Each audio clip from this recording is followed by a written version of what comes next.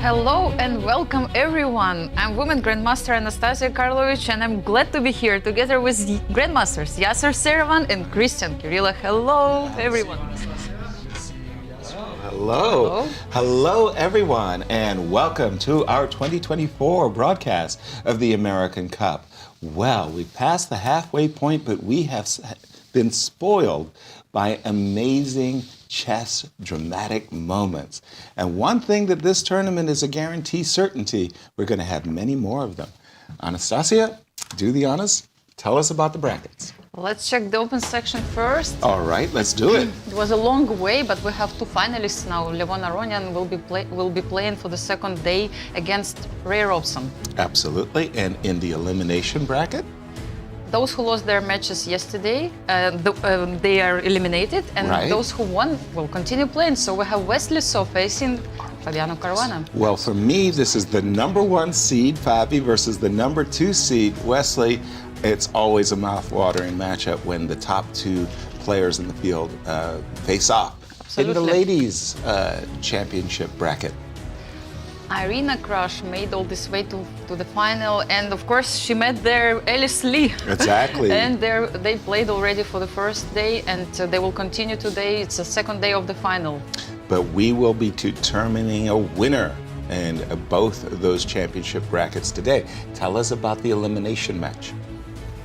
And in elimination bracket we have Begim Tokhirjonova, who won her match quite smoothly, and then she was waiting for the winner of the match between Nazi Kids and Jennifer Yu. This match lasted for 10 games. Exactly. And we have the winner. Jennifer Yu will play against Begim today. Gonna be interesting. Well, it was 10 elimination match games. Tell us about the results, if you will, of yesterday. That was just an extraordinary day to call. Here we go. Here we go. So Levon Aronian took a lead 2-0 against Ray Robson. It's going to be really hard for Ray to come back today. And we can just check also what happened in the elimination bracket. Wesley was losing, but then he managed to come back and won the match 3-1 against Sam Sevian. And Linier Dominguez lost against Fabiano Caruana. Also a very dramatical fight, which was on favor of Fabi at the end. But same story there. Fabi had to come back after losing the first rapid game. And the results for the ladies yesterday. Yeah.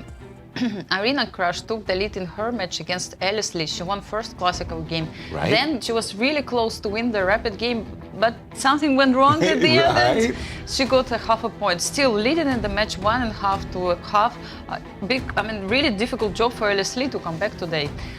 Two matches in elimination bracket finished. The first one finished in favor of Begim Tokhirjonova. Very, very convincing victory, 2.5 against Zoe Tang. And as we mentioned before, this really long match finished with 4.5 to 5.5 score in favor of Jennifer Yu. That's a dry-looking statistic, I can tell you that. But Jennifer had to win 2 games on demand, which she did. She was trailing 2-0. Then Nazi took the lead, and Jennifer had to win back. I think our graphic artist ran out of space. Exactly, yes, that's why we have only the results. Exactly. Tell us about the format for this event. It's getting easier as players are getting eliminated. Exactly. So in the champions bracket, we always have like 2 classical games and then 2 rapid games per match. And in case of a tie, blitz playoff will follow. In elimination bracket, no classical games anymore. 4 rapid games, 15 minutes plus 10 seconds. And in case of a tie, we have blitz. Exactly. And tell us about today's schedule and what the folks at home can expect to be watching. First, one classical game we have in the final matches, and 1 rapid game if necessary. Because everything can finish quite soon in case if Levon makes a draw in the third game, classical game. And in case of a tie, we have blitz playoff match if necessary.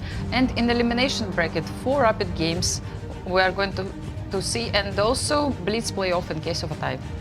Thank you, Anastasiya. And Cristian, yesterday, calling the action. I feel like I need a vacation after yesterday's incredible match. And that was in the elimination bracket. Yes. But I have a feeling we're going to see some fireworks in the champions bracket as well, because today there's a big prize at stake, an advancement to the grand finals. And that comes if you do advance from the champions bracket with an extra bonus as well. So these players are definitely fighting for a lot. Let's see our finalists in the champions bracket and see how they got to where they are today.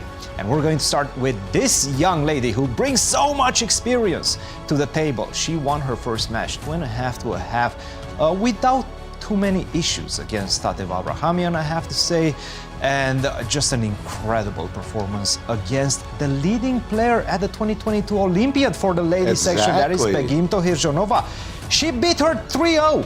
That's a statement. Emphatic victory. Absolutely. And of course, right now she will be facing this young lady, Grandmaster Irina Krush. She won both of her matches 3-1, but they were very difficult matches, especially that first one. She started with a loss against Zoe Tang. She won all the remaining games in that match. Just an incredible comeback for Irina Krush against Zoe Tang. The match against Nazi Paikiza was a bit smoother. She started off 2-0, then she lost in the second day, the classical encounter, but bounced back in the rapid section to dispatch of Nazi Paikiza. And let's see what's happening in the open section and the two players, the two finalists. This young man, Grandmaster Ray Robson, has been the star, in my opinion, of the event. Look who he just eliminated. Lenier Dominguez, 2.5 to 1/2. And Wesley So 3-1. And it's so difficult to beat Wesley 3-1. Just an incredible result for Ray Robson, but he's facing a formidable opponent, that is Grandmaster Levon Aronian. He won both of his matches in the rapid playoffs, convincingly so, I would say, against Sam Sevian and the rating favorite going into this event, Fabiano Caruana. And right now, he's also nursing a 2-0 lead against Ray Robson. So I have to say it's going to be extremely difficult for Ray to come back. But we do have the sensei in the house, and you picked Ray to win this event. How do you see his chances, Kostya? That's right, Cristian. Hello, Yasser. Hello, Anastasiya. It's going to be a very tough day for Ray. I mean, I think so far he's just had an incredible tournament. I mean, tournament of his life, really, so far. But yesterday, I was talking to Levon, and Levon just seemed very, very comfortable in those first two games. I mean, he started off with a 2-0 score against Ray. I mean, it's really not going to be easy. I'll remind, some of our newer fans, Levon Aronian used to be one of the absolute top players in the world. One of the absolute few that could actually stand up to Magnus Carlsen on a regular basis. And he is just no slouch. I mean, he's just been in fantastic form all tournament. And for Ray to come back, I mean, that's going to be very, very hard. But he does have white in the classical game. Never say never. It is St. Patrick's Day, so Ray's going to need a little bit of luck, but I think he can do it. One game at a time, Ray. Win the classical, then maybe you can win the rapid as well. I also want to talk about the women's section, the champions match between Irina Krush and Alice Lee. Alice also needs to come from behind today to come back and possibly force a playoff. She's down 1 point to Irina right now, but I'll remind fans as well, last year Alice did manage to beat Irina in a classical game. She has white today, so she knows she can do it. And I think either way, it's just going to be a very, very fighting day of chess overall. But if anyone can do it, it's Alice Lee. Guys, it's going to be a fantastic day of chess. Very much looking forward to it. Thank you, Kostya. Indeed, to buttress what you were saying there about Levon Aronian. At one time, he was the number 2 player in the world, but clearly number 2. There were 2 players in the world, Magnus and Levon. So when Levon gets in form, watch out, be very careful. The players are fighting hard. What are they playing? What are they fighting for? They're fighting for a really great prize fund. Yes, indeed. 250,000 in the open section. The winner will get 75,000. And in case, if, for example, Levon or Ray will win the match today, they will also get the bonus, 15,000. Not bad at all. That's not bad. Exactly. Put me in, coach. Second place will have 55, and third place 30,000.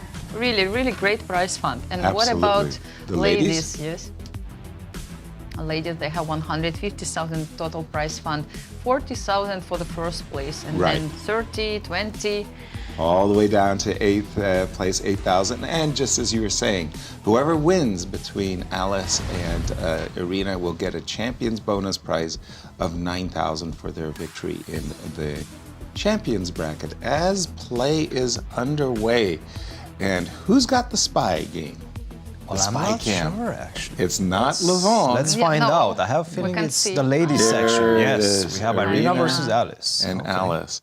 As we come into the show, Kostya mentioned that in last year's edition, even though Alice got dispatched to the elimination bracket by Irina, she won one classical game.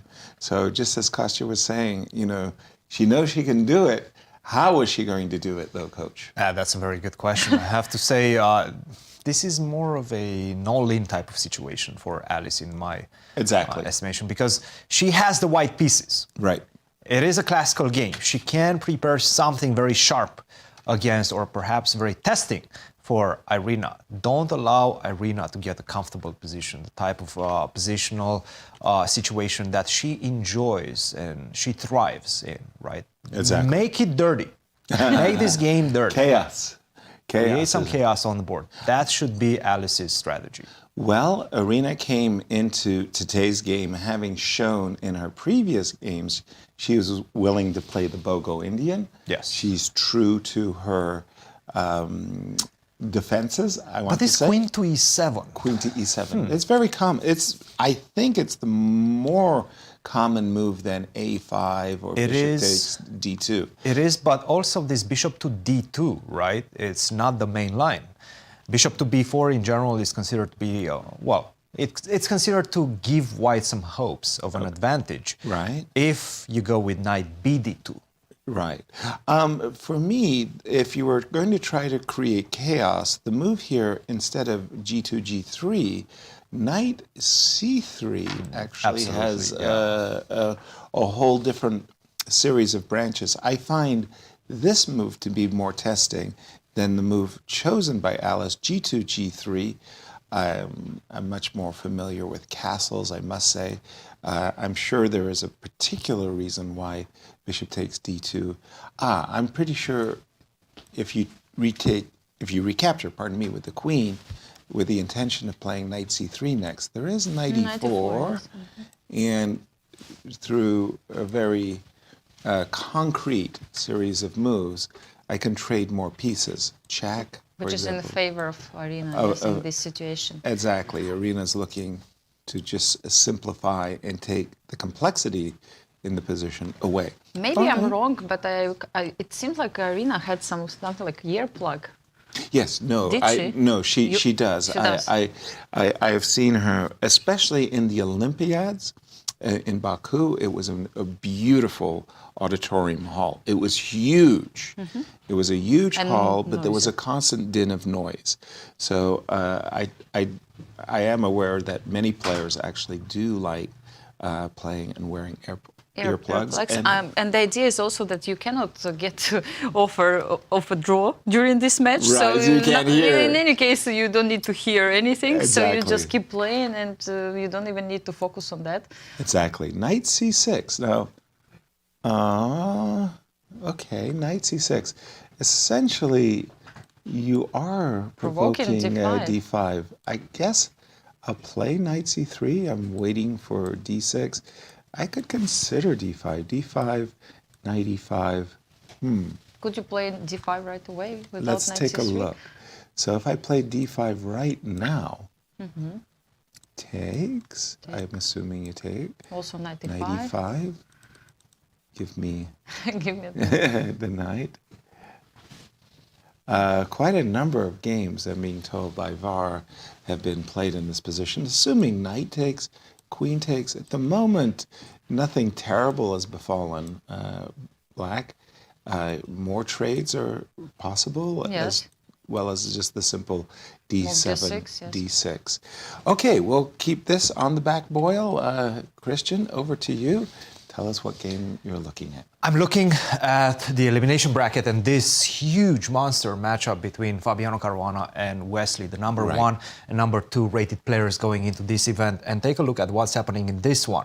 Of course, we know Wesley is going to be extremely solid with his patented Nimzo. Bishop to b4, e3, and knight to e2. We've seen a lot of bishop to d3, and we've also seen how well prepared Wesley is in his matchup against Ray Robson. He had absolutely no problems out of the opening with that idea of bishop to a5, that trendy idea, bishop a5, bishop c7.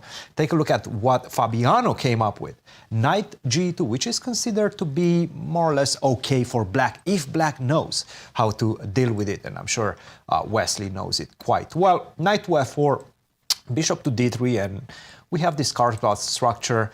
Potentially a minority attack coming for white, but Fabiano has different ideas in mind, and that is to strike in the center. And he played this move f3 to prepare, of course, for e4. The problem is you also need to find a way to defend the d4 pawn, because once you go e4, black is going to take, and then this line opens up, this pawn on d4 becomes weak. So how do you prepare that is the big question. And Fabiano responds after knight to e6 with a move queen to e1. Where is that queen going, right? Is it going to h4? Probably not. That's going to lead to a discovery attack with the move knight to e4. Don't do that. It seems like black is extremely solid, but white's plan is very simple, in fact. And he showed it. c5, queen to f2. This was the whole idea. If you don't play the move c5, I will still go queen to f2, defending the pawn on d4, and then I'm going to start looking at ideas of e4. Maybe immediately, maybe after reinforcing the central lines with the two rooks, rook a d1, rook f e1, and then go for e4. This is a long play by Fabiano, and I have to say, he gained a minute on his clock. Since the beginning of the game, 16 minutes for Fabiano, definitely well prepared, definitely showing his stuff in this one, 12 minutes against Wesley. So I have to say Wesley in some practical danger early on in this matchup. Just to expand on the current position, if Wesley captures on d4 and captures on d4, I mean, I'm looking at the position, it would appear dry. Yeah, no, absolutely. It is dry, but let's not forget, Fabiano seems to be employing this strategy. Hey, I'm looking for a practical advantage. Okay. I'm not looking for a decisive, objective advantage out of the opening. I know I'm not going to get that. Okay. I'm looking for a long-term practical advantage, and we've seen that in his must-win situation against Lenier yesterday. He didn't get anything out of the opening. He got a very dry Berlin endgame. Right. But he managed, by putting incessant pressure on his opponent, he managed to destabilize Lenier and finally beat him in the time trouble danger zone. More I look at this position, I like this bishop on d3 against his opponent on e6, yes. Why not? I mean, some ideas, but not immediately, but maybe he'll... By the way, Wesley is playing perfectly up to this point.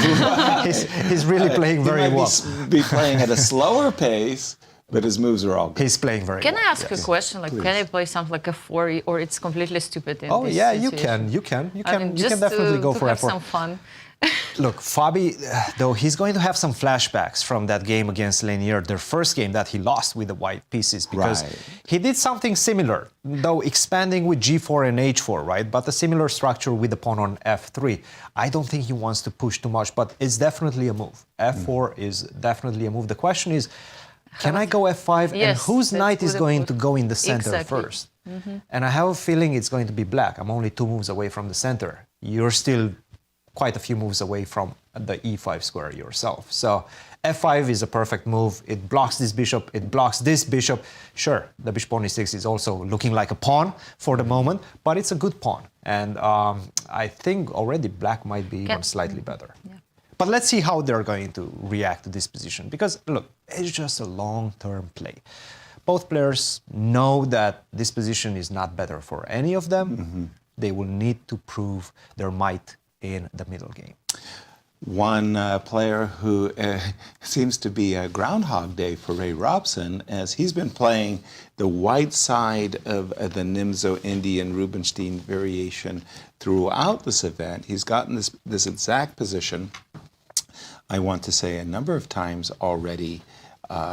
during the tournament. And funnily enough, it was Lanier Dominguez who led the way with the move bishop a5, and that had us scrambling for our databases. Like, how often has the move bishop a5 been played?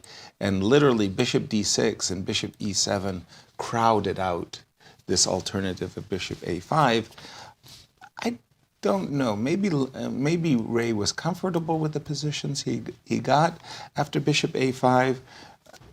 Levon decided to change. Yeah, He just maybe decided to change. And like, look, this is the main move. It's been the main move for a better part of a century. Yes. Let's go. Let's just play this move. Yes. Bishop d6, castles, knight c6, rook e1, all very standard fare for isolated queen pawn positions. White's strategy is clearly, let's keep as many pieces on the board as possible. It's very common also in this particular position to see the move bishop c2 and queen to d3, setting up a battery on this diagonal. Rook e1 just asks a question, how are you going to develop your bishop on c8? I'm not. And says now, Levon. here it comes, the Queen threat h4. of checkmate. Yes, yes. Fortunately, not mate, but yes, the threat of queen takes h2, and according to my principle of never allowing black an opportunity to play checkmate in one move, white has done something wrong. So now that... And just how do they match up with one another, Anastasiya?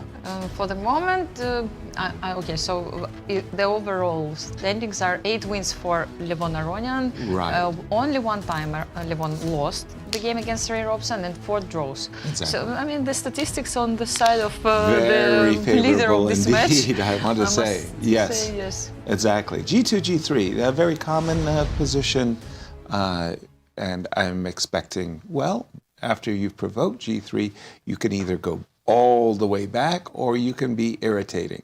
And you can just hang around with a move like Queen H5. Anastasiya, what do you think? Would you hang around? Yes, I like Queen H5 I think too. I will not go back. I will stay somewhere around the king, just to put some small pressure. Just to hover. Or even visual pressure.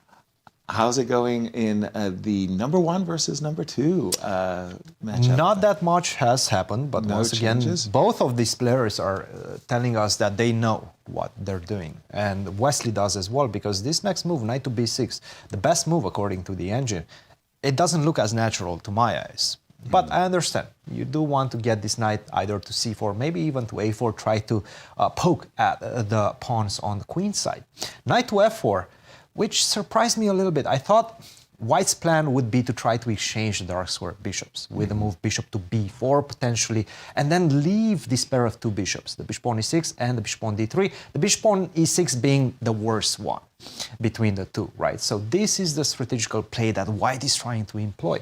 He went for knight to f4, queen to d7 right now. Is he going to take on e6? We're going to have to wait and see. Let's take a look at where the players are right now, and let's try to get a sense of what they're thinking about. Clock times still quite favorable for Fabi. Yes. And this move, Queen D7, giving the option of winning the bishops. Fabi's. Would you take the bishop? Yes. If I was afraid of bishop f5, Yes. yes. The question is, if you go bishop f5 and we do have this trade, is it favorable for me to have a knight on d3? You know what? I would probably take the bishop. You will take the bishop and keep 2 bishops Right, on the board. and just say, okay, I've got something. I want to turn Plays our within your strategy, right? Yeah. Just keep a long-term advantage. Advantage. The 2 bishops are going to be there for a while. Yeah, I wanted to take a break from that championship bracket and jump to the ladies because, okay, essentially, Irina has been telegraphing, I will play the BOGO Indian against you. You can expect, Alice, that when we sit down tomorrow, I'm going to play the BOGO Indian. And we get this position, and after knight c6, Alice plays the move queen c2. And I find this to be a bit of a head scratcher because, you get the whole evening to prepare and your queen, to my eyes, looks pretty darn good on on D2 already. Why do you want to move it to C2? Exactly. And you know your knight is going to want to come to C3. I mean, no matter, down the road, the knight is going to belong on the square C3. You were even considering, hey, let's try to exploit the slight lead I have in development. Let me play for D5. Very strange move. I C2. don't get it now. Also, some night before ideas, yes, can. Why did you put your queen for Arena? Said, look, I don't know about you, but I know I want a castle. Yes, and if I'm in black shoes, I'm thinking to myself, this bishop, the development is that I would like to bring it to G4. So my move is going to be D6 and E5. I'll develop my bishop. And if you're wasting tempi, you're not going to get an advantage. Help me out here, coach. Queen C2, I suspect is all theory, but it doesn't feel testing. I will have to take a look on that one. Sorry. Let's see whether this was... Standard. Yeah, it doesn't seem like there's any games with Queen to C2, in fact. It Yeah, Queen really to C2, completely new by Alice. And as you mentioned, it does feel like this is a loss of tempo. Like, what's the point of that queen being on C2? I understand. Wait for me to go knight e4. Sure. Wait for me to go knight e4. Then I will be able to attack that knight with queen to c2. At least I'm going to be able to destabilize you a little bit, because I do know that you want to put that knight on e4. But as you mentioned, yeah, this queen to c2, completely new move, new territory, unexplored. But perhaps Alice has analyzed this at home. Perhaps she's saying that, hey, look, I've prepared a novelty and I have the better ideas of where to place my pieces after, but I don't see it. My guess is that maybe she wants to go to the position she knows, and she's trying to get this type of position. Perhaps she likes this knight on D2, or I'm just. But then she should have taken on D2 with the knight. That's a good point. No, that's Saved yourself 2 moves. I'd like to turn our attention to the other elimination game, because these two ladies, they're brawlers. I mean, Jennifer, if you watched yesterday's program, you know exactly who I'm talking about when we talk about Begum and Jennifer. This looks like a Dutch stone wall where we get this knights coming to E5, the knights coming to E4. Jennifer I like what Black throws caution to the wind and just like, let's go. Exactly. I mean, I got to win. I don't know why I got to win, but I got to win. Now, the question is, like, is Black justified in taking all of these risks? I would argue no, that it's an overreach what you've done. Let's say I play knight takes e4. You have 2 ways of recapturing, f5 or the E with the d pawn. Normally speaking, when your rook is on f8, if your rook was on d8, you would want to open, you would want to capture with the pawn that opens up your rook. So normally speaking, you would like to recapture like this. Now, these pawns are embarrassing to my bishop on g2, so I would play f3 in order to blast open the diagonal. Takes, and I will try to make the argument that, wait a minute, you've exposed your king more than you've exposed my king. I don't know, bishop d7, should we just play a few moves for a moment? Rook f7, rook f... Exactly. H7 sometimes, who knows? Right, and I kind of want to take a little bit of sting out of the attack and maybe open things up. What's your feeling overall? Do you think that Black is justified in her strategy of playing for the attack? I have a feeling that since I don't see any checkmate for Black King, it's good. It's okay, it's okay. You can play like that. Right. I mean, I agree, Yasser, that it's not normally what you are doing. You don't push your pawns from the king. But on the other hand, she just needs to do the move like bishop d7, rook f7, and she will keep some threats still, like on h file, perhaps like rook h7, rook f8. She can bring the second rook. So I mean, if you don't find something immediate for white, right? You're lurking. It seems like Black is... One of the things I also have to say, and I do respect this very much, when you're playing rapid chess, and you have an initiative, it's worth a lot. Worth a few minutes even. Yeah, and you can take a lot of risks. I'll play devil's advocate on this one, because from a practical perspective, and I understand, the engine is in fact saying that Black is doing really well. Even, okay, great. -1 point. Even? At this Wow. point, not Okay. even, -1 point in this situation. Even well, in yeah. fact, after rook to f7, it does seem like you're getting a pretty serious attack. But the practical side of it is the question. I take on e4. This is already a pawn sacrifice, right? Sure. Rook to h7. You have to follow it up Yes, in yes. this What manner. Anastasiya wanted. Right, exactly. But then I was looking at normal moves, such as king to f2. Look, you're threatening me on this side. I Right. might as well try to counter you. Let's take a run. At this point, and by the way, this is a really bad F4 move, perhaps. but you have to F4, find the yes. move f4. You have Well, to. If you don't that's- play f4, which is maybe easy, maybe not so easy, because okay, what's the calculation here? Yeah, take, queen and queen to h4, h4 that's the is the problem, calculation. yes. I need to keep your king away from escaping, right? right.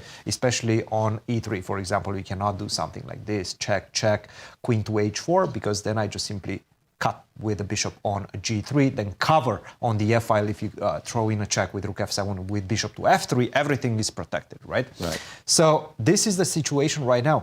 And I'm also looking at the time.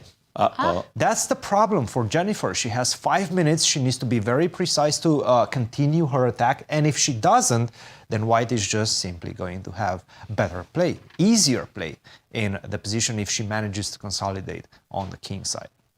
Once again, f3, rook f7, that looks so... It's a great move. Yeah, yes. it looks so, it's so attractive. Thank you, guys. Thank Not you. at all.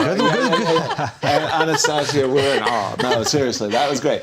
Rook f7, take on e4, rook h7. Maybe we can see it on your board just Okay, to be sure. able to see the bird's eye view of the Okay. players as well. We were capturing with the d-pawn, f3. We're sacrificing a pawn now with the move rook f7 takes rook over to h7. Now again, the immediate king f2 ran Doesn't- into f4. So do I have the time to capture? I'm not afraid of queen h2, or Maybe am I I just to? capture also. Well, just a second. Or actually, there are some ideas Exactly. with, even in bishop d7, with the idea that rook f8 will be also. I had a You different- found even better. Well, I option. don't know if it's better. I'm just saying, Wow, straightforward. well, but guess what? Some bad news. No, this is not bad news. This She is took on actually F3. great news. Check, bishop e3.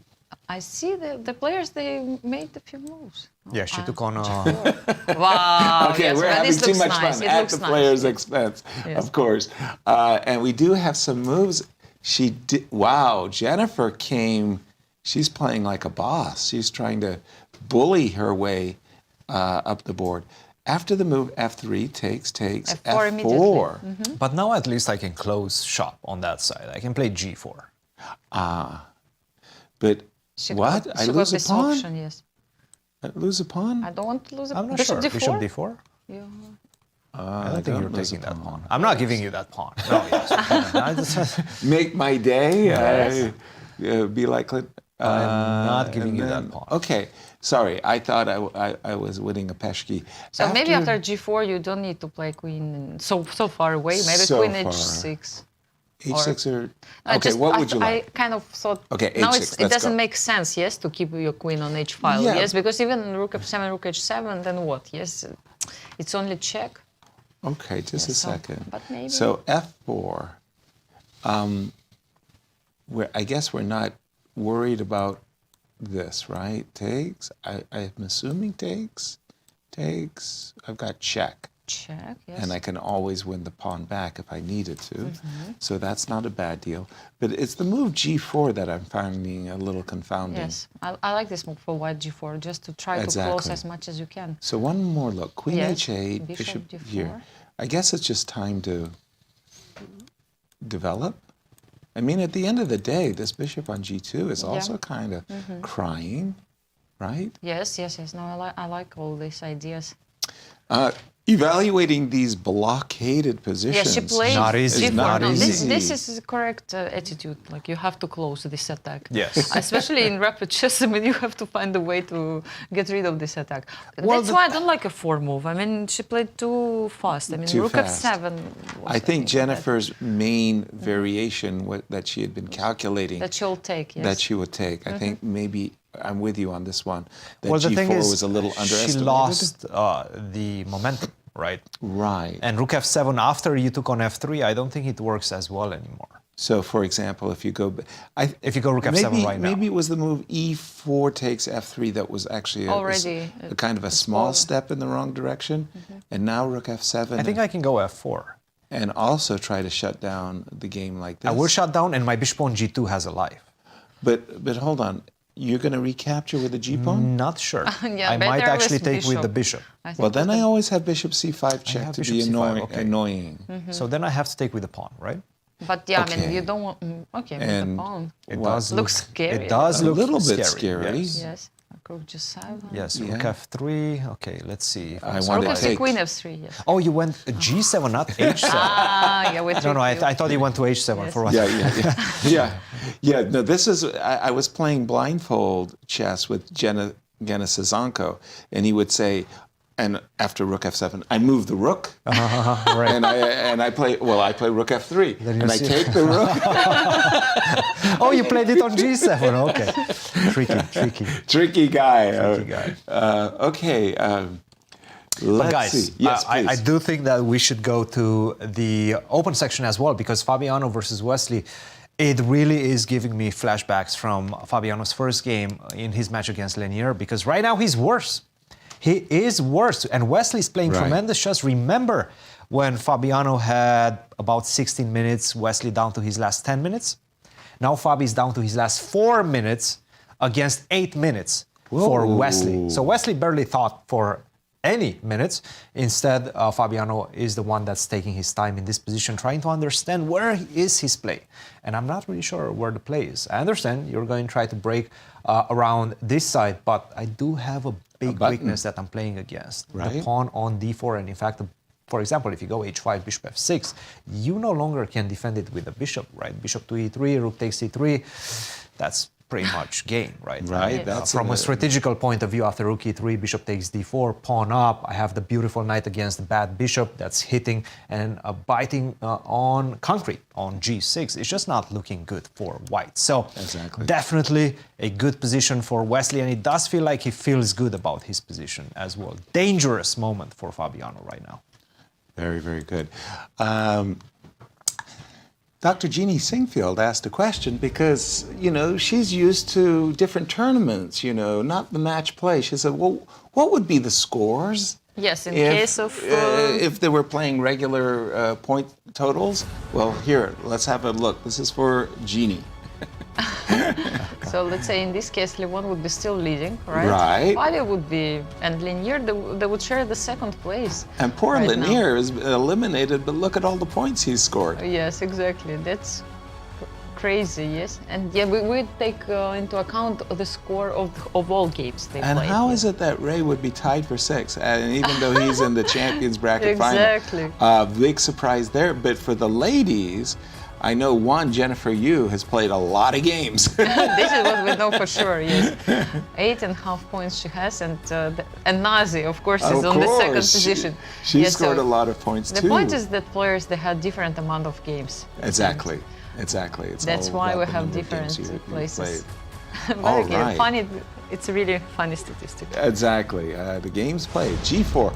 By the way, I was curious to see what move Jennifer Yu was going to play against G4 because she had Queen G6, Queen H7, H8, yes. Queen H8. All of those moves had some practical purposes behind them. Queen H6 was her decision. Bishop to D4.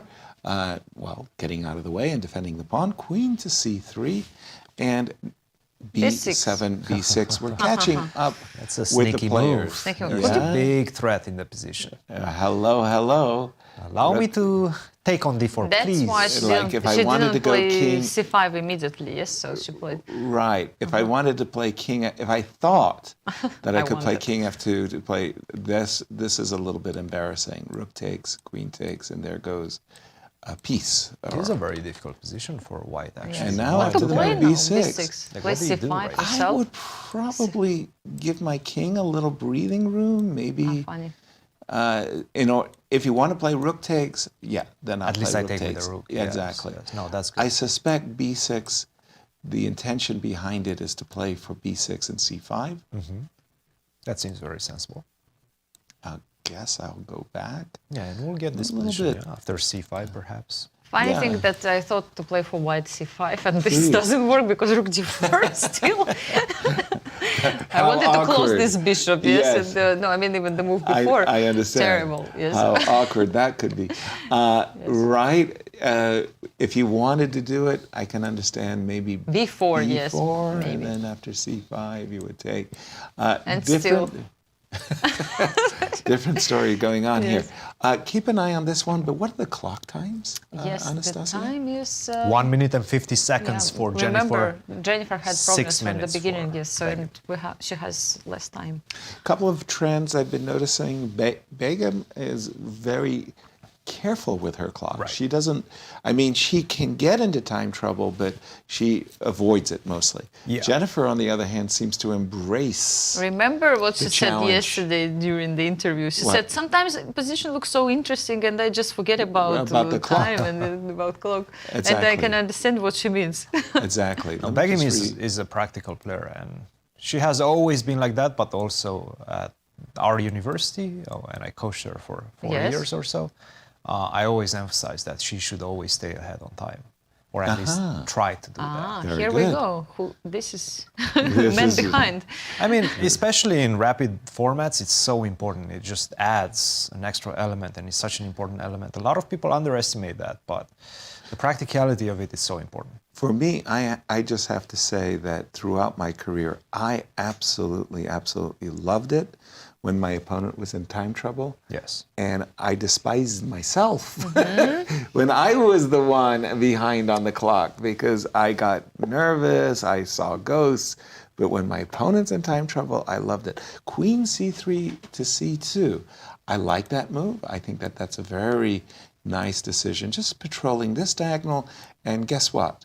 On a good A4? day, queen a4 could hit and menace the a7 pawn as well as the bishop on a6.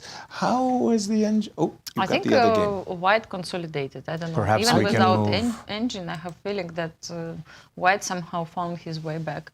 Yes. Exactly. Yes. It was much better for black before. I'll just switch to the game of Ray Robson and Levon. That I looks think we pretty should go even. to Fabiano just because, Please. again, Ray and Levon are engaged in a classical They game. have a lot of time. And Fabi only has like Exactly. 1 minute on his clock. Oh, really? Exactly. Yes.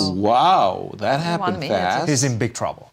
He is in big trouble right now. He's trying to pull the brakes, trying to simplify the position, but I don't see a clear way to do so. Wow. His weakness on d4, yes, it creates problems. Wow. Huge problem. He did, by the way, end up capturing the two bishops, but it didn't really bring him much success. In fact, it's that d4 pawn that became a key target for black's pieces. And queen d8, nice move. He That wants is to, a pretty move. yes, As to take he, on h4 and maybe like Queen queen b6. b6. Nice. very, very nice. Almost feels like a double attack move. Exactly. And queen e2, rook e2. I think rook e2 is coming. I would be so tempted to throw that rook in. Right? And this Yes. is what's happening. Rook e2. But there was a hesitation at the same little time. bit, yes. He kind of picked up the rook, grabbed it, made it go all the way to You the know, e2 square. sometimes for a second you see something and then you're like, oh, did I miss that? Right? No. I'm sure his intention is queen c4. Queen c4, really? Exactly. Let's go. Queen to c4, maybe rook a2. Even but I was threatening thinking, k3. I was thinking that if I could force you to take, Yes. that maybe this pawn It's a could very be dangerous pawn. a very dangerous looking pawn. I don't know. Okay, I wait, think queen just a- 1 second. Sorry, the other move, rook a2. So keep going with that queen c4 idea of Well, yours. I just wanted to correct myself and say rook a2 has a massive threat of queen e2 as well. Sorry, you wanted to.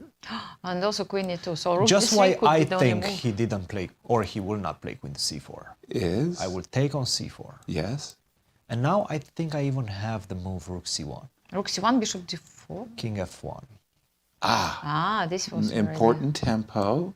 That's a So that tempo. after F2. You check, can throw in a check, and then I King go e1. king e1. And let's say I don't have c3 because you will take on c3, yes? You can take on f3 and then take on a3 and be a pawn up. I'm just thinking that perhaps I'm getting very close to simplification. something You think it's like holdable? this, Right. like Maybe I can even start with a4 in this position. Right. Yeah, it looks fine. This is a funny one because I do have bishop f2. What? What? Rook g2 G2? Oh, that's check. a move that I There did was not a see. There was a third What? alternative, not just queen c4, not just rook a2, but check. Poor Fabi. You've What do gotta you feel take. at this moment No, when you you got to see Rook take. G2? You don't even think about it, right? You take. But now what happens? Now I don't want to lose a pawn. I want to go. Oh. Okay.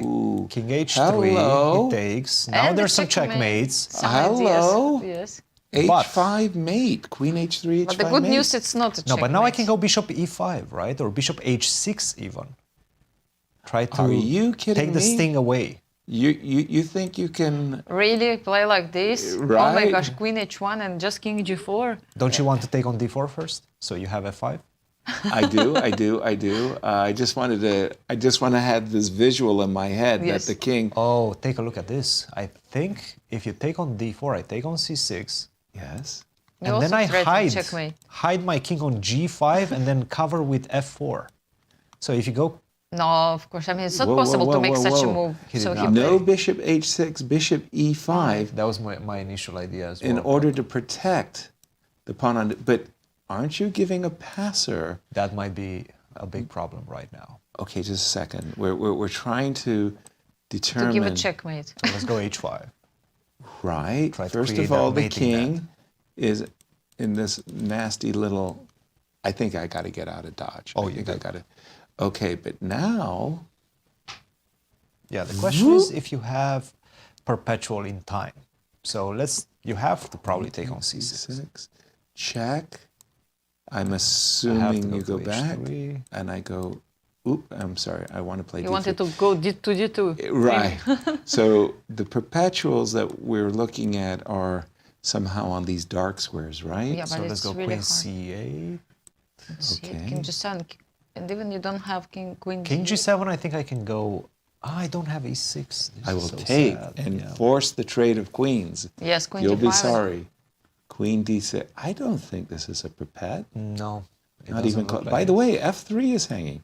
Check and queen takes f3. This looks like a winning queen and pawn endgame for Wesley after bishop takes e5, f takes e5, and we've just been looking at the ramifications of h5. I mean, all these Mate. kind of checks, queen h1, are not working, right? Yasser, you just At what moment? Sorry. at any Anastasia. moment, like queen h5. Like h1. right now. I'm tempted, but I don't see also the follow-up. Like, yeah. Like you give a check, king g4, check, king hides on the 4, yes, just to check it. And it's like one of those funny things. You can chase my king all the way up the board, and maybe you'll rue the day that the king became a fighting unit up the board. Yes. Key moment right here. Bishop takes e5. I think Wesley could be calculating h5, You can start with h5 as well. the immediate h5. Yeah, that looks like a very promising move as well. And then you have to move your king, right? You have to come back, king King g2, G2. yeah, and then transpose into that queen and pawn endgame. Although I must say, I like going into the queen and pawn endgame when the king is far away from the d pawn. So bishop e5 and d4 really would have my full attention here. It's really interesting how the players they treat this position. Like Queen f1. Yeah, I understood it's critical moment. That's Okay. why He Wesley did. was thinking. Are you going up? I don't think so. Again, king g4 in this case, well, maybe. I think I would go up. I think he has to I would actually. just take the bull by the horns. I think he just has to up. go up. It looks scary, but what to do? And He's going done up. it. G4. Wesley is he provoking a crisis that he shouldn't? Perhaps he Let's see. underestimated this. And by the way, a very important point about this is that if you take Now there is no G4. no queen to c4, because I'm in Yeah, that's important. The square. king to f4, and in fact it's white that's winning right now. Yes, I this ending collect is the better for pawn. white. Okay, Maybe something that Wesley underestimated? maybe. Could it be? I can only imagine he was looking at... Oh, pardon me. I want to include... Okay. I know what he must be looking at. He must be... Okay, what is he looking at? takes queen h5 check, queen h3, right? Queen B. Whoa. Queen b1, threatening. Hard to guess his moves. Big checkmating threat. Let's go to it. No, it's not checkmate. King g3. No, it isn't. Well, it is if you yes. don't go king f4. That's why he went king f4. Okay. Checkmate in one. Yes. Now here, yes. Yes. Checkmate in one was the... Okay, king f4 forced. Probably the only move. Certainly. That king is having a life of its own. Okay, queen b1 is nice. I'm gonna call a friend here. I think, Need some help. I think that king escaped somehow. Root. Fabi seems to have perhaps pulled the strings, pulled the brakes. I can understand the temptation for going into this line, but I think the queen ending was a 2-result game. Yes. This is a little bit scary. I don't know if I have an advantage or not. I don't think you have the advantage. I think right now black should probably try to find the perpetual, which I'm sure it exists. It's somewhere. I think the queen ending could only favor black. Bishop takes e5 and d4. Maybe white finds a perpetual, but and look Fabi, at time. what's happening in the time? It's already they equalize on time as well. I think Wesley will find a way to make a draw now. He's a very practical player. At the moment he understands that it's time somehow to the pull. advantage slipped away. It's time to make a draw. Yeah. I have feeling that he will just... And by the way, as we keep an eye on this game, we're getting a report that Jennifer is much better. Queen Much f5 better. and now Wesley is saying, yeah, I don't see the checkmate exactly, either. Yes. He I think defended c6. Yeah, I think I've done it a little bit, and now maybe I'm threat. I don't know if bishop takes h4 and f6 is a threat, but anytime the bishop moves, f6 will be a threat. King f2, getting out of the pin, bishop d8. I like that Wesley is keeping the dark square bishops on the board. I mean, look at all of the pawns of white are on dark squares. You are trying to go for some queen bishop to b6 followed by f6. Yeah, kind of thing. And Queen this e3, bishop ending Maybe is he going wants to be to favorable. exchange the queens. Yeah. If I go f6, bishop b8, queen takes e3, still favorable for black after a6. A draw, by far the most likely result. Yeah, and I have to say, if Fabi manages to save this, this is going to be a It's a huge win. save. Yes. It's a win. huge save. Because he wasn't doing great. No, he really also was on not. time. You remember Yes. he was so down. This will be a save. Yeah, Bishop so bishop to is6. Okay, now queen to f4. You have to stop f6. Now queen to f4. Why do is f6 terrible? Maybe not. It's It not just the looks. scariest It just thing. looks scary. Okay, But queen you're f4. right. You know your player. No, queen f4. I don't want to see f6. Basically, that's all I'm Actually, trying bishop to do. f6 could be a threat with the idea queen b8. Ooh, for sure. Yes, I Yes. found one Turning the checkmate idea. Turning the tables, and the clock is now 8 Bishop d8. So bishop seconds. d8, because of that, he prevented this bishop f6. Wesley has been slipping. Bishop c7, and by the way, Jennifer we do have a result. wins. Jennifer checkmates her Begging. opponent. Oh, Begging. We'll have to come back later, maybe, Yes, and see let's the stay. ending. Let's stay with our elimination game of Wesley. Against Fabi, yes. Exactly. Let me just double. So you see, Wesley, he doesn't want to exchange those bishops. Again, he played bishop f6, moving bishop to another diagonal, but still he keeps his eye on d4. Pawn, Bishop to d6. Bishop to d6. Maybe now we have a chance to make a little luft on the king side. Queen A6. side. A6. Because bishop c5 was the idea, maybe was queen Putting b8. I like the idea of just putting the pawn on a light square for future, in case the pawn ever gets attacked again. 19 seconds. H5. H5. Yes, Who's playing for a win? I have no idea. Really. I thought Wesley with H6 would have been playing for a win. With H5, I'm just Bishop not. f7, queen h6 is a repetition potentially after Bishop queen to f6, f4. yes. Queen g7 was the threat. Fabi has been dying to trade dark squared bishops. I think he should just take it and go queen e3 And That's then definitely a he way. will say draw. Yeah, I mean, with queens, with the same amount No, of but pawns. I think it was actually Fabi that was playing Already for a playing win, for or win? trying to get Really? out of this repetition. Yeah. Well, guess what? He's just played queen f4, inviting bishop e7, Yeah. queen now h6. Queen h6. And I'm supposing it's probably f6 time. is a threat. Yes, it's time to make a draw. Yes. And 57 seconds Against now. 34. No, never mind. Oh, Look at look, this. look. And He's going now for they your have attempt. Yes, sir. ending. No, I mean, it's totally even, of course, this ending. But Wesley's thinking right now, Wesley is thinking about king maybe f8. he'll be down. First time in the game he's down on time. Really? Yes, 40 seconds against 50. And I don't know, maybe this ending is unpleasant for him. What's going on? Why he... Also, remember what Queen f5. Levon said in his interview when he What said did he that he gets confidence from having a slight push, from being the one Absolutely. dictating what's happening on the Absolutely. board, even if the game finishes in a draw. For sure. Maybe Fabi felt that he was being pressed. Now Right. he's trying to return the favor, get some of that confidence back. It's, Hey, you want a draw? You're signaling that you want to make a draw? Okay, let's play a little bit more well, on my terms. Here we go. Queen e8 check and queen takes c6. But look right? at Wesley. He's Yes, we can disappointed. see Wesley. He's a little bit like... He knows he had it. let a very big advantage disappear. He could have gone into a queen ending with own queen e2. How he didn't play check and take the pawn? That On was the 6, there was... why not to take a pawn? Of course, I understand. I'm inviting Queen d3. counterplay. Queen takes d5, right? Good. But then just check. No. But why would you? No, that makes no sense. Fabi slipped. No, I queen think- takes d5 at that point is just a draw after queen d2. Okay, he just... I think it's a repetition. I'm not if sure. I'm not Wesley sure. plays He's king still g8, trying something. Look at this, king no, h7. I would. Yeah, king It's in h7. agenda. 37 seconds to 35 seconds. Look There at we this go. king h7. Yes, no draws. No, come on. Who's playing for victory? Right.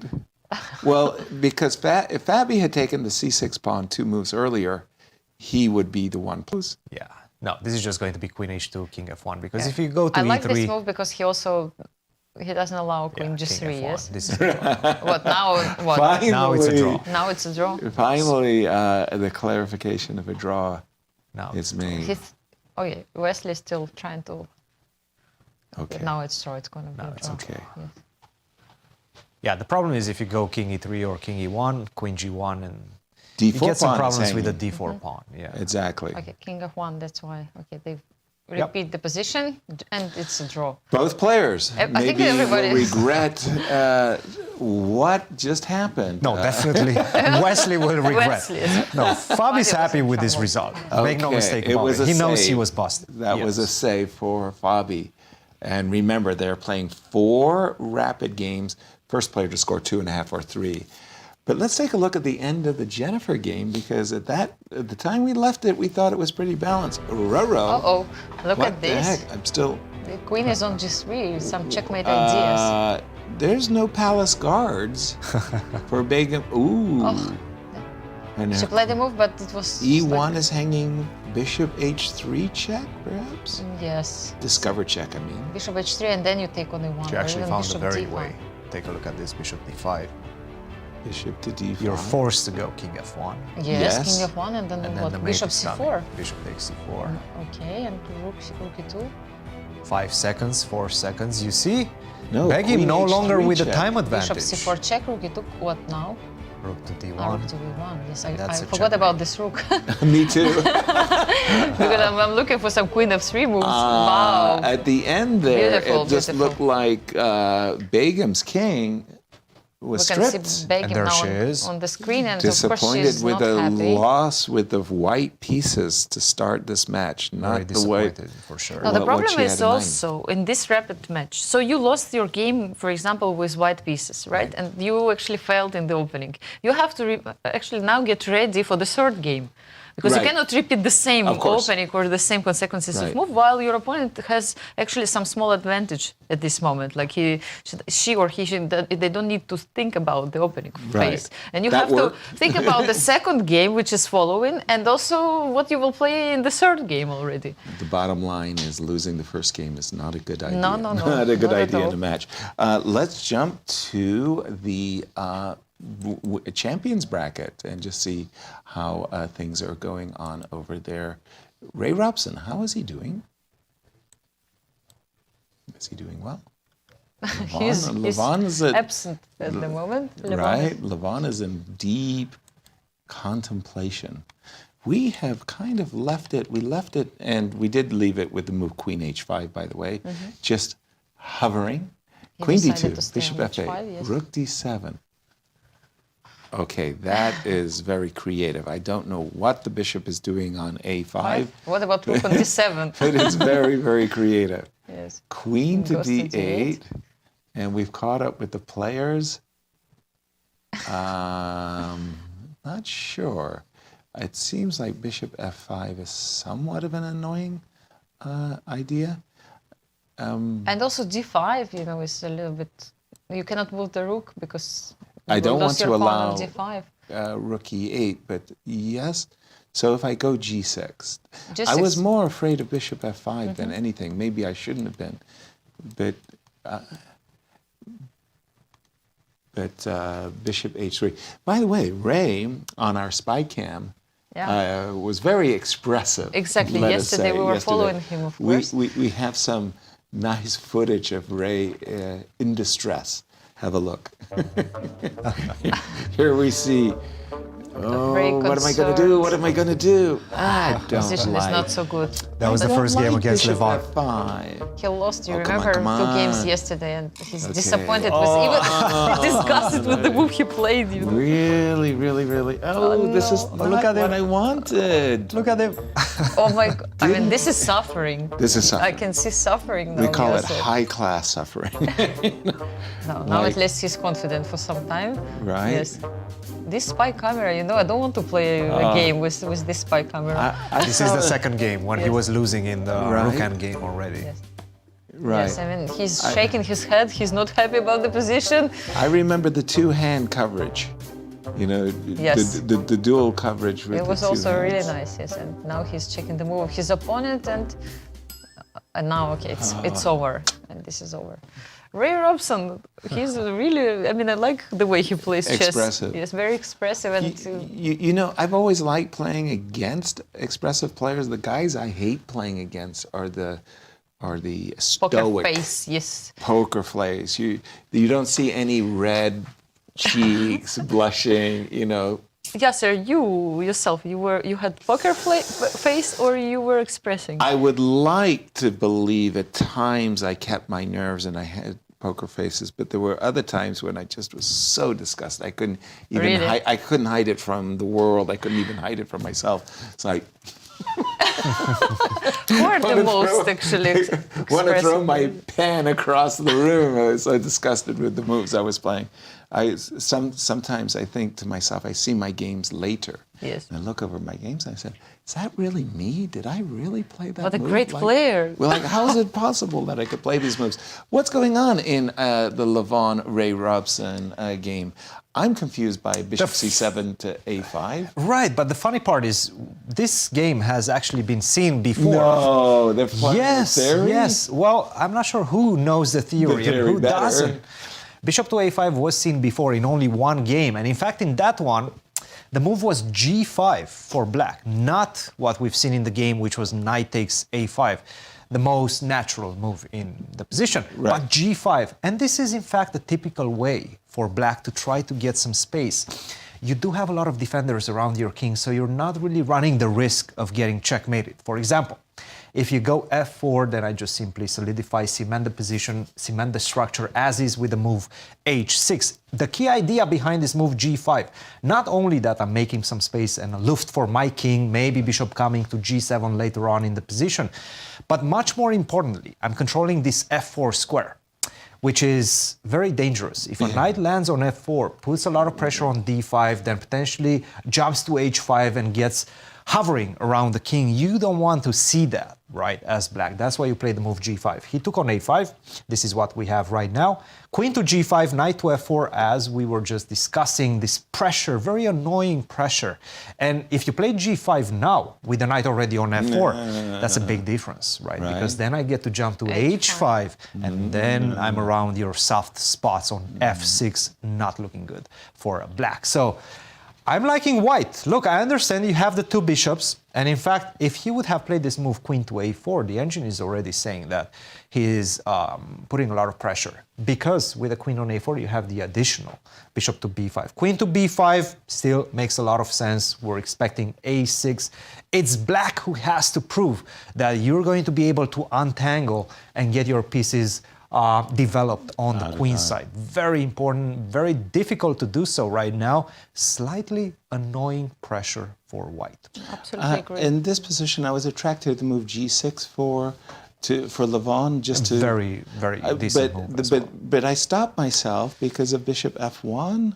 Oh, you want to go bishop f1, bishop h3, or bishop g2. Definitely something that he's thinking about, yes. And you don't want to play some f5, because we've seen what happened in the Nazi versus Jennifer Yu game. That e6 square is extremely tender, and you're going to be in a losing position.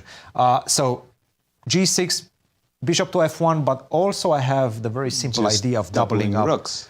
You don't have time to go bishop g7. You're getting busted on the e file. So what do you play? Very dangerous. Again, it's one of those dangerous positions. A6, b5, bishop b7. Objectively, maybe close to equality, but from a practical perspective, it's Levon who has to untangle his pieces. Will he manage to do so? Right. Exactly. It's not surprising that Levon is thinking now. Anastasiya, we have some results. Even though two classical games are going on, we also have 4 elimination games of rapid chess. Just remind everybody where we stand. And we have one draw in the open section in the elimination bracket. Fabiano Caruana made the draw in the first game against Wesley, so with white pieces. Jennifer Yu took the lead in her match against Begim Tokhirjonova, 0-1 in favor of Jennifer, and the situation is not great for Begim. She needs to fight back in one of the next games. Exactly. So, I think that Fabi is going to be very happy that he held that game. You don't want to play Wesley coming from behind. No. Wesley is a great player at keeping the lead. We've reached that stage of our broadcast that we're ready for our first break. Before we do that, we always like to check in on our friends at Q Boutique. Okay. And see what do we have? 2024 American Cup. The men's long sleeve quarter-inch snap and women's shirt. That's what it says. I just read.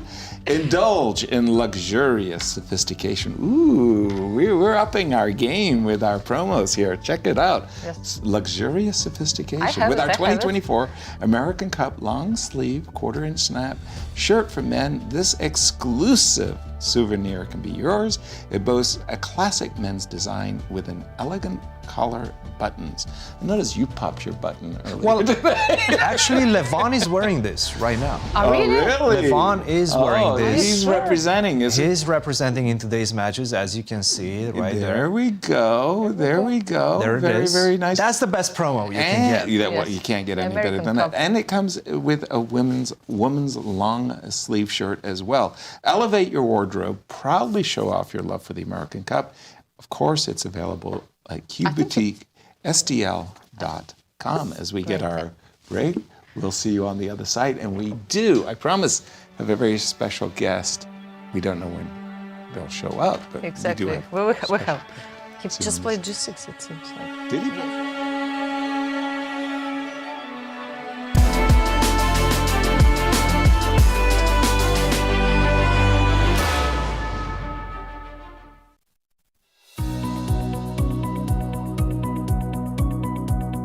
So today's Community Day. All the participants of the U.S. Championship are going to schools around St. Louis and, teaching kids openings, end games, tactics, doing some fun stuff like hand and brain, some simul's, and we just finished our first class and it was really fun. I see kids taking the skills that they're learning in chess, whether that be critical thinking, decision-making skills, planning skills, and I see them applying that throughout the rest of their school day, whether it's in classes or sports or even just how they interact with one another and with their teachers.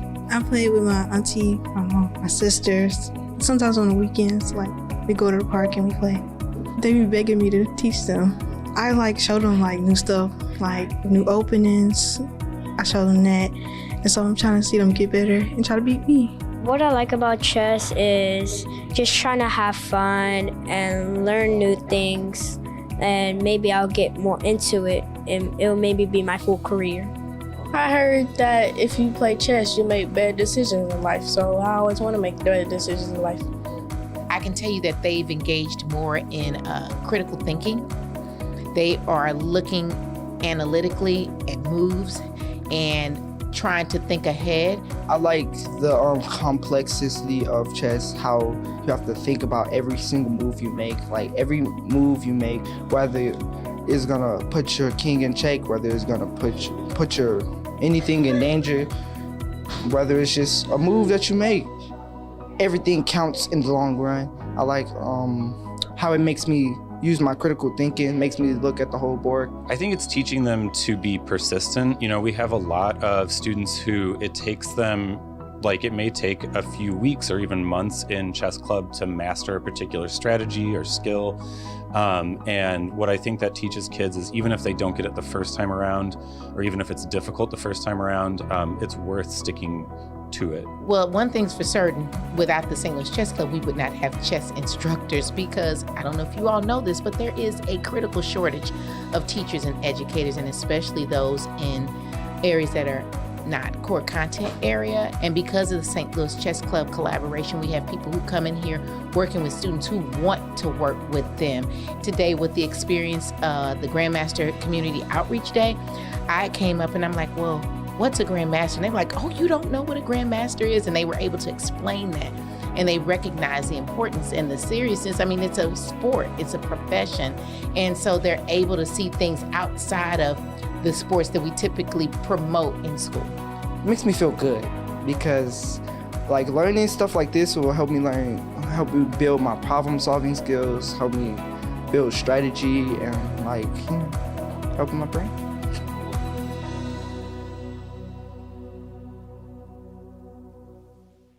The St. Louis Chess Club is the premier chess facility in the United States. We bring the educational benefits of chess to thousands of students across the St. Louis area. We also promote chess at the highest levels, hosting all levels of the U.S. championships, as well as high-profile tournaments that attract the world's best players. Become a member and enjoy perks such as free classes and lectures, weekly tournaments, and so much more. Visit stlouischessclub.org to claim your membership today. The World Chess Hall of Fame, located in the heart of St. Louis's historic Central West End. Want to know why chess has intrigued people around the world for nearly 1,500 years? Stop by and learn about the impact of chess from our 3 floors showcasing the art, culture, and history of the game. The World Chess Hall of Fame has something for everyone to enjoy. For more information on current exhibits, please visit worldchesshof.org. St. Louis, the chess capital of the United States. It also plays host to an award-winning shop dedicated to chess merchandise, all-occasion gifts, and plenty more. At Q Boutique, you can shop both in-store and online. From quirky greeting cards to luxury chess sets, there is something for everyone at Q Boutique. Enjoy a shopping experience like no other. Make sure to check out QBoutiqueSTL.com for a wide variety of gifts for everyone to enjoy. The St. Louis Chess Club Scholastic Program brings the educational value of chess to kids in schools across the St. Louis area. Active in over 100 schools throughout the St. Louis City and County, the St. Louis Chess Club has been able to reach over 85,000 students in both in-school and after-school programs. We view chess as a valuable educational tool. Learn more about our scholastic programming by visiting stlouischessclub.org/education. The St. Louis Chess Club is the premier chess facility in the United States and is among the best in the world. Thanks to co-founders Dr. Jeannie Cairns Sinkfield and Rex Sinkfield. The St. Louis Chess Club is a non-profit organization committed to promoting the game of chess locally and internationally. We bring the educational benefits of chess to thousands of students across the St. Louis area, promoting cognitive development, critical thinking, concentration, and analytical skills. The St. Louis Chess Club welcomes chess lovers of any age and skill level to come and enjoy the game of chess. We also promote chess at the highest levels, hosting all levels of the U.S. Championships and the American Cup, as well as high-profile tournaments that attract the world's best players, including the prestigious Sinkfield Cup, Cairns Cup, and many more. All tournaments can be streamed via our YouTube and Twitch channels that also include over 2,000 chess lectures for anyone to enjoy. Become a member and enjoy perks such as free classes and lectures, weekly tournaments, merchandise discounts, and so much more. Visit stlouischessclub.org to claim your membership today.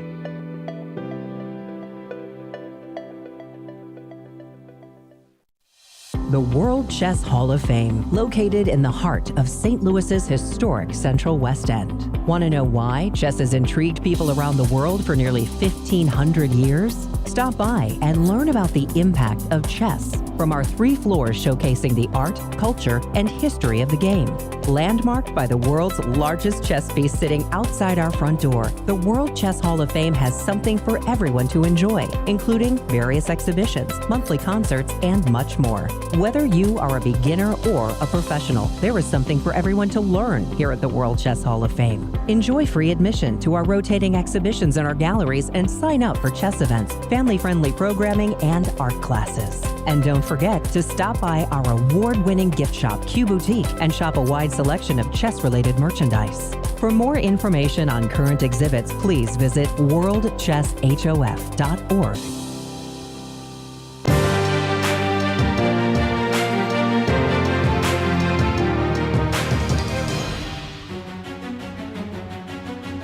Hello everyone, those who joined us. We have the American Cup, day number 6.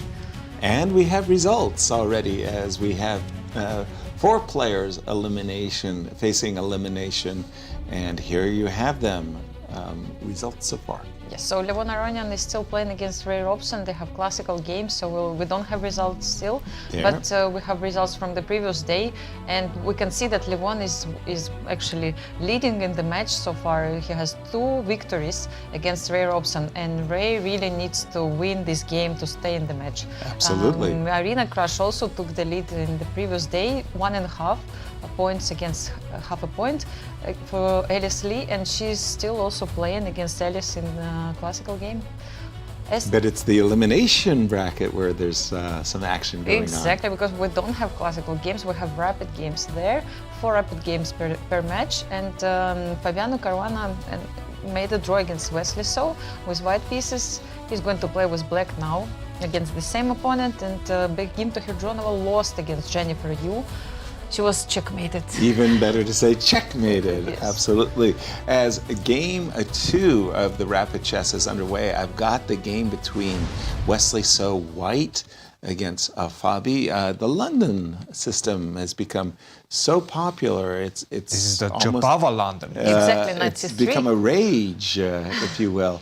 The London system, you develop your bishop out here early. Basically, it's a clever way of sidestepping a great deal of theory in so many of the Queen's Gambit declined, Queen's Gambit accepted lines. And at the moment, for the uninitiated, you might think to yourself, well, let me double up White's pawns. Bishop takes f4, e takes f4 is actually, you're doing the first player a great favor. That pawn on f4 is actually making a big grip it's not on a weakness the e5 at all. is not a weakness. In fact, it's really a great supporter. Hence, we saw Fabi eschew the trade, knight d7, knight e2. The players are playing pretty quickly. I'm not sure if we're still in theory who's made the novelty up to this moment, but I do like the space for Wesley. You do have the space. No. We've exited that. Now you do have the space, but have you overextended? on the king side is the question that both players will more or less have to answer, because at some point, and I really like this last move, long castle for black, for Fabiano, and he played it quite quickly, showing that he knows these positions. Also, it's quite natural. I mean, are you going to castle short and allow G5, the opening of those? You're not walking into that. Probably you're not walking into that. So we're going to have the kings on the same side. The question is who's going to open in the center first, because both white and black have the idea of potentially going e4 or e5 respectively in this position. Who's going to be first? Whenever you go e4, excuse me, the problem is that once I take, you cannot recapture with the pawn because you lose a pawn on g4. I mean, you can, but it's going to be a sacrifice. It's going to be a pawn sacrifice. So I'm really looking forward to see how this one is going to develop. I also have ideas of maybe playing the move c5 as black. I don't feel like my king is too weak, right? All I want to do is find a way to play in the center and then transition into an endgame and then maybe even take advantage of white overextending on the king side. Nevertheless, still a very, very complex battle ahead. Rich position. And we do see bishop takes d6. So if you want to say in the eye-staring contest, Wesley blinks first, he captures, bishop takes d6. Here I actually paused for a moment. Fabi didn't. Fabi recaptured he just instantly. Took it with queen, yes. You know, just because I do like pawns in the center that cover a lot of squares, the move c7 takes d5 followed by rook c8 and, pardon me, king b8 and rook c8, I would have thought about it. Fabi had no such convictions. He said queen takes. In the game, actually, kings are on b8 and b1. And I do believe, I'll just do it and just catch up. Yes. So everybody tucks their king in, and you're right. I mean, I'm playing for e4. That's what he did. For e5. It's already on the board. Really? E4 is and on the he board. took on e4, knight took on e4. Knight takes because, again, as mentioned by Cristian, you don't want to leave the pawn hanging. Now, if you do trade, here I'd be more tempted. Because now... absolutely. Pawn takes, because at least in this particular case, looky, there might be a cookie. And that's why he didn't play that. He played queen b6. So he didn't take on Queen e4, he just moved his queen. b6. Yes. Okay, possibilities of knight e5 may show up as you evacuate the d file. This is looking very dry. It is. Actually, it looks a little bit like Scandinavian type of... Yeah.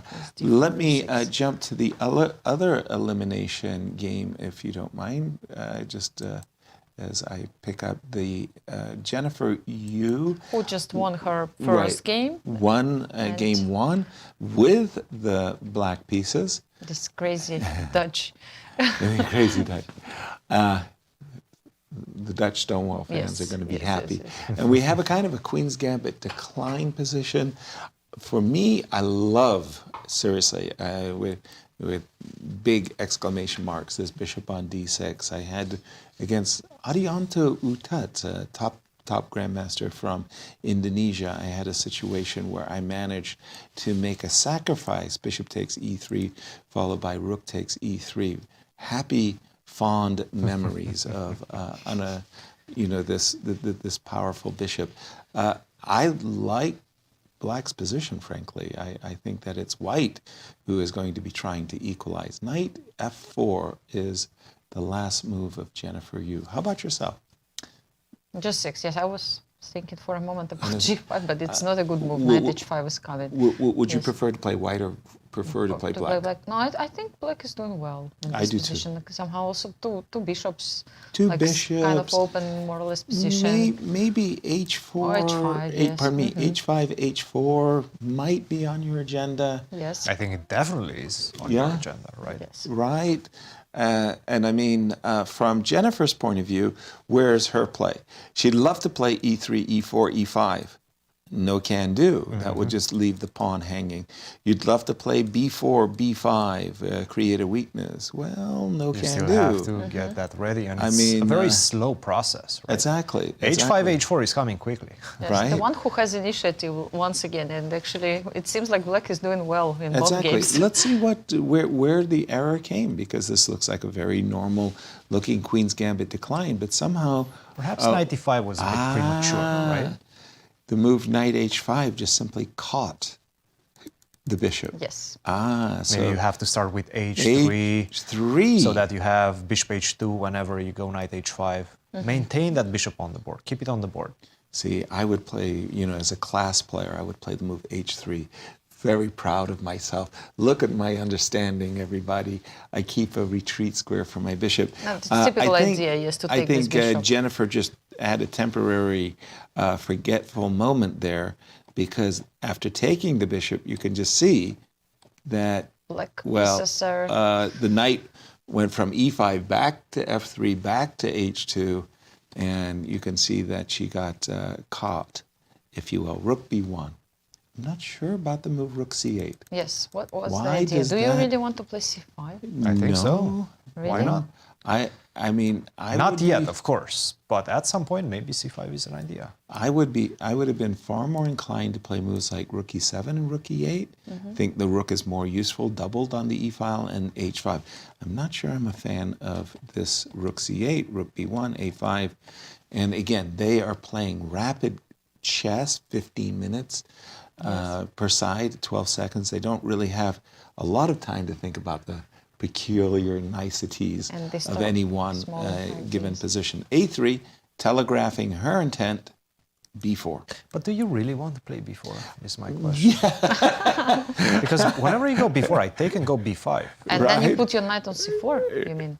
Well, maybe I'll land there, but I still have that freeze annoying... a weakness. Right. The rook on b1 is going to be stuck to the defense of the b4 pawn. Right. Yes.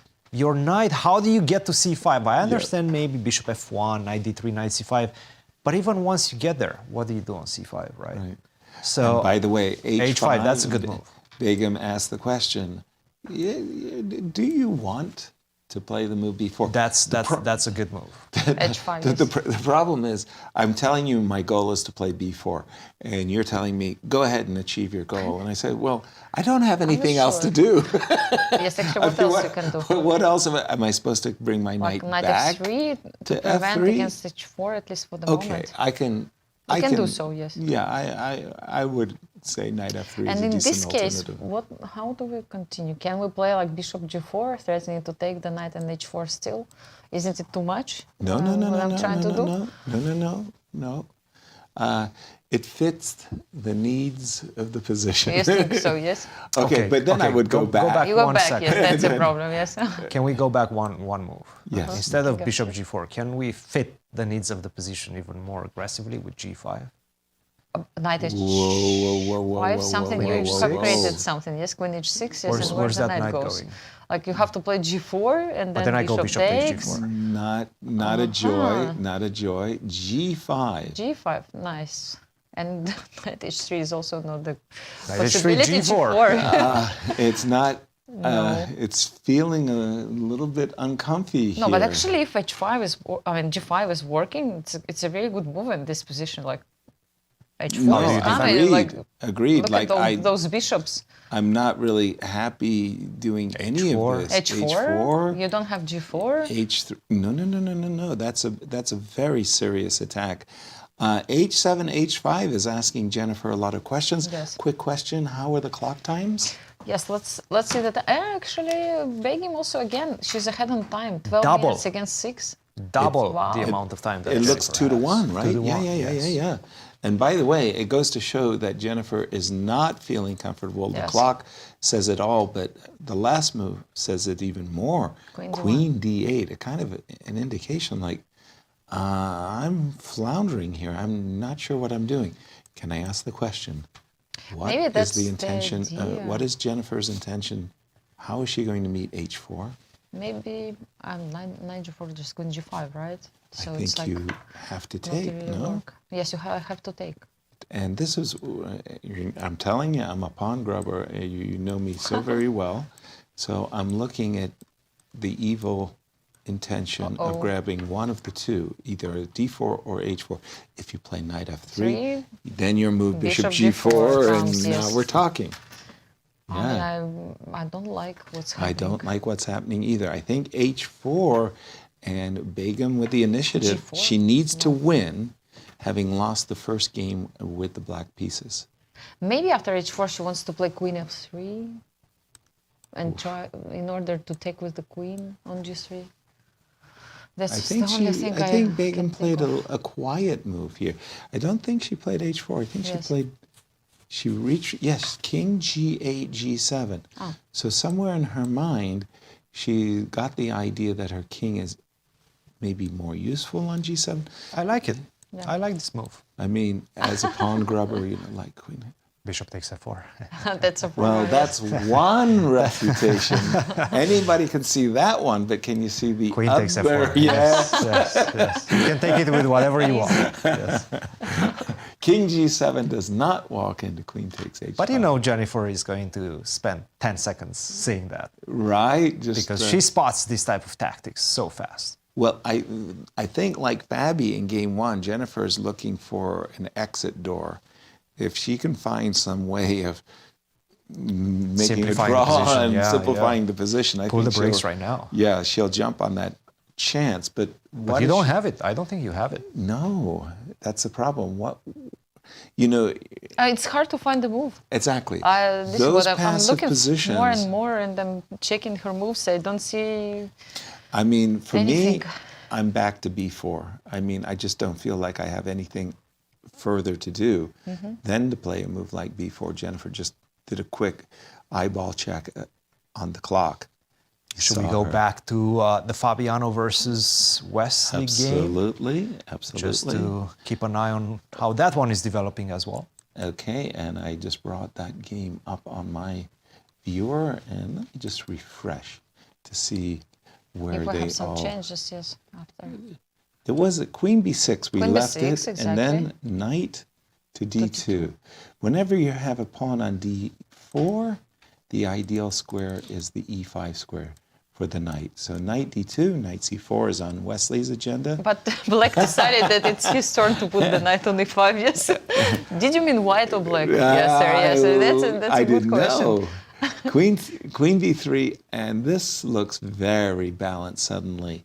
The trade of queens really, I think, took a lot of the oxygen out of the position. Even though I would prefer playing with white pieces, I just have more space. I'm a space guy too. After watching Fabi's game yesterday against Lanier, you know, I kind of like the space. Yeah, I don't know. Winning chances. That was a dry desert. Ridiculous. Yes, completely much drier than this one, by the way. Bone dry. I think even Fabi admitted yesterday. Yes, it was like an affair. Wow! And he conjured up. That was. It was very similar to his match against Levon from 1 year ago. Yeah. Where he was in a must-win same. situation, and he mentioned it during dinner as well. He said that it felt this was very similar to that situation, and he drew some inspiration from that in the middle of the game. He understood, look, this is looking like a draw, right? Right. Might as well try to just keep on playing and see, maybe at some point he cracks. And he did. King's Rook E8 to F8, an indication that Fabi doesn't have any active plan. He's marking time, and he's saying, how are you, Wesley, going to improve your position? During our break, a topic of conversation, I thought it was kind of funny. You were mentioning going out to dinner last night, going into a restaurant. I think there's 8 billion people on the planet. Yes. We have something in the neighborhood of 2,000 grandmasters. You walk into a restaurant, random restaurant. How many grandmasters would you expect there to be in the restaurant? And the correct answer was? Around 10. Last night it was 10. Yes, it was 10. About 10. Something so you walk in with Fabi? No, we were already in the restaurant, so many people. 6 of us, and then suddenly we see Var, who actually was sitting next to us. And what happened is that he didn't know that he will come to this place. He wanted to go somewhere else, but it was full. So at the end, he ended up in this place. And before he entered, he met other 5 grandmasters. So in total, I think 11. So it doesn't happen to you that often, unless you are in St. Louis. Unless you're in St. Louis. And we didn't plan it. No, it was not planned. It was not planned. It was like VAR, again you. That's great. Break down the position for us, Coach. Just comfortable for Wesley, but how do you create something concrete? That's always the big question, right? You just shuffle the pieces. I mean, at some point you will have to go for some F4, G5, but the problem is you're not getting there anytime soon. F4, I have Knight F6 coming, and G5. The G4 pawn is Exactly. You need to open another side of the board, right? You have the A file, I understand, but I can just simply defend. King b7, rook a, that's enough. You're not going to be able to attack that pawn more further. often. Yeah. So you have to do something on the other side. And that's something that Fabi combined yesterday masterfully. He did. Against Lanier as well. He was shifting from One the F side, file to yes. the B file to the E file. Very, very masterfully. I have to say. Here's my take on the position. So I've always thought from a strategic point of view, and I ask my pieces, how are you doing? Everybody's doing well, except in White's camp, one piece. This knight on g3. He says, I have to put you to work. The knight on g3 is going nowhere. On e4, I'm not satisfied. It doesn't hit anything. Knight so h1. for me, bravo. For I me, have a feeling we go there. the e5 square is where I belong. I would play knight h1 with a very concrete idea of knight to d3 to, pardon me, knight f3 to d3 to e5. I learned something in these days, Yasser, sitting next Take to the you. pawn. You know, knight h1, Put your pieces on good squares. Before I did, no, Protect your knight king. h1 especially. Remember Stay this maneuver. ahead on the clock. Yes. Okay, I have a Great funny words question. of advice, please. Exactly. So if you go knight h1, I'm Right. going to try to immediately take advantage of it. Can I go f5? Yeah, f5 is always somewhere. f5, I didn't think Yes, about it. knight before is your... no, in that. That's F5. right. Yeah. Knight before, Let's yes, go. somewhere. Knight Takes, d takes. takes b4. Yes. Sure, maybe I'll take First on... take on let's b4, take, yes. let's take first. Include. And now take on b4. Yes. Knight I takes thought b4. about it, yes, also. Well, the funny part is I was really happy to put my knight on e5. Now I have to put the knight on f5. Now that you created the square, of Now course. maybe rook f3. Just a F3, moment, yes. just a moment. I just want to boldly point Yes, out the nice. obvious. The knight is not under threat of capture. Knight takes d4. So knight g3. None of this is going to happen. Oh, With the idea of knight d4. Actually, I had knight d4 again, and then knight. No, But I the didn't knight- have rook e3 at the end. The other knight is also hanging, right? Yes, it's just crazy. Yes, I mean, so many threats. Let me show Yes. Anastasiya what she might have overlooked. Yes, I was checking this. She was very eager and Yes. excited, and Cristian pointed out. There's a knight. There's a There's a second knight. knight Yes, hanging, yes, is yes. the problem. And then also the cruel. The rook is 3, yes. Yeah, I saw okay. rook is 3. But the move f5, by the way, for me is an indication that you're looking for tactical That's why he opportunity. played rook f8, perhaps. Yes. That's maybe the idea behind rook to f8. Only because of your move f5. Let me get to d3 a little bit more None of this is going to prosaic, happen. because knight e5 was played. after rook f8. Yes. Knight The e5, immediate knight e5. Immediately, yes. Knight e5, we exchange, rook to d8. Let's catch up with the players, see where we stand. Oh, okay. No, he took with the rook. I'm sorry, he took with the rook. Yes. Oh, now I'm confused. I thought his immediate knight e5 was he wanted to create an outpost for his knight. He took with the rook. Apologies. And then Rook d8. d8. f8, knight to e4. That's the position we have. Knight e7. Knight e7. I want to capture my rook. It seems like knight c6. It- Knight it- c6, maybe. It's really funny, but I feel that white must change the rook on e5 with the knight on e5, and the rook should belong on e4. So it's like the two pieces on the e file for white are on each other's shoes, toes. Here so actually, we go. this is what he's doing. It took me forever to get the knight to e5. Nice, but, yes. So he actually exchanging the places. for slowly, his pieces, slowly, yes. he's getting the setup he wants. Almost made it. Almost there. 9 minutes, by the way, for Fabi. I can see on this 4 minutes. So Only 2 to 4 1. minutes. Yeah, no, it's... I like White's advantage here.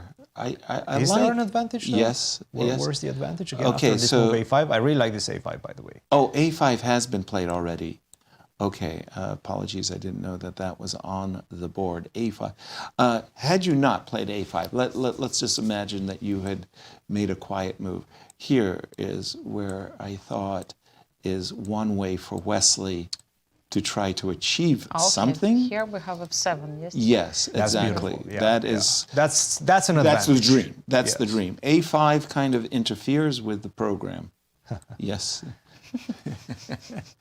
I know what I want to do. A5. Well, I don't really have much of a choice. I'm going to have to take it, right? So, really? Take? With the rook? I'm not sure. What would you like? That's a very good question. Maybe I'll take with the other rook. Okay, either way, my intention had been to play rook to f1. Again, my dream is f4 and knight e5. It's not much of a dream, I have to confess. Well, in that case, I think you tricked me. So I'm going to go back. I'm going to take with the knight on a5. If you Knight takes a5? Just to force Okay, that is a check. I have to do now it. knight c4. Knight to c4. By the way, rook f4 was played immediately attacking the pawn. Whoa, on whoa, f7. whoa. We didn't Didn't consider that. consider this After move, a5, yes. rook f4. Wow. Wow. What on Why to earth? spend time? What on earth? By the way, I think we just got a report from VAR that Begim. Yes, Begim is doing has really a well. big Actually, attack. now, if black plays rook d7, we have b5, right? And maybe let's... Rook d7, b5. We're going to just pause this game because it's a strategic fight. Let's go where the action seems to be, as Begim needs a win. Really needs nice a shot. win. You can see the tension in this game. When we left it, we did expect I also see h4. only 40 seconds for Jennifer. Ooh. 40 seconds against 8 minutes, close to 8 minutes for Begim. And Begim has achieved a kind of dream success by creating these terrible weaknesses on e3 and g3. How to exploit them, different question. Yes. But Now you see that king on weaknesses. g7. The rook coming to h8, that's a big advantage. Except the business squares of h2 and h1 are both But then maybe you nicely- can threaten some moves like knight g4. Who knows? Something like that, yeah. Maybe after, I mean, maybe not immediately. Okay. It's not happening yet, but that's an idea, for sure. The one thing I will argue in Jennifer's favor is if you overpress on the king side and you come up empty, rook to b7 could be a source of nasty counterplay. Can be. Yeah, So I mean, Anastasia, you're a big attacking yes, player. this is Right? that's what how is would happening you now. how would you conduct your You know, attack? I'm just checking such lines like even rook a8, rook a2 with the idea to take this. I want to ruin She's this played construction. You know, I don't rook like the fact h8. that those knights are protecting. b7. b7. This is correct. You have to try to create your chances on the other side of the board. Maybe rook h7, rook h8. How many rooks can you put? But still, I don't see the checkmate. There's still Right. two It's checkmates just, is a problem. Yeah. Rook That's a problem, h7, yes. rook h8, the Yes. triple major pieces on the h file. So long as I keep that knight on f2. The I good would news prefer my queen to be on h8, you know, to have this Alekhin's gun. Exactly. But I'm not sure. Let me just interrupt you and remind everybody of the brackets.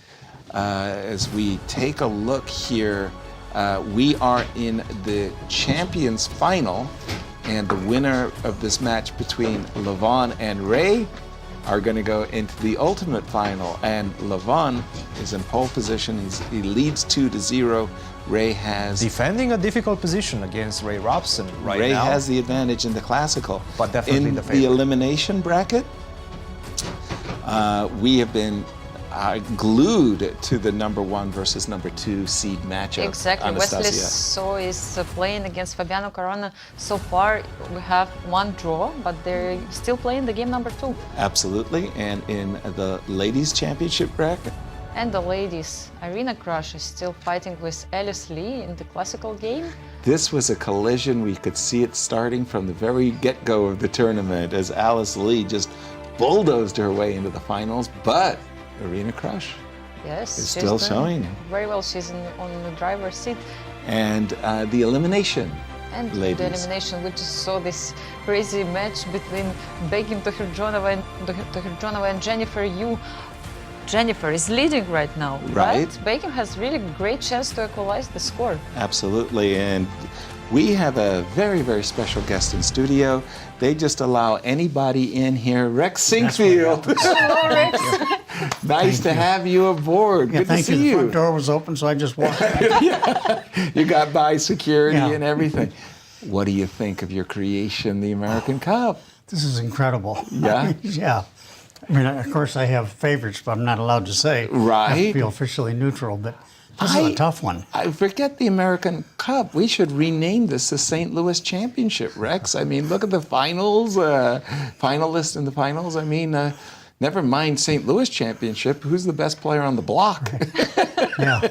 Wow. What do you think, Miss Joy? Should we rename it? Yes, St. Louis Championship. What about Rex? the format? Actually, this year it was changed. Do you like it the way how it is? You have classical game, then rapid game. I'm getting used to it. It's very exciting, I have to say. Right. It's exciting for us just to stay abreast of what's going on. Exactly, exactly. Rex, you've achieved enormous success here in St. Louis. The Sinkfield effect. I mean, we had a wonderful policeman on the other day, Darren Young. He told us about what it's like for him to go into the community, the COPS program. We have the galas, we have the national championships.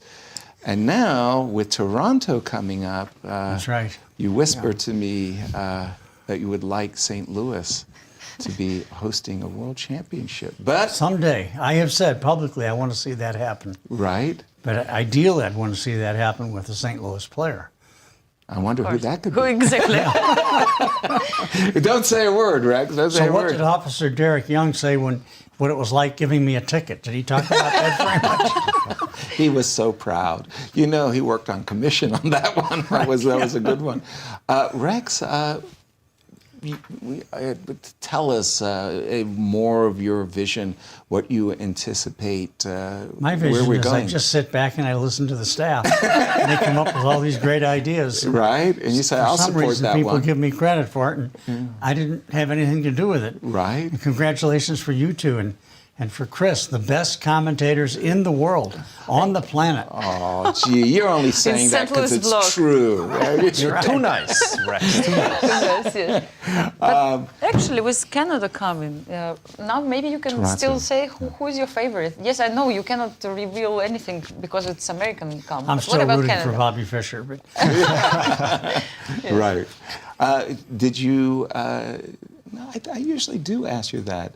I know you like Arena. You've been a massive one's been supporter known, yeah. for Arena for quite some time. But she's earned it. She really has. earned it. She has. And I was saying as you were coming in that Arena and Alice Lee. The crazy part is this is the third edition of the American Cup. But they played two matches in the first two. Right. So this is actually their fifth match in the American Cup. And who knows, if we're true to form, they could end up playing 6 times. Alice Lee, 14 years old, but plays like a veteran. Unbelievable. Talks like a veteran. I know she does. We sent her to New York for the Today show, and she charmed everybody. Yeah, they tried to brainwash her, but it didn't work. She came home intact. And there we see a picture with the spy cam of Alice Lee. Every time it seems like we have innovations here in St. Louis, the spy cam being one of the latest innovations. Yeah, that one's Kinda interesting. nice, right? Yeah. Kind of get the view. Did you see that little clip we had on Ray Robson? He was like, stressing and covering and everything. Yeah. Rex, one other thing I really want to commend you on is not just the national championships, but the elevation of the women's game. And the opportunities that the women have. Well, you and I have had a lot of opportunities. Me and Joy and you and Maurice Ashley have talked about what we can do, and I'm happy to see the prize funds getting closer. And I'd like someday when we close the gap. Right. I know the obstacles there, but the women just have to get stronger, and we need more of them in the game. And just that will solve it. and just to remind everybody, we are not preventing the women from playing in the open section. That is, in fact, why we call it the open section. Women can qualify, and it's just as you just said, they need to get better. They need to. In the first U.S. championships we housed here in St. Louis, we had women in that first round. Exactly. Well, I think Anna Zatansky and Irina Krush both played. Poor Anna got gallbladder illness, had to go to the hospital for 2 days. Exactly. Yeah, that's not the way we typically treat people. and I know you put her up in your house to convalesce and recover. Yes. Yeah. That was something. Yeah. I was there with Jennifer Shahadi, and Anna's husband flies over. Daniel. Yeah. And so we're standing around one evening, and somebody, one of the women, no doubt, says, "Gee, why don't we play a game of 4, the men against the women?" And my heart started palpitating. You know, I knew how this was stacked up. Right. And then at the 11th move or something of the first game, there's this audible gasp that goes throughout the house. Oh Lord, this is it. You know. What did you do, Rex? So the next.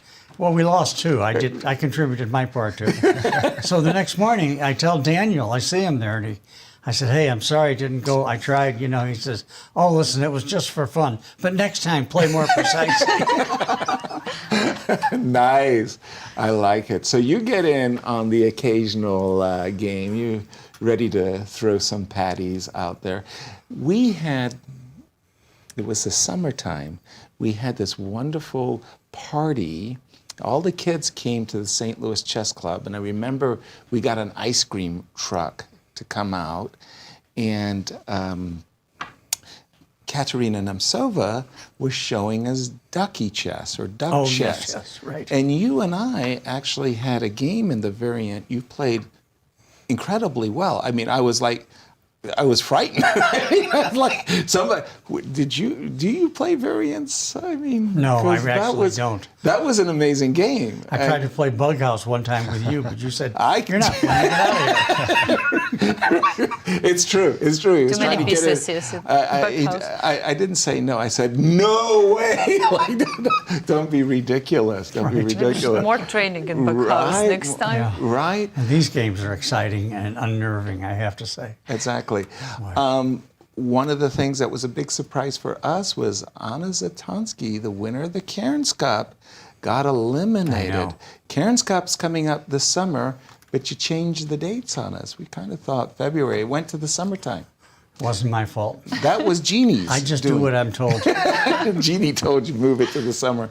She wanted the ladies to come in the summertime. Yeah, she didn't want to come in wintertime. Right, exactly. Guys, get in. This is Rex Sinfield. Well, I need to ask you, Rex, who are your favorites in this one? I know you're trying to shy away from that question, but at least right now we know the finalists. Who do you see? Levon, Ray, Fabi in the open section, maybe Wesley as well. Irina, your pick generally is doing quite well. But how about Alice Lee? How about who? Alice Lee. Oh, my goodness. She's just amazing. I mean, it's just, you can see it. We're gearing up for the next tournament next year. This one isn't even over. Right. I mean, she's a real beast. Yes. She's fighting back in this match against Irina. Actually, we haven't discussed this game at all, but she's in a winning situation right now. Managing to come back against Irina, that would be a feature. Yeah. She's in a winning situation? She's in a winning position. Now. Yeah. Wow. Really? Last question for you, Anastasia. No, You've got a chance to ask the greatest patron of the chess arts No, I just in the was history. wondering if Rex was following this crazy match yesterday between Jennifer Yu and Nazipa kids. 10 games in a row they played, and I mean, so far it was the longest match. I mean, did you manage to stay till the end watching all these sections? I stayed to the end, but poor Jennifer, you know, she has the handicap of going to Harvard. It was the best blunder you could make, yes? Right. This King H5. And as we're just seeing that Begum, who is trailing in the match, she's about to win. She's putting on the finishing touches here. The last move was King G4. Oh boy, here we go. That's close to over. Queen H4. Check. You can just simply look at one check. Checkmate. We've got to go King E3. By the way, in the first game, we saw a checkmate on the board. Yes. It's a rarity Right. these days. King E2. The only, So where's the finishing Where's touch? the finishing touch? yeah, there are many checks, but we don't see the checkmate. Yes? Well, you can go to E1 with the rook, right? Rook to E1, check. King.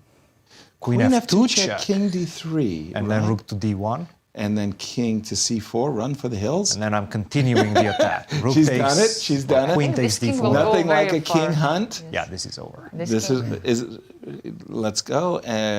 King C3. Yeah, because she's trying to avoid queens. D4. D4 is hanging. Oh, yes. And Begum said, gift me the pawn. Yes. Gift me the pawn. Some incredible battles. King B3, more or less box. So no rook B1? No Because rook there is B1. bishop. Well, actually, rook Covering B1 the and then square. queen D5. That's not that bad. That's just not to pick bad up at the all. rook on E6. Maybe rook B2. Maybe Nice. rook B2. Rook But D2. you don't want to try to win queen against rook. No. So you try to give a checkmate This here. is a great move. Queen E3 check. If you go to the 4th rank, I have rook D4 check. If you go to the 2nd rank, I have rook D2 check. I think that's a winner. Yeah. That is a winner. By the way, if Begum were to win this game, she would equalize the match, having lost the first game with white. So that's back-to-back victory for the black pieces. By the way, Rex, we've been seeing that throughout this event. The trend seems to be lots of decisive games in the ladies section, lots of draws in the open section. Check, by the way, and there's the bishop. Jennifer just rushing her king Take the at the bishop. board. You don't need to give checkmate. And Rex, Begum is also There we go. a new Handshake. resident of St. Louis. What is it about St. Louis, the chess club, that attracts all these best I think chess it's the players? water. It's in the water. The air. Yeah, The yeah, air yeah. is so good here. We have the Forest Park, good No, water, it good is air. absolutely amazing. Right. What the good fortune that we've had in the 15, 16 years since we started is unbelievable. I mean, finding people like you. I didn't know there were people as good as you that existed on this earth, but now I know. Right. You know. And we're attracting more people all the time. Rex, thank you so Thank much you. for all Thank you you do for for the coming. Very chess. much. And, Congratulations on a wonderful job. Absolutely. And we got to go to the Fabi game and bring that up if you don't mind, Cristian. Oof, Fabi is winning, guys. What? Yes, Fabi. That happened fast. Fabi has turned this one around. He was on the defensive end, not anymore. This is Right. just about to be resigned by Wesley. So, and Fabi is going to take the lead in this match. Wow. Wow. Well, Wesley took a big gamble, essentially. Wesley went B5 and D5, sacrificed a pawn, because in his mind's eye, he thought his E7 pawn was worth. Well, that's an extra rook. And King F7, King D7, nicely covering the D file. No checks on D1 by white. This is over. Ooh, sorry, I'm just catching up to the play. But you're absolutely right. No reason to catch up with the play, Yasser, because there's the no game is reason. over. The game That is over it. and Fabiano wins the game and leads. Yeah, but this feels the like match. a suicide attempt here by Wesley, by yes. Wesley. I understood if he was a point behind, but he had a small edge. He seemed to It be. didn't look like Yeah, the game well- goes well, this direction. Well, exactly here. I was going to say exactly here is where I thought, okay, slight advantage to white. I have it in mind that I'll be able to play an F4 knight e5 ahead. What Wesley came up with was a series of pawn sacrifices that was really surprising. It began with b5, I think he just missed King A6. king a6, d5, and F4. Oh, I know what he missed. what Okay, did he miss? Go back. Yes? He missed that knight to A7 protects the rook on B5. Knight to a7. And knight B4. So this knight doesn't- B4 is not Knight possible. B4, I just simply go back I'm to B7. King B7. Ooh. And my rook is protected. That knight A7, That's putting all those pieces on the subtle. A file. I mean, it looks funny. So you think that at this moment, Wesley was thinking you have to play knight a7. Yes. You can't play king a6 because knight a7 takes. And Then I take my pawn back. Right. Yes, exactly. But after king a6, in Wesley's mind, he had the move knight b4 check, winning the rook. Well, I think what he missed was that the knight from C6 can also go to A7. And Yes. look, it looks really, really passive for black. Right. But I am a pawn up. And if you don't Exactly. open up the position, then you're just Okay, simply but not even in time. here, was it so bad after E5? Yes. It's Already, actually just, yes? yeah, close to losing. I mean, because here, again, it doesn't and you- look so bad. not in at this all. I position. mean, this Look, pawn on e7. after you take on E5. You think that you would drop a knight in on g6, you would have such a powerful pass pawn? And just again, through the magic of television, we came to this game a little bit late so we can see how the game actually did conclude. This was at the point where piece, the knight was hanging, And he took the knight, and the last attempt from Wesley, he's trying to play king f7. Right, king f7 would have walked into king d7, rook so he d4. tried rook to a8. Rook d4, well, Covering that's- d file actually, and Yeah. leaving the opportunity for the king to come to d7 and protect the rook. Exactly. Yes, I mean also very smart move. So king f7 Rook is not a check. threat anymore, and rook check, and he takes the pawn. Next move. Wow, Wesley resigned. Fabi surges to a point lead in this 4 rapid game match. 1-1 for the ladies, and what's happening in the championships bracket? We haven't seen For some time, yes, for this some game time, of Levon. and Arena as well. We haven't seen them. Remember, we heard that Alice Lee is She was actually doing quite well, yes. right. So maybe we. Things have changed a jump little and bit check. since that time. Yes. Arena. Yeah, I'm just bringing up Let's game remind the number viewers, 3. Alice Lee needs to win this game, or at least make a draw in order to stay in the match. In case if she loses this game, Arena will just advance. Exactly. I mean, she will win the final match actually, first of all. And advance to the ultimate finals. Yes. But that she will win $9,000 having won the champions bracket. Now let's take a look. There is a big fat pass pawn on the c6 square that Alice wants to maintain. How should she do it, Anastasia? Yes, like this bishop somehow is hidden right now, but some moves like knight d2. Knight something d2. like this. I'm trying to open up my bishop. You know, I once, not once, probably multiple times, had a situation like this where I looked at my knight on a3 and I said, "You're fine. You're fine. That's great. Nobody's bothering you, so I can do what I want." And I went knight takes e5. Wow, just like that. Because it never occurred to me Yes. that my knight could be And the you cannot do Achilles all this, heel. yes. And oops, Easy to miss, easy Yasser. to miss. I mean, I thought I was grabbing a pawn But it's- for getting the knight. Maybe knight to d2?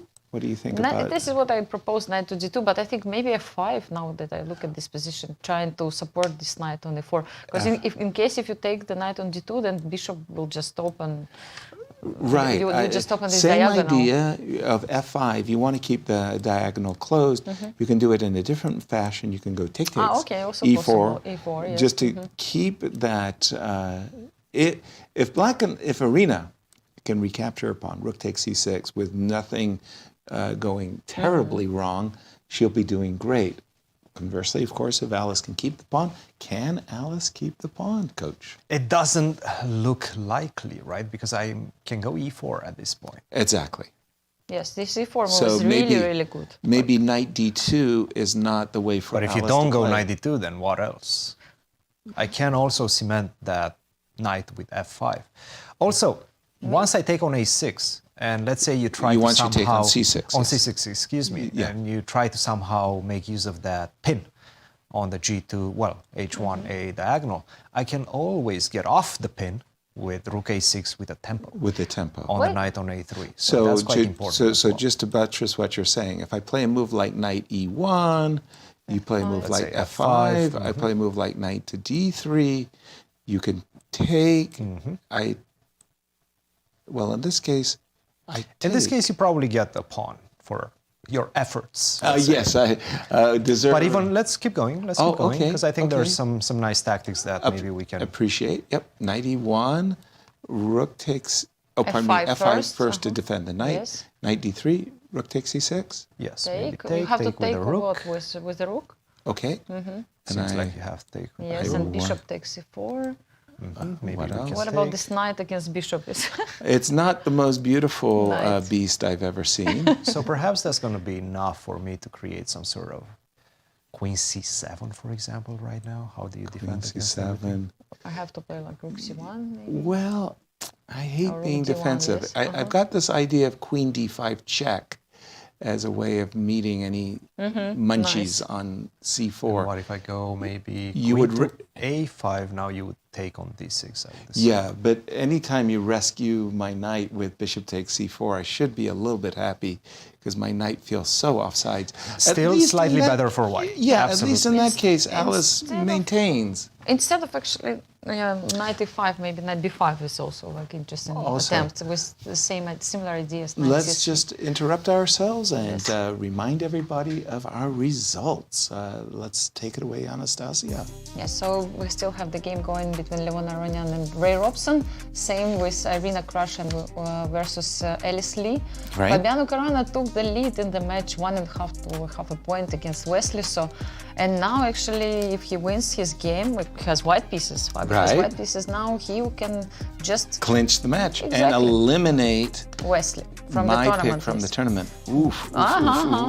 Yes, sir. I remember you choose Wesley. Yeah, and I'm on the precipice. Begging to manage to equalize the score. Exactly. Kudos to Begin for These coming back. two ladies are warriors, I tell you. Yes, 1-1 for the moment. What a fight. You just heard from Rex Sinkfield and how many things are going on in the St. Louis area. Tournaments galore, but what is coming up is the St. Louis Chess Conference in conjunction with USCF, US Chess, as well as the Garry Kasparov Chess Foundation. The St. Louis Conference will be held here from October 24th to the 26th, and it will feature keynote speakers such as Maurice Ashley, Garry Kasparov, and Judith Polgar. Wow. If you're anywhere near the Central West End, anywhere near St. Louis, do make an early bird registration as it is now available. Learn more and visit the St. Louis Chess Conference.org website and join the activities. Great keynote speakers, yes, Yasser. Exactly. And we will be back soon. Indeed we will. Wow.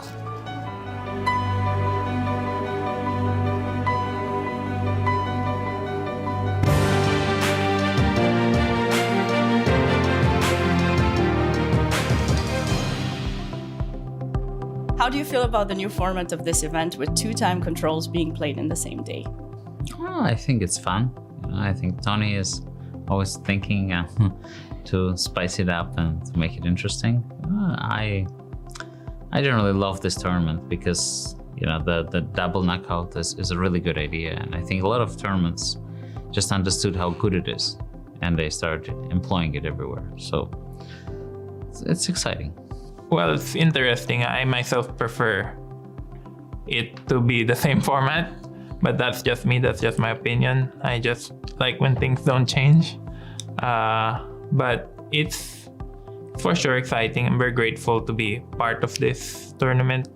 I still don't know 100,000% what the new format is, but basically we'll see how it turns out. It's very interesting, especially because you kind of switch time control from game 1 to game 2. So you're playing both classical and rapid at the same day. So that could be a little bit tricky. But I think it's also a little bit more exciting for the fans because like last year, with a few matches, like both classical games ended in a draw without much fight, and then players just proceeded to play tiebreaks.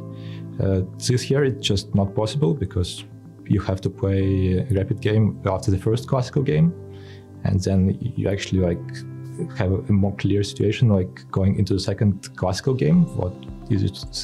What's happening in the match, and probably you're not going to force a draw. Yeah, the format's very interesting. Usually it's 2 classical games, and if it's tied, we then play rapid. But this time it's kind of like you have to show off your skills at different time controls at the same time. So even if you don't do well in one of them, you can come back in the other. So I mean, I don't think it's ever been done before, so it's a first, and it's going to be exciting. I think it's fine. It's interesting. We won't know until we see it happen. But I've sort of always thought that classical chess is a bit too slow, which I think a lot of other people share that sentiment, but I think the solution is not to chop it all the way down to rapid chess, and I very much like the idea of having somewhat faster classical chess, and I think this will be fantastic. I actually really like the format. I've never seen it where it's like classical and rapid on the same day, especially. Like not even just myself having played, but just seeing any tournament like that. And I think it's really interesting. I'm a little bit worried that like I won't be able to like, concentrate in the second game because I'll be like already thinking about the first game or I'll be like tired or something. But I think it definitely makes it more exciting, and yeah, I think it's a good format. Yeah, it's a bit unusual. It can lead to maybe some strange results. I think we might see that. It's a bit of an experiment, I have to say. So I'm never opposed to experiments, especially when we're not, playing for, let's say, the World Championship or something, a tournament like this. It's a good place to experiment a bit with the format and see what works and what's exciting. But yeah, it's interesting. I mean, I like in general the mix of classical, rapid, blitz, and so on. I don't know if I would have formatted it this way, but we'll see. It definitely will be a fun event, and generally speaking, usually you get the most deserving winner, regardless of the format. Usually you get the player who's in best form winning the event.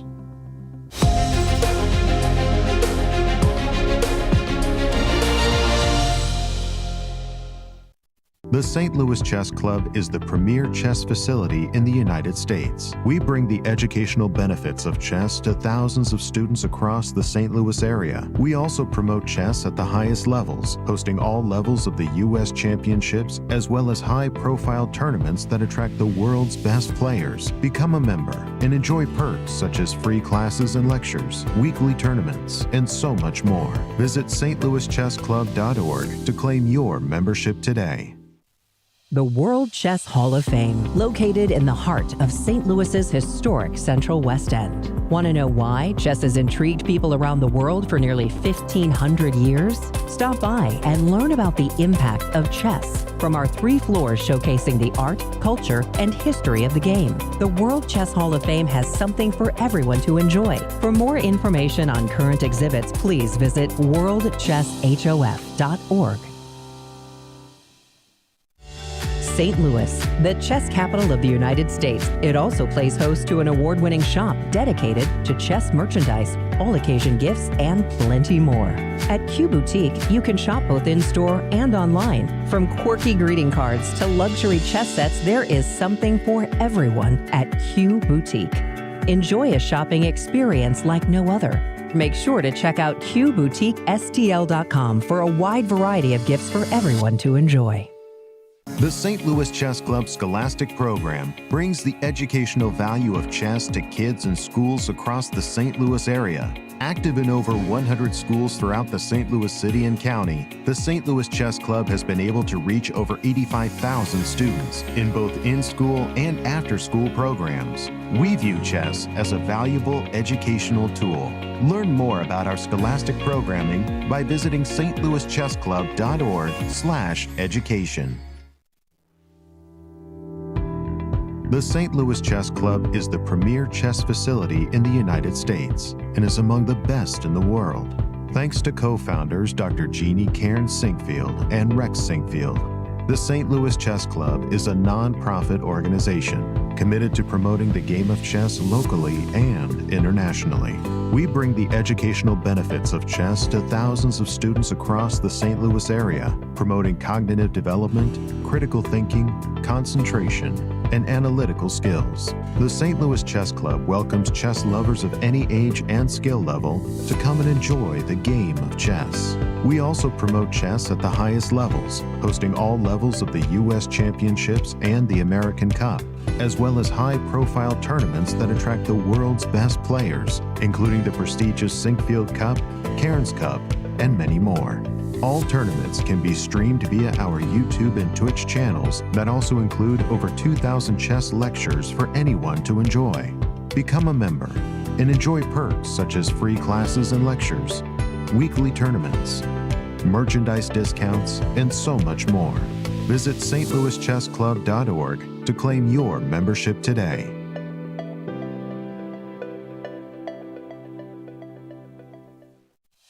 the World Chess Hall of Fame, located in the heart of St. Louis's historic Central West End. Want to know why chess has intrigued people around the world for nearly 1,500 years? Stop by and learn about the impact of chess from our 3 floors showcasing the art, culture, and history of the game.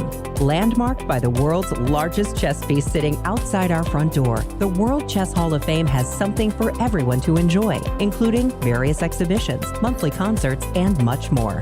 Whether you are a beginner or a professional, there is something for everyone to learn here at the World Chess Hall of Fame. Enjoy free admission to our rotating exhibitions in our galleries and sign up for chess events, family-friendly programming, and art classes. And don't forget to stop by our award-winning gift shop, Q Boutique, and shop a wide selection of chess-related merchandise. For more information on current exhibits, please visit worldchesshof.org.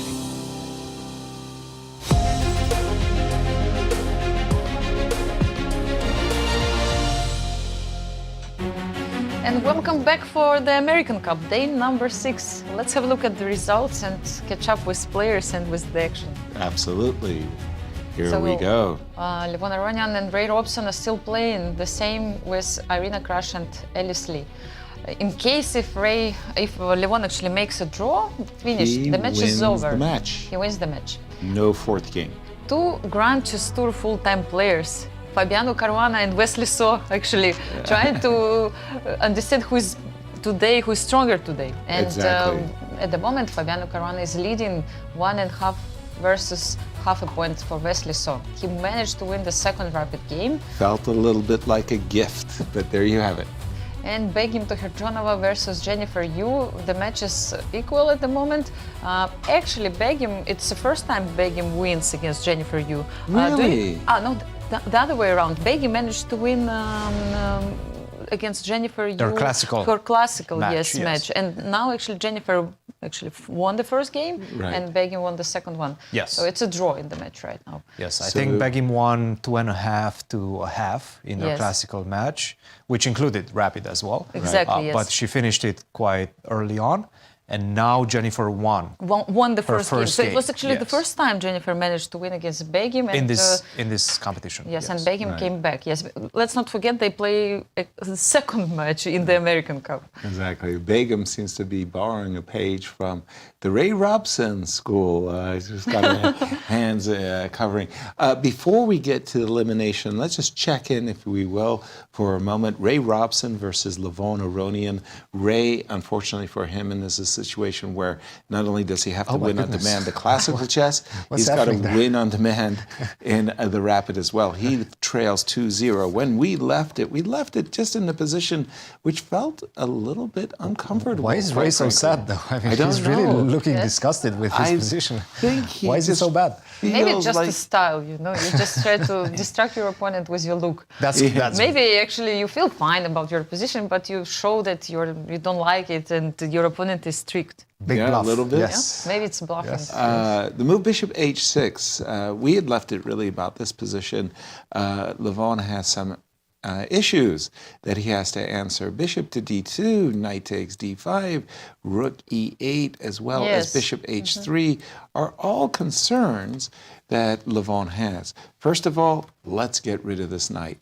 Bishop H6 attacks the knight. Can I ask you a question? Please. Just for the second, after bishop H6, knight D5 was not possible, right? Because there was B5. Knight takes because D5. Now if rook D5, rook E8 we have. That's one of the... So I was just wondering, I think we have intermezzo with B5. That's the problem, That's right? the problem, yes. And I mean, it's probably not the end of the story because there's more tricks to go, right? You could kind of continue the line. And then bishop G2. Yeah, but you may find yourself coming to a good stop. That ends the attack down the E file, and you just fortify the rook. Could you take on B5 as well after move B5 if bishop was on F1? When the rook was on D7 and knight on D5, here bishop B5 as well? Bishop takes B5, I like that move, yes. Bishop takes B5. 8 takes B5. Right. There's some tactics, yes. So if you take here, you take on D5. And if you take on B5, you take on D5, threatening queen. Yes. And after rook E8, you play king G7. Okay, Am I just right? catching up on what you're saying, yes? Yes, and in the end, you are 2 pieces for the rook. Well, 2 pieces, full stop. Normally it's better, yes. Yeah, not even for the rook. I just actually have 2 pieces. Yes, 2 pieces. Queen C6. Yes, No, Queen C6. No. Queen D7, and that is 2 bishops. 2 bishops. For nothing. Yeah, for pawns. 2 extra bishops. It's a different kind of advantage. It's not just 2 bishops against knight and bishop. It's 2 bishops.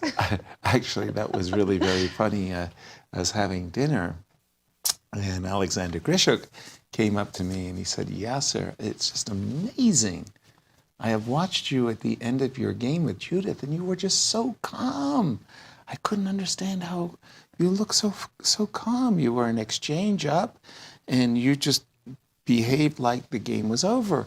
And I looked, and I was looking at you, and I was really stunned until I realized you were a rook and an exchange up. Then I understood why actually yours. It's a different kind of an advantage Yes. of just being up the exchange. King F8, Bishop G2, Rook D6, and I think Ray is getting the feeling that he's letting his opponent slip away, Cristian. Yes, and he's not viewing it. This is a must-win situation for him to stay in the champions bracket. If he doesn't win this one, he gets relegated to the elimination bracket. Or guess what? He's going to meet one of either Fabi or Wesley. That's not easier by any stretch of the imagination, right? So definitely a big moment in this one. Will Levon be able to solidify?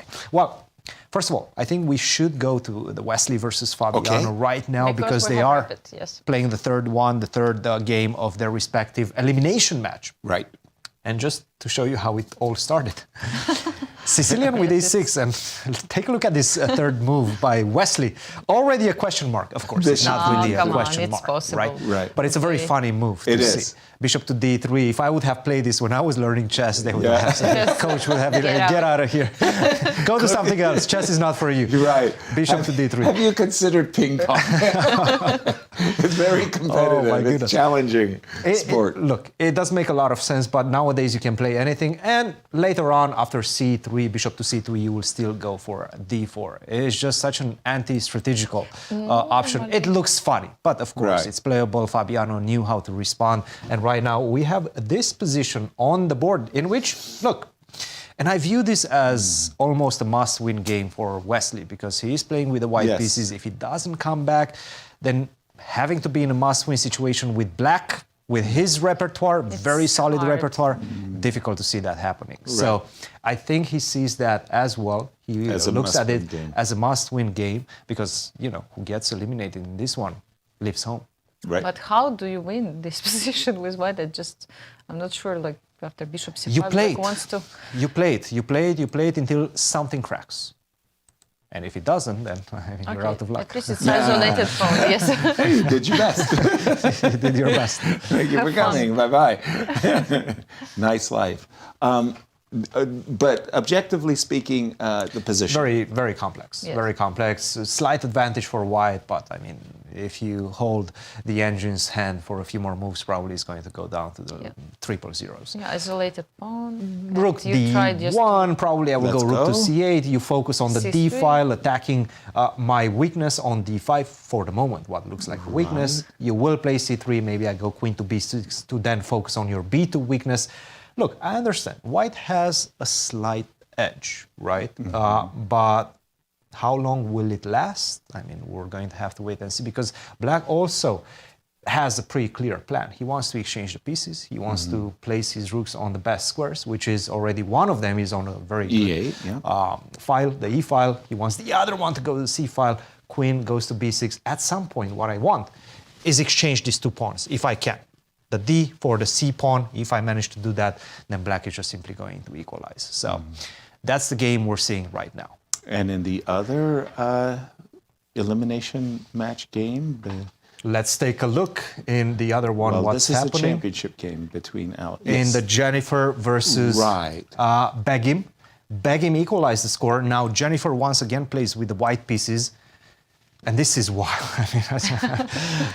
How did we end up here? I cannot imagine even this. I've been trying, but let's see. wow, Okay, something was just normal. G4. There we go. Right. Something different. Bishop to E6, H3, Knight D7, Bishop D3, and G5. I like this move by Begim. Bishop to G3, and immediately asking questions surrounding your structure. Bishop to F5, but it doesn't seem like this is the right way because slowly but surely, and in fact not that slowly, my next move is Queen D7. Knight H6, How do you defend maybe. this? Yes, and even Knight H6. I cannot go Knight H6 yet because I need later. to put the queen on the other diagonal. Right now, Knight H6, unfortunately, Queen Yeah, takes so H5. first Queen D7, let's say, yes. You defend with the queen yes, and then Knight Knight H6. H6. Yes. Exactly. So yes. how to... I don't have pieces to defend this pawn. How do you defend it? And Yes. I'm looking at the clock right now. 5 minutes and 30 seconds for Jennifer. 13 minutes and 20 seconds for Begim. Don't I have to meet Queen D7 with Queen F3? Ooh, E4. No, but she felt that she has to do something in this position. Lashes out in the center. Wow. Maybe F3 for... wow. E4? You're making are all we your sure pawns about that? so weak, Weak. yes. Not So a what, great D move. takes E4? No? Not a great move, yes. I think black should just... No. Yeah, take on E4. Yeah. Yeah, she takes on E4, of course, and making sure there are so many weaknesses on D4, F5. Right. Yes, and... That's the Yeah, thing. I'm You in can the put the wrong queen on D5 now.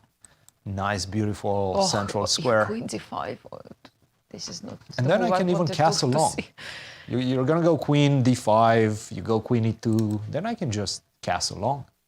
As black get the king out of dodge, right, and then pick up the pawns, because you have so many weaknesses.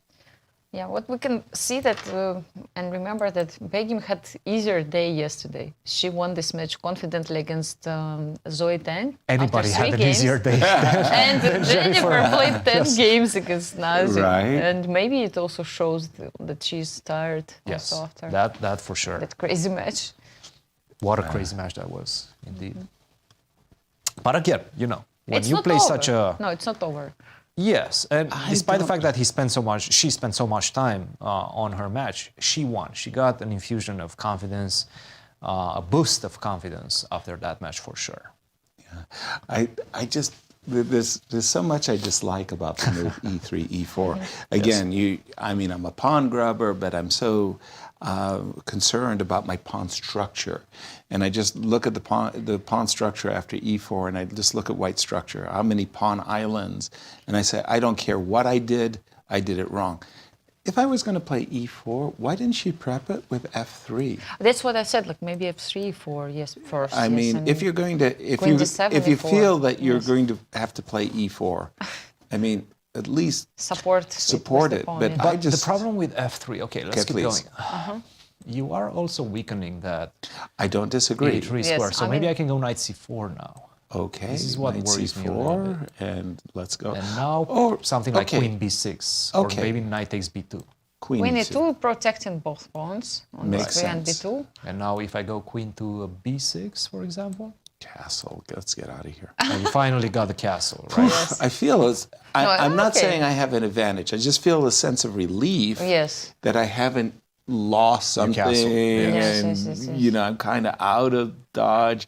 None of this happened because Jennifer, No, E4 I think, looks panicked. like I think really bad move, yes. I think the move E4 is just a kind of She didn't a see fail. anything better. But I don't know, maybe she missed something. I thought about Queen F3 here, but then it's a G4 even. Queen F3 G4 Yeah, is even irritating. I thought about it, yes, like there is a move even G4, which is unpleasant. She has played So Queen she to played D3. Queen D3. Now already Okay. the Queen is beautifully placed in the center. I would just take the opportunity. There is a trick. Queen F5 is Please. not possible because of knight D6. This is the only thing I can see now. And she castles. Yeah, so she Grab a pawn it was would be a indirect, no-no. indirect defense. Yes. Right. But the reason I really like castle is because, first of all, I'm evacuating the center. I'm prepping knight F6, which is really nice. And you, white, cannot castle as well because A2 is hanging. I think she wanted to castle and then she realized A2 is hanging now. That's a very important pawn shield that you're losing. So for Jennifer, she's facing multiple problems. D4 is hanging at the moment. Knight F3. So she develops Knight F3. She also protected D4 pawn. I would imagine Knight F6. Let's attack this knight in the center. Yeah, and the problem right now with Knight F3 is that you no longer have the F3 move. So that knight needs to go away from the center. Previously, you could have played F3 and hope that your opponent takes on it. Like, for example, Knight E2. E2, yes, Knight F6, F3 was an option. Yes. And I think maybe a better option. Yeah, no more. But Knight F3 was indeed her choice, yes. Maybe she wants to take on G5. Oh, no, she doesn't even want to take on G5 because H1 is hanging.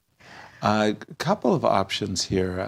Varusian is also suggesting Knight H6, you know? That looks like a tender little morsel. And if you could coax White to play move F5, F6, Bishop B4 check. Well, I mean, it feels like Begum, having lost the first game, she might be coming back-to-back wins.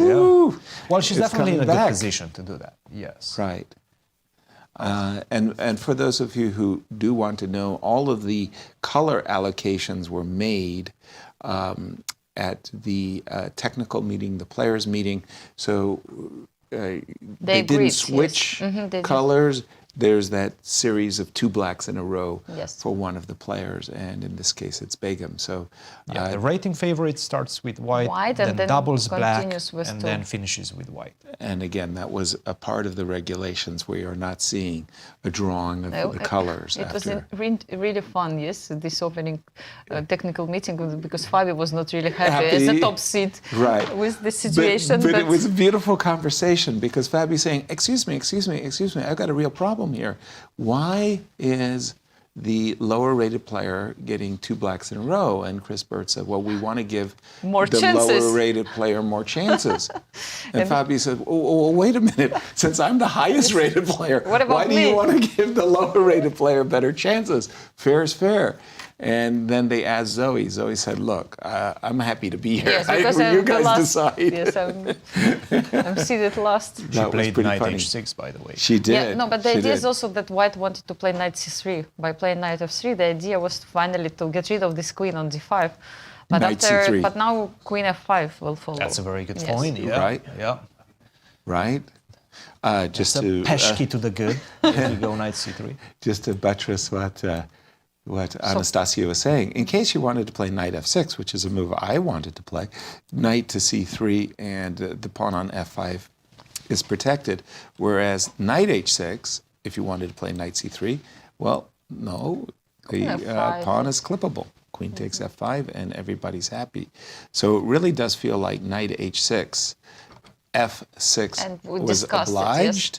Bishop B4 is on the board, King F1. King F1. She wants to hide her king on G2. I think Jennifer is doing her very best to stay in the game. I don't see exactly how she's going to do that because after G4, this knight, which is protecting this pawn on D4, has to go. Uh-oh. Uh-oh. Issues. I don't like it. There are issues. By the way, if the knight were to go to E5, I'm not saying this is a good move or bad move, it's only protected by the bishop. There is, for example, trickies like this. Bishop F4. And Queen takes. Queen takes F5, so I have to play Bishop F4. By the way, we did see a trade on G4. This happened very quickly. She first took on G4 to avoid this possibility with H4. Yeah. And now what? Where this knight goes? On That's H4? A very good question. G5? Well, the thing is, at some point I'll even take on D4. Yeah, Knight G5, on G5 but yes. I start to think that maybe I should be going to, this knight on E4 needs some support. But now I go Knight F5. So you don't take on D4, yes? Not yet. Yes. Not yet. Okay, Rook is I will take on D4, but I will take with the knight probably. Thump. Yes, we exchange that. We exchange. And now I'm afraid of rook h1. I'm afraid of everything. Yes, actually, and you don't even have king g2. Maybe you have, but you don't want to play this. I'll play rook d1, Yes. defending d4, inviting An rook exchange. h1 check, king e2, rook takes, queen takes. I'm desperately trying to save my material because I feel like I have so many pawns on pre that if I can get rid of some of them. I go some knights. No, knight g5 she By the way, plays. knight e5. I like what Jennifer is doing actually. She's trying to create her chances. Even she says, yeah, okay, take this pawn on d4, but at least I have the pawn on f6, and on a good day, maybe I will take on f7. And that's a good then day. this pawn will be really, really strong. Can we call continue it with a that hero. variation? Yes, indeed. Knight f5, rook takes, rook d1. I have an idea. Please. I will go, because of the whole variation of rook h1 and rook takes d1, it felt like you're kind of getting back into it. I want to prepare for that. I'm going to go knight c4 first. Let's see if you fall for my trick. Uh-oh. You know these. You see what I'm trying to do. Oh boy, but you're trying to do. That's another one. Yes, yes. Yuck. So if after b3, let's just show it. If you go queen e2, d3. try to defend the pawn on b2 and attack the pawn on g4, and you're saying that you're all doing all good. Not now so. I go rook h1. Yes, and this is where Cristian's knight c4 sneak attack really pays dividends. It didn't happen. Somehow I'm seeing a king on g2. She did not exchange on h8. She just played king g2. She decided to. Makes more sense than my trade. King to g2 on the board. We have caught up officially with the players. Let me just refresh my board. For you, the panel. Yes. The panel says? No, after you, the panel. Do you know it? This was Suddenly Nobody we're called on me a our panel own. before. Yeah, we're on our own. Yes, we accept all challenges. Please. What's that knight doing on g5 if I attack it? Rook g8. So now you self-pin. The spin. Rook h8 or rook h to g8. Rook you h self-pin. to So I rook might as well h5. try to take that knight. I play rook h5 supporting this knight, maybe. That might be the only move. Yes. Bravo, Anastasiya. Anything else you'd like to know? No, I'll take mechanics. your pawn. I'll take your pawn right now. Okay.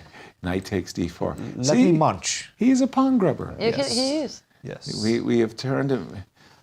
Okay. Okay, just the pawn. Good, guys. His position is not good. Hold on. No. I mean, there's all kinds of. Wait a minute. Yasser still believes. Crazy ideas. And I have a dream, right? Knight takes f7. Yes. Is a kind of a dream. How am I going to get there? First of all, what is your bishop doing on b4? Let me ask. Where do you go? To f8? I'm not sure I go anywhere. Actually, yes. If it goes What?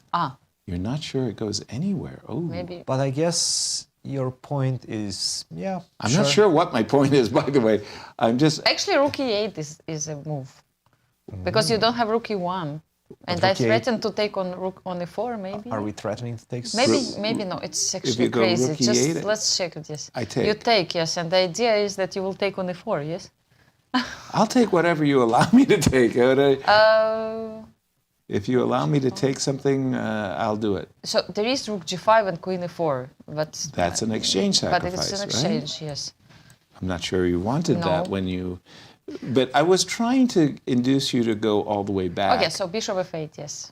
And to see what the situation calls for here.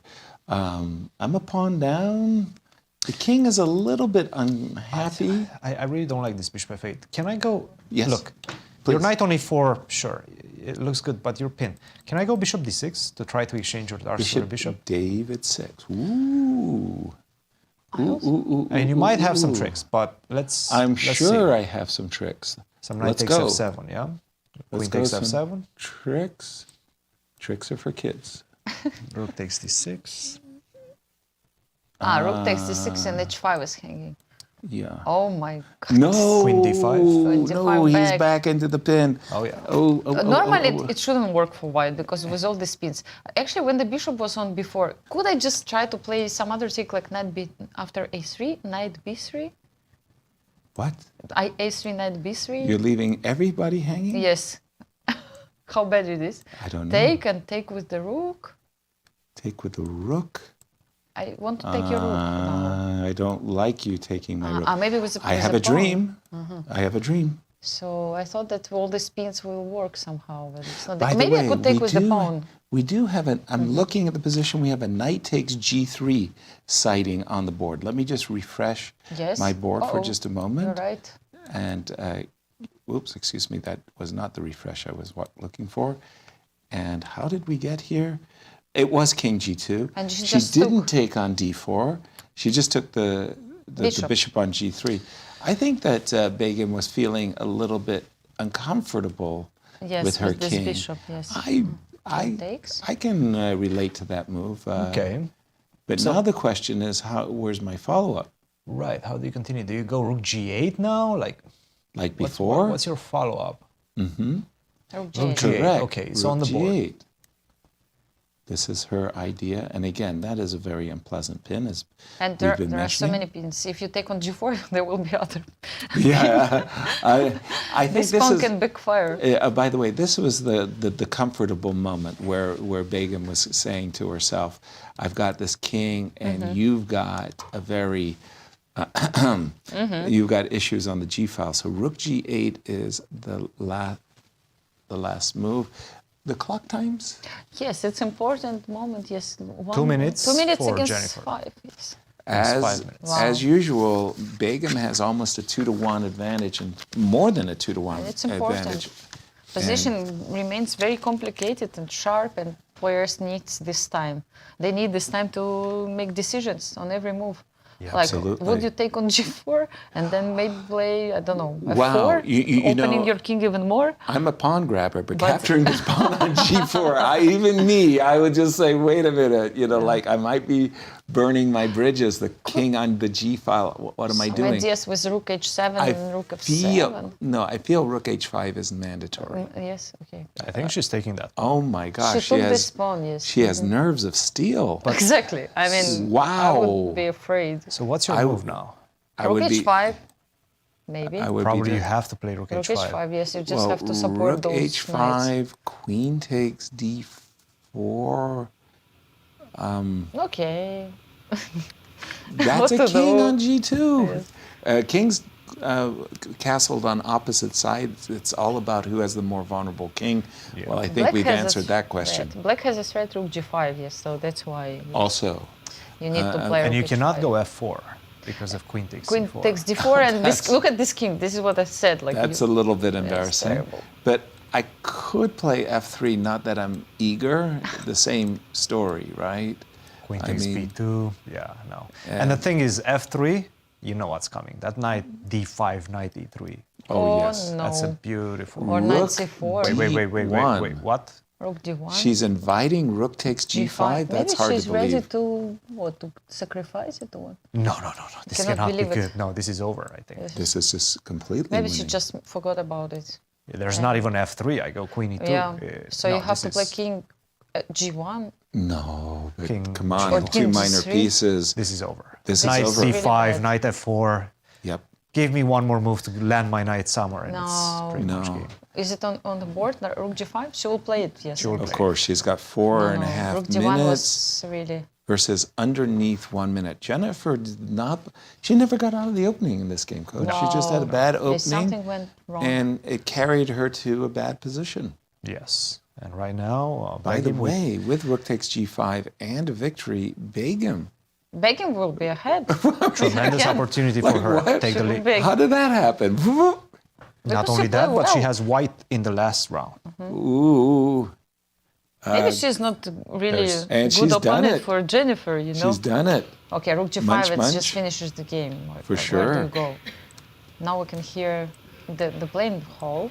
Yes, we hear the pounding of the clock in the background as we have some elimination games going on alongside the classical. Queen 30 takes seconds e4. for Oof, oof, oof, oof. King g1. We can imagine that G1. this position is really bad. Maybe we'll have to switch The- to a 5 game. Or... The only good news is maybe knight d5 does allow Uh-huh. a chance of check, and suddenly I'm back in the game only because I do have rook f7.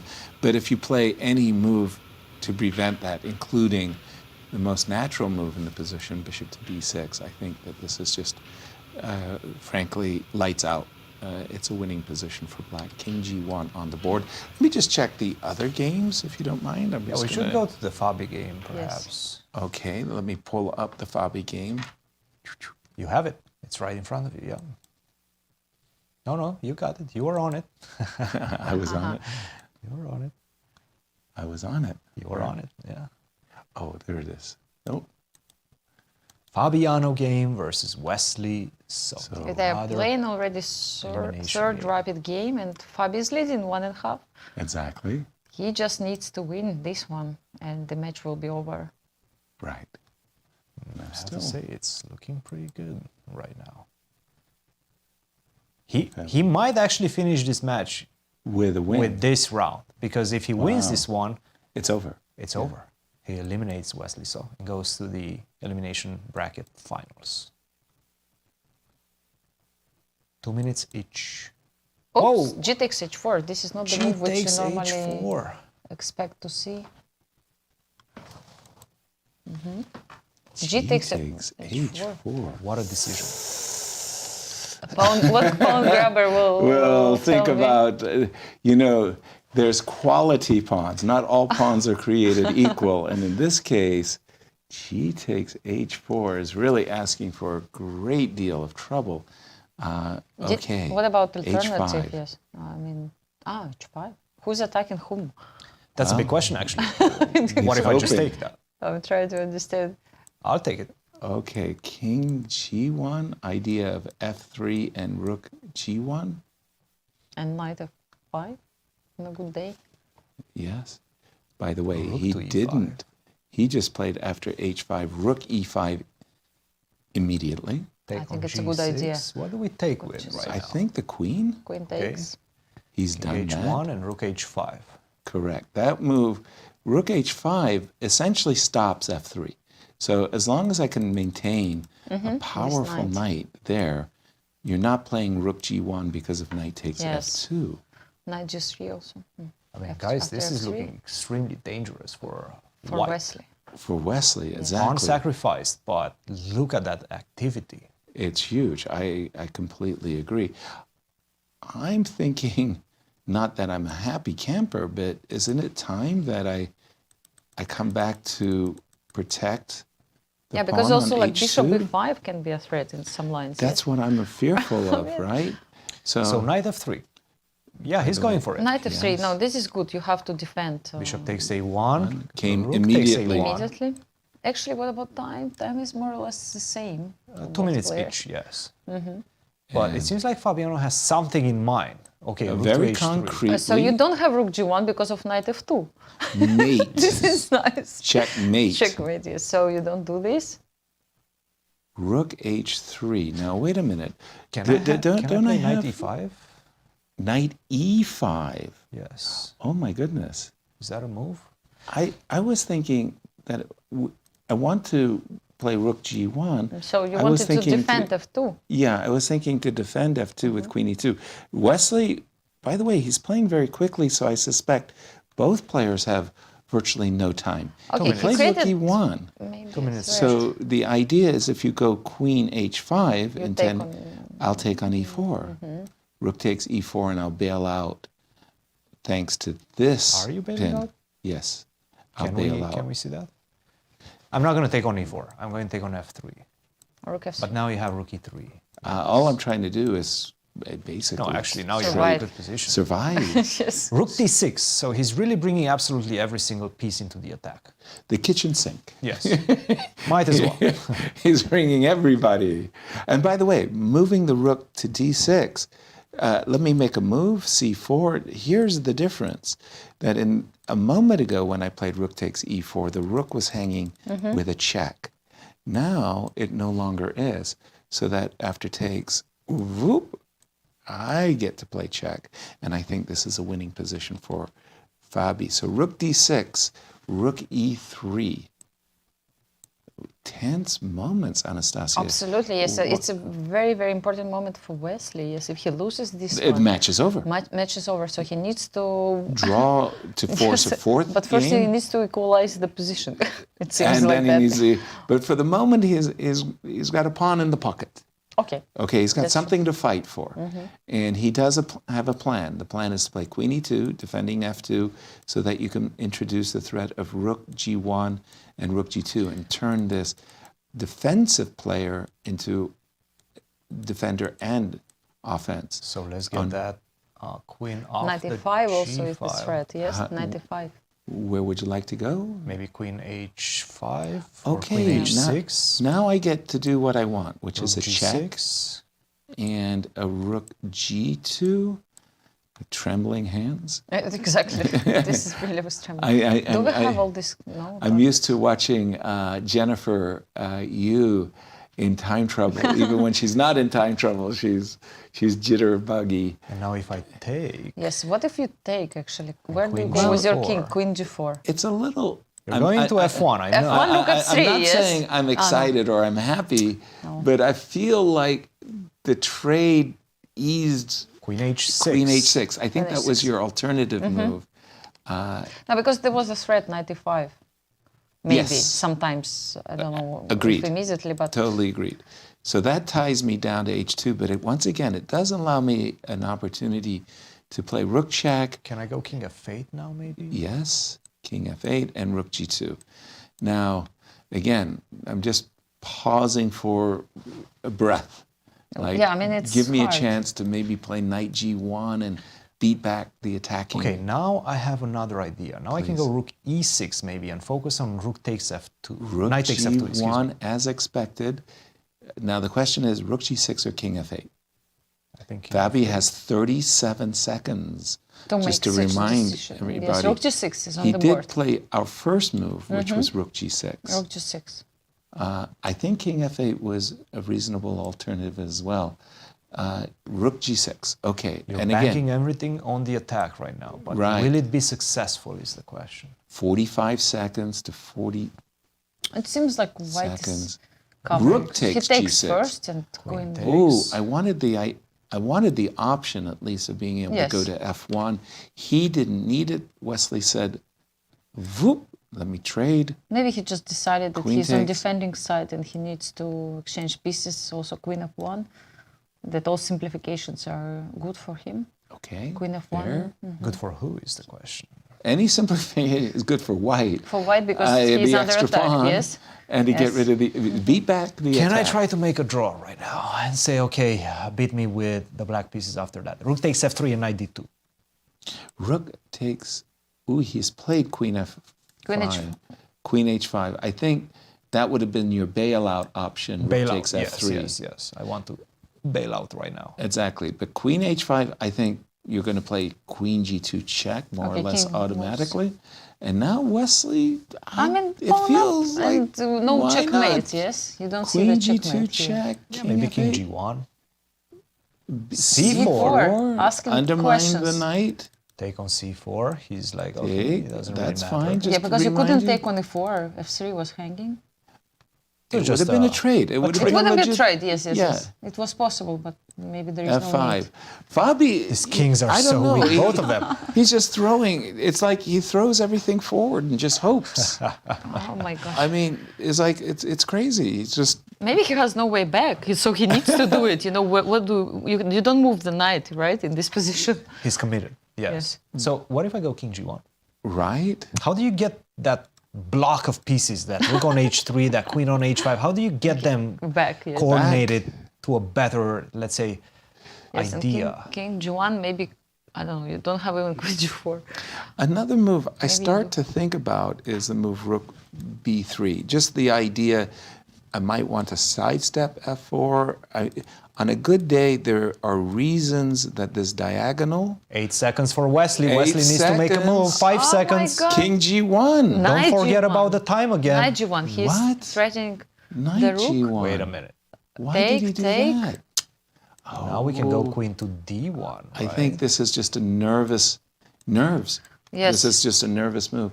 I think if Wesley had more time, he would have investigated rook to b3, because any trade of rooks where you play knight g1, it would be nice to have the pawn Queen on b3. h4, threatening knight f2. h3, or what do you play? That's a big threat. Queen Yes. f3. Queen f3, yes. You Knight could- f3 allows a perpetual. Knight f3, knight It's f2. 12 seconds for Queen Wesley. f3. Queen b2. What? Queen b2. I mean, He's we trying to play don't on. guess any move. No. We have problems with guessing. Well, the With problem Wesley- with knight f3 again, it was allowing perpetual. b6. b6.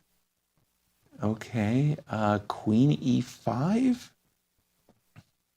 Maybe Queen Queen e5, yes. e5? Because all this knight f2, we have King g2 for the moment, And yes. clock is yeah, ticking. Queen e5, yes. Queen f5. Gosh, he just 17 lets his clock seconds, yes. tick down. It makes me nervous just Oh, watching everybody's this play. now I nervous. like Queen Sure. g4 right now. Okay, h3, Queen g4, h3. I don't see the mate, Christian. Yeah, there's no mate. No checkmate. And the king, once it goes to h2, with the queen, Can Fabio make a repetition or Wesley something? getting I very, don't very see the nervous. repetition. Queen g5 on the board. With the same idea of, okay, you can get, Checks. that's fine, you can get that pawn and you can even get, wait, He wait, takes where is on he going? a7 King and goes back, of E8. course, not on the Take sixth a rank. pawn. No, I would have went the other way. I would have went towards h6. Sorry, we just have to play the game here just a second. It's time trouble. Well, he just gained a lot of time on the clock, actually. Yes. 40 seconds for Wesley. Just to report that we think Begum is about to win her game, but we're going to stay with this all-important Wesley So needs to win to Or at equalize least the not match. to lose in At order some point to you have stay to in go the queen match. f4, right? And let's do it now. Queen you have f4 to go is queen a f4 to perfect. defend against checkmate. I think I would throw in Queen e5 check first, because I would like to see the king on the f file when We'll we go to play d7 Queen f4. though. Queen F4 f4. right away. Wesley says no problem. I have 2 pawns to the good. All I need is to get my pawn to h3. There will be no more checkmates once I put my pawn But on actually, h3. I think it's one extra pawn. You can even exchange queens Only and play one? knight d2. How do you protect c4? Hold on, I can count 2. Ah, yes. I have 4. You But have I will 2. pick up the Yeah, I will the pick up pawn. c4. This is what I mean immediately. Like I'll How? trade What? the queens and play knight d2, and I don't see the way how you Oh, will protect the trade pawn. queens? You go into a knight ending? No, No, never. never. You've got to keep the queens. You've got to keep the queens. Yes. Queen to g6. Now it's Shadoob. it's obviously a bad situation for Totally. Was it possible to trade? No. Was it so bad? Yes. 100%. Mm-hmm. Resigns. Queen e5, knight e2. Okay, I like this move. Knight d4, knight g3. Just if I go- don't walk into checkmate. Queen c6. Now you go queen c6, e5. Queen and then e5 check. You trade. That's yeah, no, the, this, that's this the one dream. is looking good for white. Okay. Wesley. Stabilized his position. He did. There are no checkmate threats Agreed. at the moment, except if you get completely crazy Right. and you have 2 extra pawns. Queen h5. Again, I'm really surprised d4. by Centralizing his knight, I mean, threatening already maybe sometimes to take on f5. and just reminding everybody, Fabi wins, match over. Wesley wins, he comes play- back. Yes. Yeah, and he ties the match. King f3, queen f2 would be checkmate, yes. That's why he played king h3. And it was a nervous king h3. He just wanted to make sure knight f2 Yes. didn't ruin his day. But f2. with this move, king h3, Knight f2 check, he's trying to move this king. well, the king is coming up the board. King h4. Or? No. No. No or. No. No or. This Yes, looks king pretty, h4. pretty over. Because the next move is knight takes f5. Virtually whatever you do, if you play knight g4 and playing knight takes f5, that knight is going to be trapped.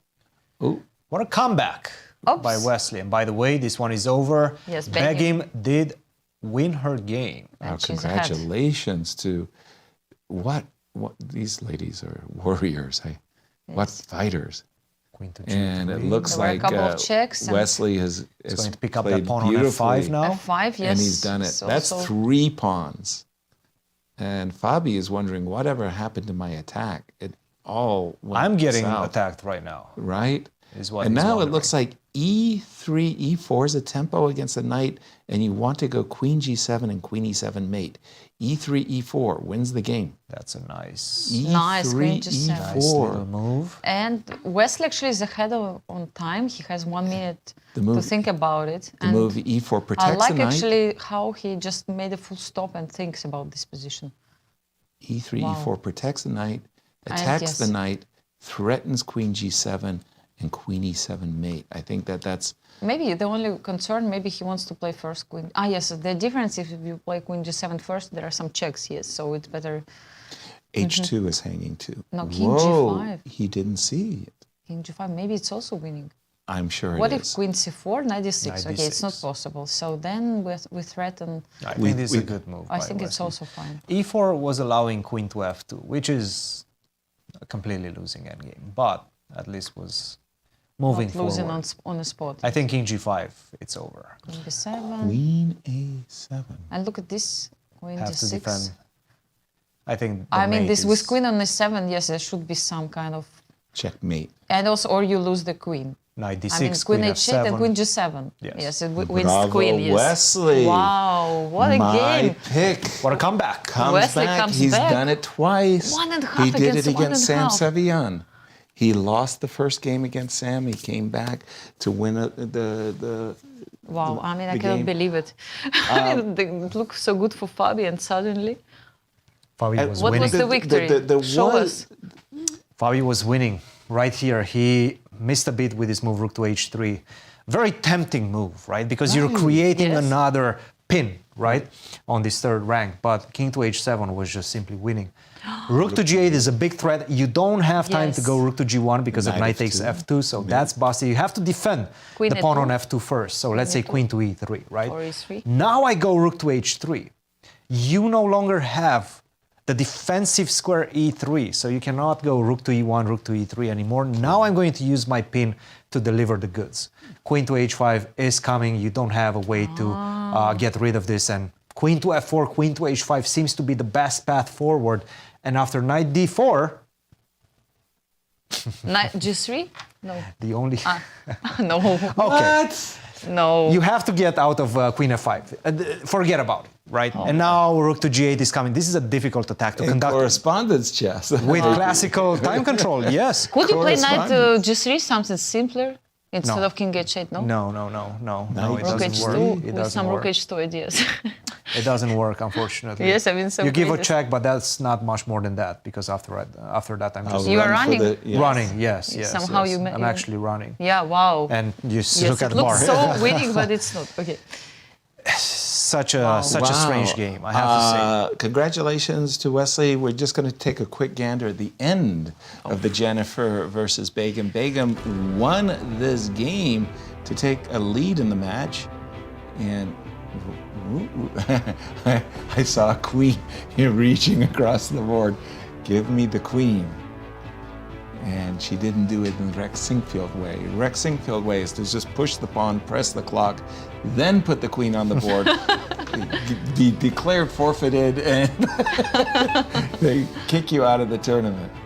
We saw that in the ultimate moves. It was hilarious. Yes, I remember. Gary wasn't amused. Gary was on Rex's team for that one. King F5, and this was a game, sad to say for Jennifer Hughes fans, where Jennifer just never made it out of the opening. Yes. She was on the back foot. Looks such a set position for white. Well, that move, E3, E4, just destroying the pawn structure. We watched the second stick away. But there's nothing really to be done. Might as well push the pawn. Check. And it's the lost, Begum so has- she resigned. Begum has And won it's that 2-1. game. Can you refresh the results suddenly? I Because remember, I it's just, 2-1, I mean, one and a half, 2-1. one and a half. And Fabi 1.5 will have, to 1.5, yes, for Fabi Fabi will have and white, Wesley, yes. right? Mhm. In this, fourth, and here are the results. Let's check them on the as screen. Day 6. It's always better to see them. Yes. So Fabiano Caruana lost this third game of the rapid chess, and Wesley equalizes the score 1.5 to 1.5, and everything might be decided on the fourth game. In the ladies section, once again, they don't know how to draw. No draws, no.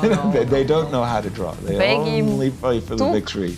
They lead with 2-1. Arena Crush and Levon Aronian are both playing classical games at the moment. When we left it, I think Arena was doing okay, but Ray Robson must win to force a rapid game 2 for today. Whew.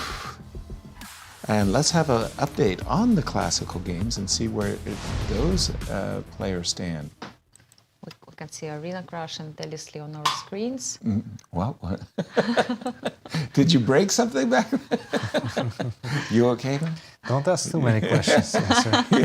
Okay, I just brought up the game of Ray Robson and Levon. Let me just refresh the board for just a moment. And here we are.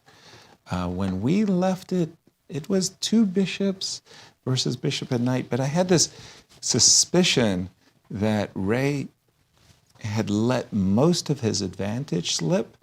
And let's see if he managed to achieve something. Takes.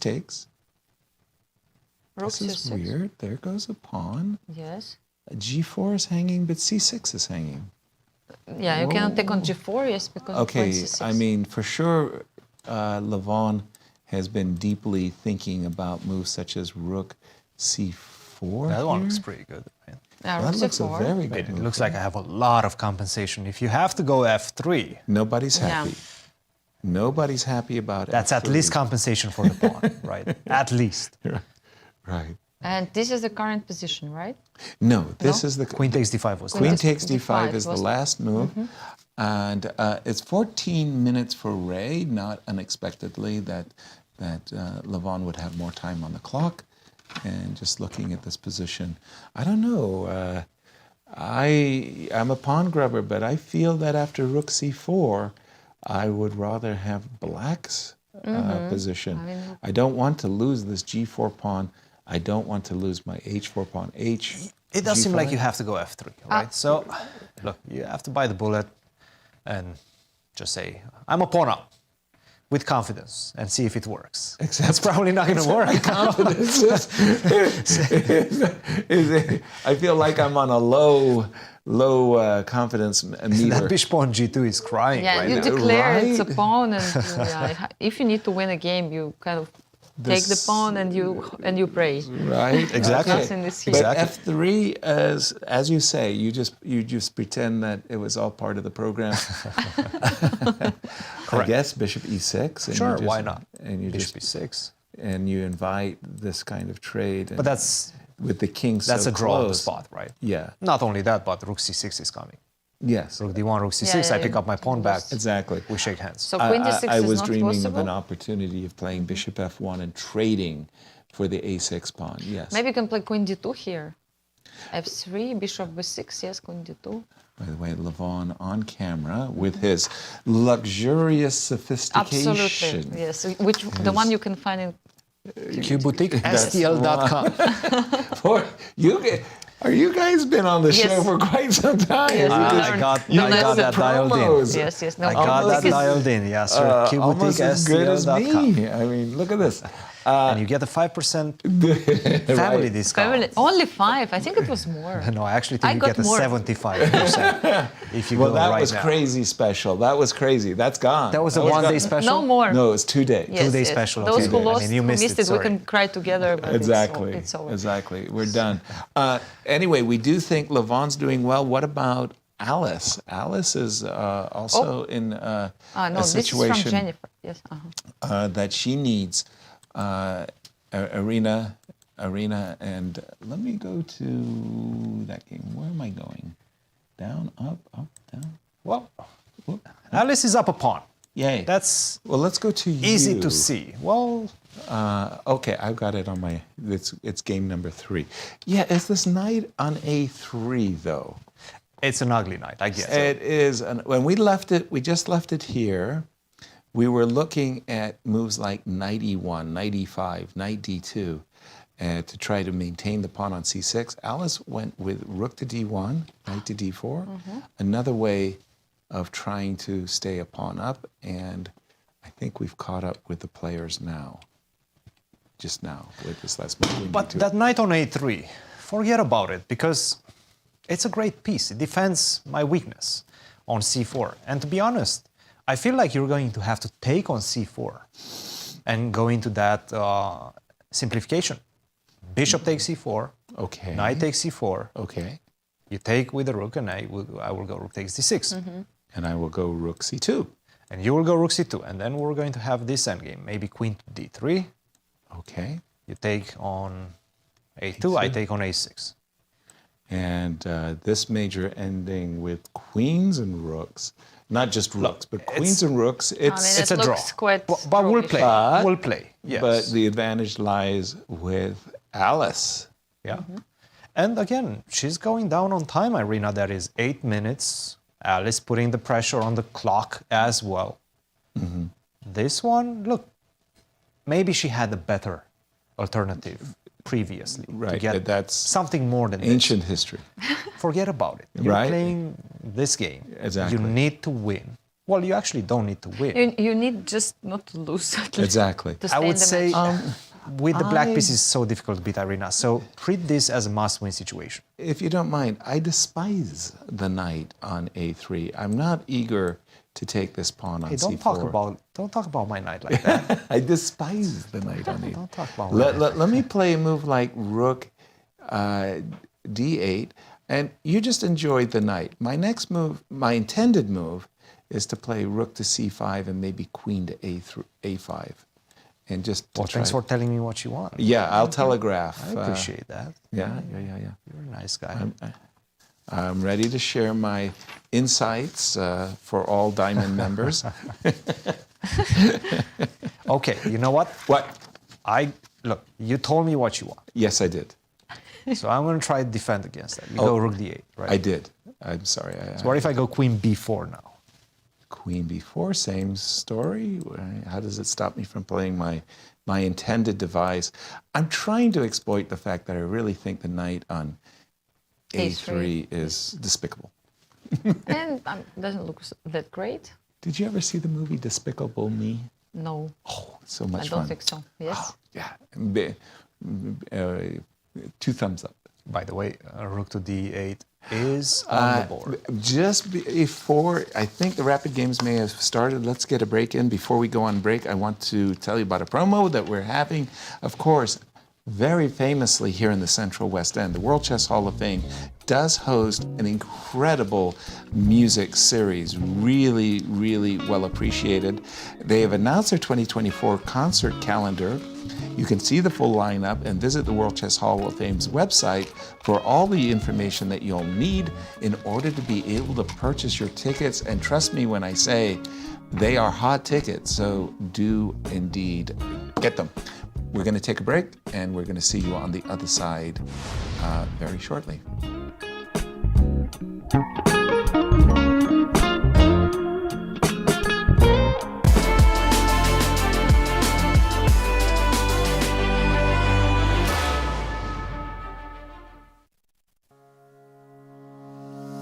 The St. Louis Chess Club Scholastic Program brings the educational value of chess to kids and schools across the St. Louis area. Active in over 100 schools throughout the St. Louis City and County, the St. Louis Chess Club has been able to reach over 85,000 students in both in-school and after-school programs. We created the Select Chess Training Program and the Junior Select Chess Training Program in order to elevate the skill level in students across the St. Louis area.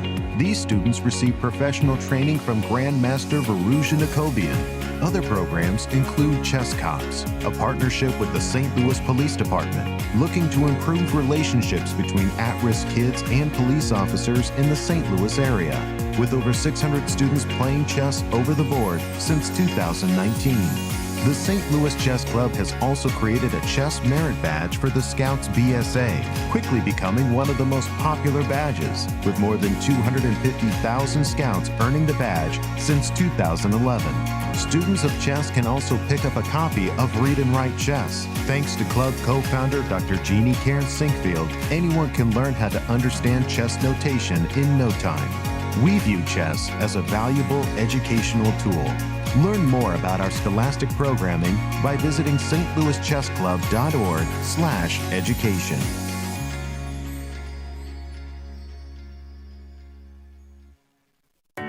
St. Louis, the chess capital of the United States, boasts the world-class St. Louis Chess Club and the World Chess Hall of Fame. It also plays host to an award-winning shop dedicated to chess merchandise, all-occasion gifts, and plenty more. At Q Boutique, you can shop both in-store and online for chess merchandise, autographed collectibles, chess campus souvenirs, and much, much more. From quirky greeting cards to luxury chess sets, there is something for everyone at Q Boutique.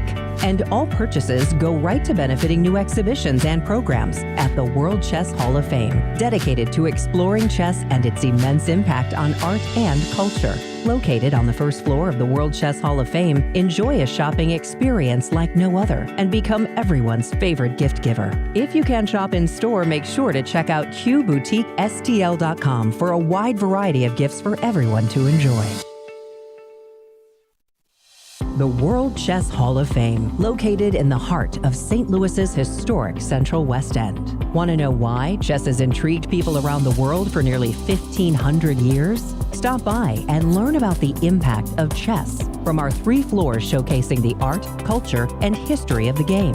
Landmarked by the world's largest chess piece sitting outside our front door, the World Chess Hall of Fame has something for everyone to enjoy, including various exhibitions, monthly concerts, and much more. Whether you are a beginner or a professional, there is something for everyone to learn here at the World Chess Hall of Fame. Enjoy free admission to our rotating exhibitions in our galleries and sign up for chess events, family-friendly programming, and art classes. And don't forget to stop by our award-winning gift shop, Q Boutique, and shop a wide selection of chess-related merchandise. For more information on current exhibits, please visit worldchesshof.org.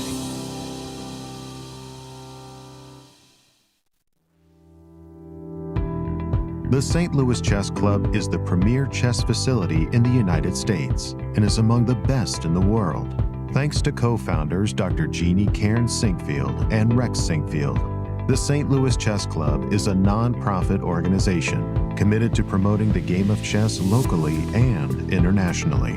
We bring the educational benefits of chess to thousands of students across the St. Louis area, promoting cognitive development, critical thinking, concentration, and analytical skills. The St. Louis Chess Club welcomes chess lovers of any age and skill level to come and enjoy the game of chess. We also promote chess at the highest levels, hosting all levels of the U.S. Championships and the American Cup, as well as high-profile tournaments that attract the world's best players, including the prestigious Sinkfield Cup, Cairns Cup, and many more. All tournaments can be streamed via our YouTube and Twitch channels that also include over 2,000 chess lectures for anyone to enjoy. Become a member and enjoy perks such as free classes and lectures, weekly tournaments, merchandise discounts, and so much more. Visit stlouischessclub.org to claim your membership today.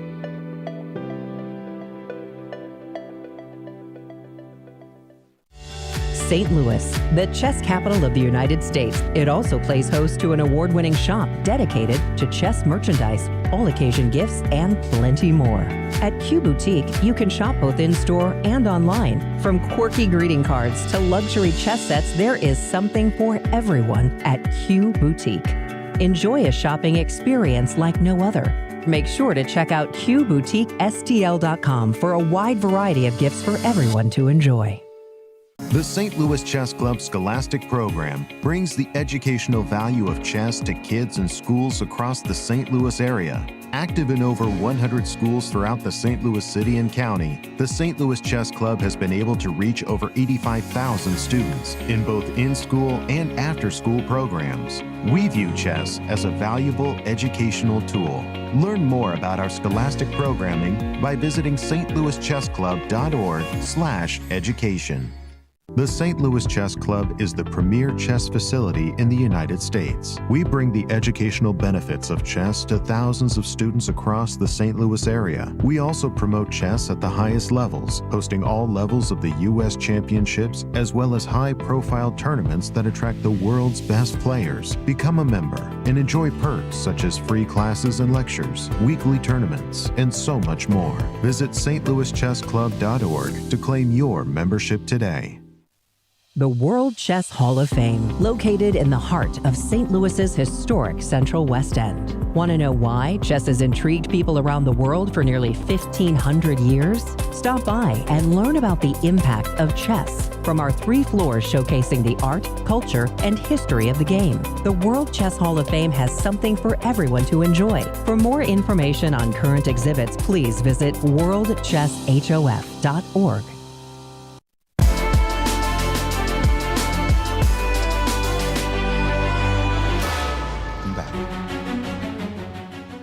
Welcome back, everyone. We are at the American Cup, day number 6.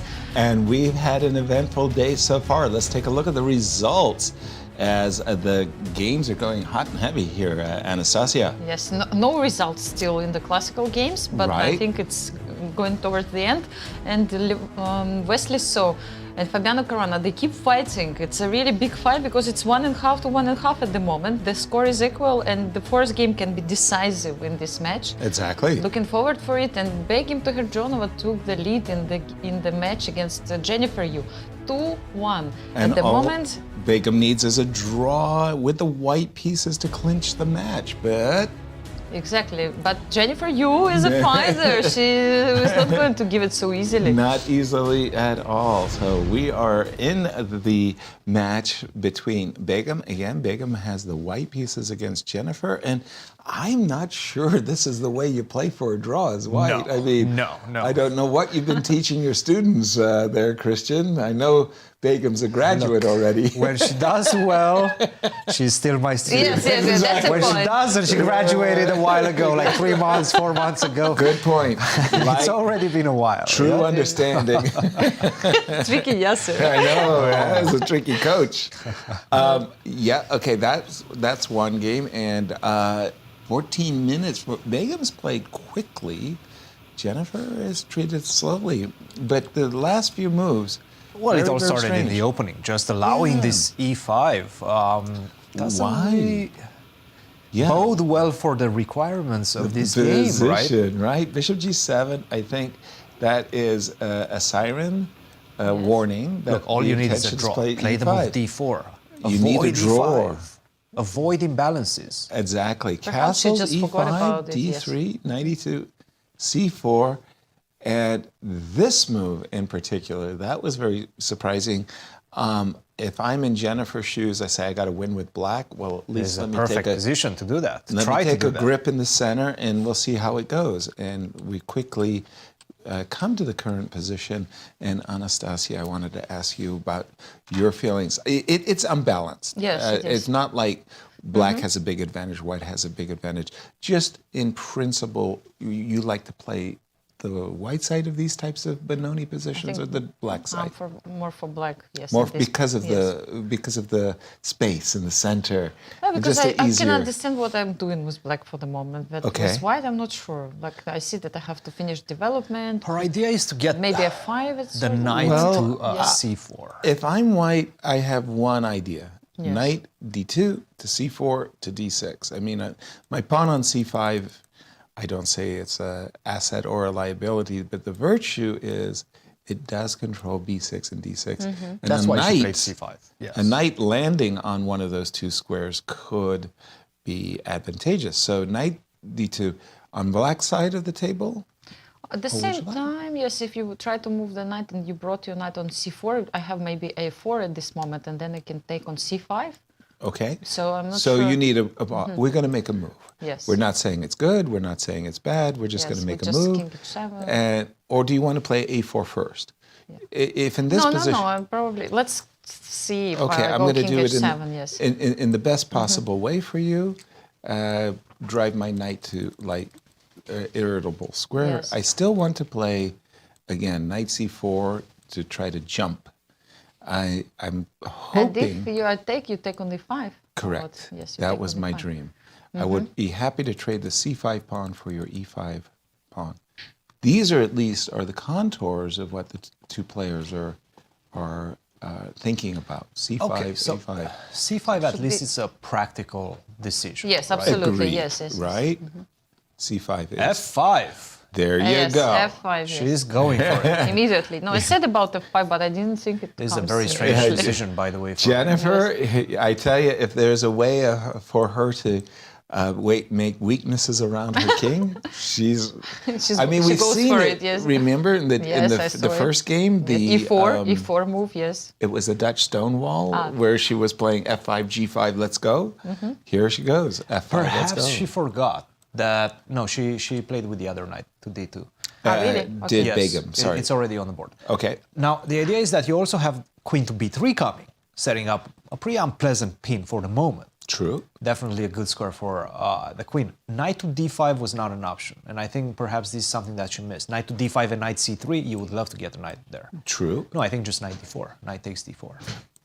Pardon me. Yeah, of course. Knight D5, it's a mid-air, no defense. No defenders of the knight. Knight takes E4. Thank you very much. That clips a pawn. So she went to C6, but what is the now knight that do? knight is going places. B6 or D6. I love your queen B3. But still, you want to put your knight on D6. I still want. But by the way, I'm That's not what she played. adverse That's what she to played. rook E1 either because that pawn on E5 could be tender after a That move is like what she knight played. C4. Yeah. Rook E1 is on the board. Let's remind everybody all Begum needs is a draw. Yes, in this game to just win the match. And that would make her. No. It's not going. She would then wait. For the loser from the match between Arena Crush and Elisley. And in case if she wins this one, this is the case when she can get back to the champions bracket. Exactly. By the way, it does seem like Levon is going to draw his game without too much effort. Okay. And that means he clinches the match and he clinches the grand finals. He's going to the grand finals. And he also wins 15,000. Exactly. So it's all Champions good. bonus. Now we would love to have a spy cam on Ray. Arena Crush won? No, no. that was just a the previous. refresh. Sorry for the mistake. So let's see. When we left it, Levon did not play Rook C4, going after the G4 pawn. He just played Rook C2. Queen came back to F3. Rook takes E5. And you're right. I think Levon is making a very, very comfortable draw now. I can even throw in another check on C7. Why not? The crazy part is there's no threats in the position. I can lose still this position easily for black. Guys, you don't underestimate me. Queen C7, Queen E7, and Queen H8 checkmate. Okay, if we play this kind of cooperative chess. In a mere 3 moves. Well, there ought to be some trivia game where I can lose this game in 3 moves. Exactly. I can lose the game in 2 moves. And I think we do actually have King H2 on the board. Yes. But okay, he made the first move, Queen C7. Queen Will C7. he follow up with the Queen E7? dynamic. That's logical. We want to exchange queens, no? I mean, I'm not happy as white, but if I absolutely have to play for a win, my only move is F2, F4. I guess I'm doing more damage than good with this type of move. Yeah, the question is, I would just how run much with the will king. Ray actually risk? Rating points are very important because They are Ray is indeed. on the bubble of the Olympic squads. Well, actually, I mean, again, we have so many strong players. He may be on the outside of the bubble, Okay, But he F4 goes for is it. on the board. yeah. Yes, He's you were outside, right. but you never know who's going to Right. refuse the invitation, decline the invitation, and then a spot opens up. Indeed. As you've mentioned, our defending American Cup champion, Hikaru Nakamura, declined his invitation because he wanted to prepare And for Hikaru his has candidates. not played the last Olympiad, if I'm not mistaken, either. And he's also declined the last Olympiad. In India. Yeah. There's always the opportunity for a fifth player to get that final spot. Or sixth, yeah. Sixth, probably. There's five There on are the two. team. Oh. One reserve. At one time, we used to have two reserves, Yes. so the Olympic team was 6 players, but now there's 5 with 5 players, 1 reserve. 4 players, 1 reserve. F4, I would play King E8 and King D7. I think we're seeing a draw Maybe in this even game. King G8, right? Maybe even King G8. I think we're seeing a draw in this game. More action on the elimination tournament? Yeah, Or should how we about Alice? take a gander at what's happening with Alice? Wesley and Just a quick Fabiano? look at Alice. Let's just see what... Oh, by the way, I see a rook on D8. I see a rook on C5.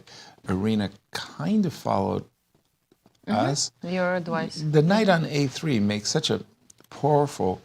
I mean, okay, don't get me wrong. I think Alice is for choice, but her advantage, in my view, is rather slim after Irina's precise play. Let's go to the elimination match games. Where would you like to go? I think Fabi, we haven't checked. Did Fabi? he start? Yes, They are have playing. started. Yes, they have started. Yes, that's right. We saw Jennifer's game. Why is it I can never do this? You're in the ladies section. That's why. That makes sense. So what's going on? Fabi Switch the plays tab. with white. You're in the ladies section. Do it again. There we go. Okay. And I like this knight on e4 for black. Right This now. knight on E4 for black. Okay, I finally got us. And again, this match, everything to play for. Who's 1.5, better, by the way? 1.5. Yeah. Move C4.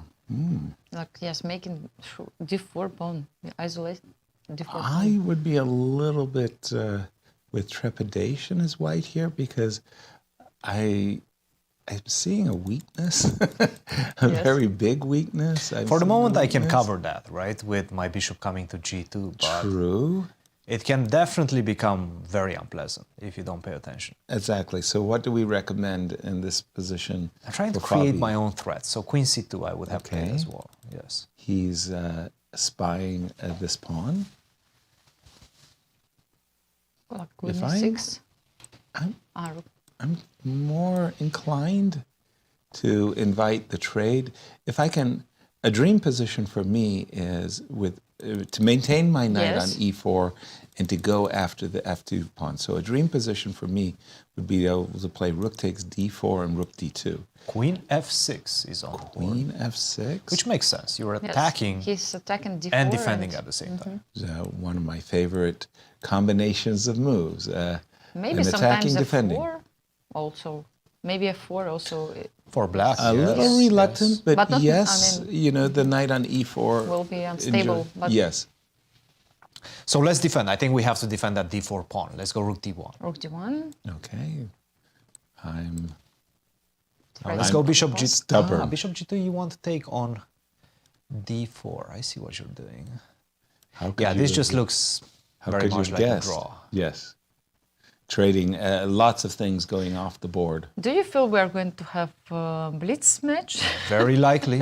Very likely. Well, after what happened yesterday with the blitz tie breaks, yes. I think it's destiny. Will they play 10 games, 12 games? 12. You Yes. know, cheaper by the dozen. By the way, between these two players, I mean, I appreciate the fact that Fabi is the #2 player in the world. He comes in as the rating favorite, but between them, I think the differences are, you know, just they're so balanced. Who's ever in the better form? That's a point, of course. Yes. Rook D1, Wesley, Rook D8, by the way, is on the board. When he's in a good shape, he's unstoppable. Fabi is unstoppable. So what happens if both of them are in a good shape? Yeah, exactly. Then we're going to see 12 games. And at some point, something is wait. Bishop G2, rook takes D4. Yeah, that was the line where everything gets traded off. But right? how? Bishop. If you How do play you rook trade takes D4, I was going to play bishop takes E4. If you take with the rook, I have rook to D7. That's checked. Yes. And that was the kind of way of trading everything. If you take like this, I was going to take here and take down here. And something like this was the perpetual. That seems like a perpetual. Yes. Right. We're going into blitz tie breaks, guys. Yes. By the way, just to remind the story I was about to say, when Wesley is on form, he's formidable. I still remember it. It was the Fischer Random 960 World Championship. The match occurred in Oslo. It was Magnus Carlsen versus Wesley. So it felt like the entire city of Oslo had turned out. All the children had their faces painted with Norwegian flags. Everybody was happy. And Wesley absolutely eviscerated Magnus. Yes. I mean, no, think, 16-4. Yeah. It was just terrible. Yes. Probably the worst event ever for Magnus. Wesley, when he's in fine form, he's a beast. Can defeat anyone. I think this is going to head towards a draw. By the way, bishop G2, rook takes D4, bishop takes E4, just as we prescribed. I mean, it's a vacuuming of the position that is going on here. Should we see what's happening in the Let's ladies? switch to the Perhaps ladies. maybe Over to you. Begim versus Jennifer. That would be the game because Begim has 12 minutes right now. Jennifer are playing with only 2 minutes. And in fact, there's a tactic in the position. Rook takes C5. Take a look at this. Rook to H4 was just played a couple of moves ago. And she's definitely eyeing this type of ideas. Take on C5, you take queen to B1. Now I'm attacking the rook. I'm attacking the pawn as well. You have to move the rook. You're removing the rook. I take on H7, and then this king becomes extremely weak. But will she go for it? Is the big question.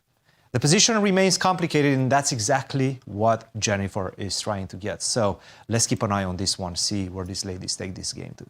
Rook H4. Wow, rook C5. Wow. And she didn't. She played knight takes D4, which is a very natural move as well. Can't argue with that. Not one. really. I mean, that's a very nice move. Natural. But at least, it's black has two bishops. Position is really open. Absolutely. King is also open, but what to do? Well, that is actually the piece that's got my attention because bishop D5 check, bishop takes A2 on tap. You ever can play bishop D5 and rook takes H7 and queen H5 no, you should and be the very symphony, careful. Right? You have That's to be why careful. the next move is fairly easy for her. Bishop B7 is forced or not? No, I was thinking actually rook D8. Rook to D8. Just to attack Against the knight. bishop D5, yes? Wow. Whoa. I'm afraid of all this queen H5 also with the idea bishop D5 again. What happens queen after H7. queen H5? Well, there's a big problem with bishop B7. The previous move. I go knight E6. There's a big problem with... Yeah, this And one there is is a a draw. repetition. We just break from that action to say that the two players have gone into that repetition that we... Unbelievable. We Yeah, have and blitz. 2-2. Fabi was the first to score. Exactly. And then Wesley bounced back with a must-win victory. And how do you like the blitz between these two? I mean, I'm looking forward. Absolutely. You were about to say there was a problem with, after knight takes d4, there was a problem with bishop b7. Yes, bishop b7, knight e6. Knight e6. Nice. Taking advantage of the pin. So she played queen d6, but can I go queen h5 now? Yes, queen h5 was the idea, queen d5 and queen h7.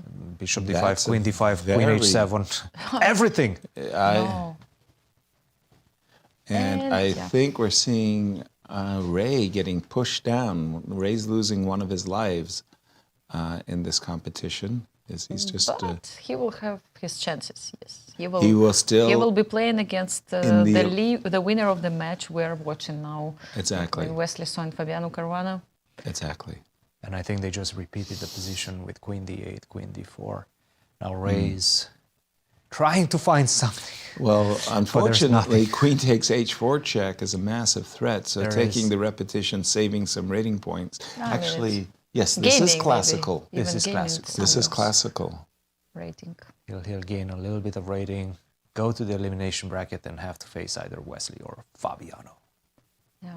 Okay, he's still trying to use any chance he has. There's no more chance. Yes, That's it. Everything is forced, unfortunately for him. Because if you do try to take the pawn on b6, let's say you give a check on d8 and then you try to take the pawn on b6. Well, the pawn on b6 is hanging, so take it now. Yeah. I was going to force the king on g7, so I have some queen d4s in one move. Right. Yeah. By the way... So actually Begim found this move, queen h5, is on the board, no? No, I think there was a blunder. I think knight...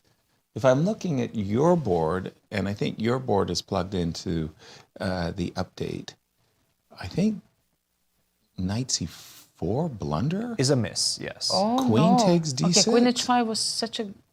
It's not a blunder. It's just a miss. Queen h5 was finishing the game on the spot. Was winning. Yes, of course. I mean, just how to defend it. Because queen h5, you threaten mate, Both. and you threaten bishop to d5, as well as... Game is over. Yes. And knight c4... Knight c4, the game continues.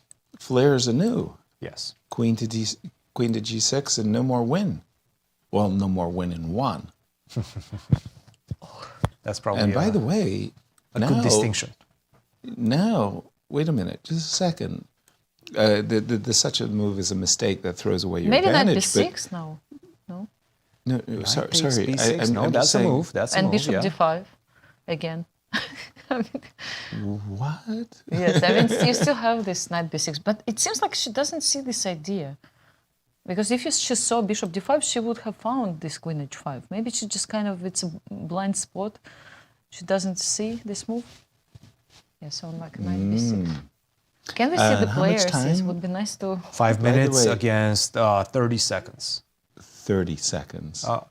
How does Jennifer have so much time? That's a good question. Yes. 30 seconds, yeah.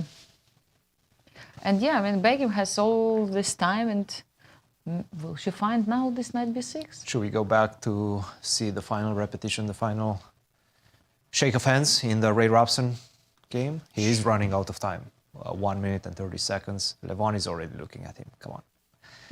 We repeated Make already draw, a few let's times. go home. There's nothing else to do. It was a good try. Great attempt. Great match. Great trajectory for Ray Robson in this competition so far.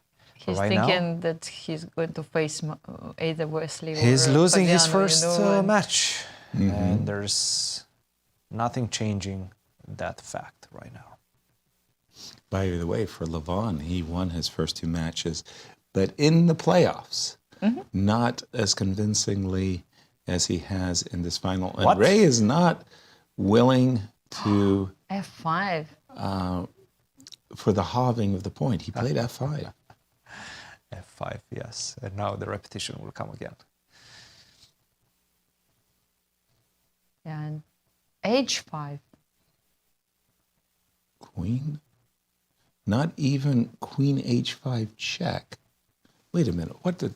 Now suddenly I'm very interested. What on earth of these... What is going on?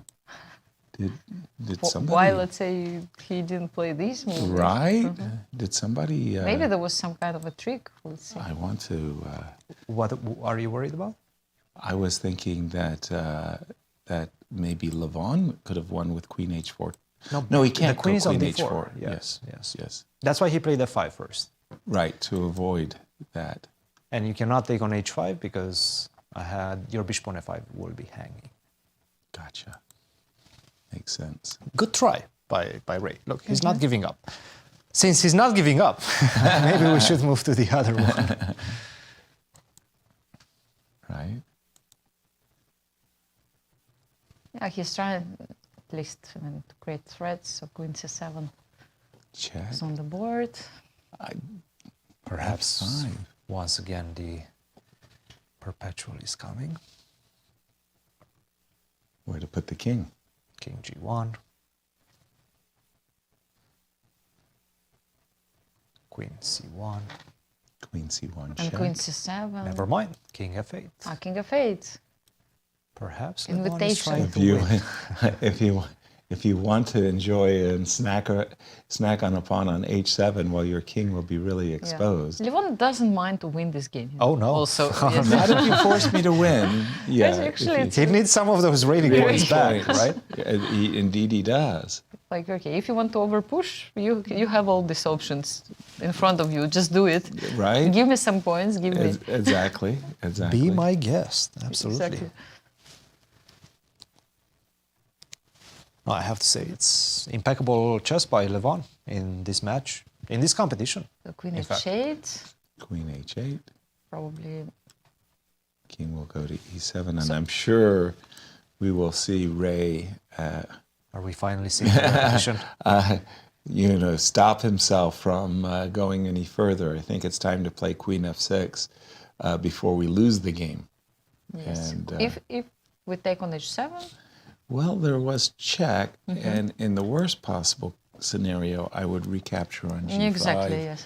That's the worst. I Maybe suspect there is something else, yes. Yes. Yeah, and okay, now so we they do have a... will repeat now, and I think handshake will follow up. Yes. Well, our congratulations to Levon Aronian as he wins the Champions Bracket, earns the bonus of $15,000 for his efforts, as he will be waiting for the winner of the elimination. And he also rest day. covered the rest day. Earns a well-deserved rest day. Ray will go to the elimination bracket. So Begim has won her game and eliminates If she Jennifer found this Yu. knight b6, but it doesn't matter. She just was. She was stronger in this match. Yes, I think it she was wasn't stronger. Jennifer's day. Yes, it just wasn't Jennifer's day. Perhaps she was just really, really tired after. Yeah. And Ray claims a draw. Claims the draw. Yes, and players shake their hands, and it's a victory for Levon Aronian. Congratulations, guys! It's my pick. He's still doing really well. Congratulations, guys! He's doing really well. Very happy with my pick. Can we take a break now? I'm so excited. Is it break time already? I mean, wait a minute. Congratulations, Anastasiya. Trying to rub it in our faces. Right. Okay, I'll remember. Where is Fabi and where is Wesley? That's the one we should go to right now. As we will be waiting for their mini matches of Blitz. Oh, that finished, yes. And so of this course, is the we only have game one left. game.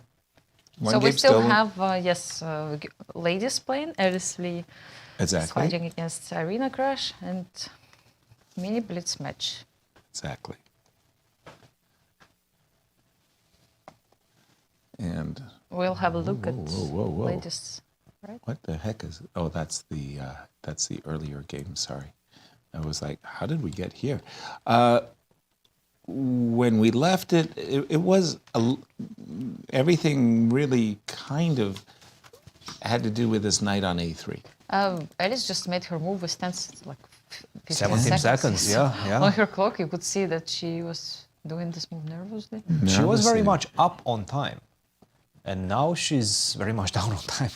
Okay, 2 minutes, it's not just that much. It's the position. The position has definitely gone against her. Whatever advantage she had, but forget about that. I think Irina is on the better side right now. Exactly. Irina is the one who is now enjoying the sunny side.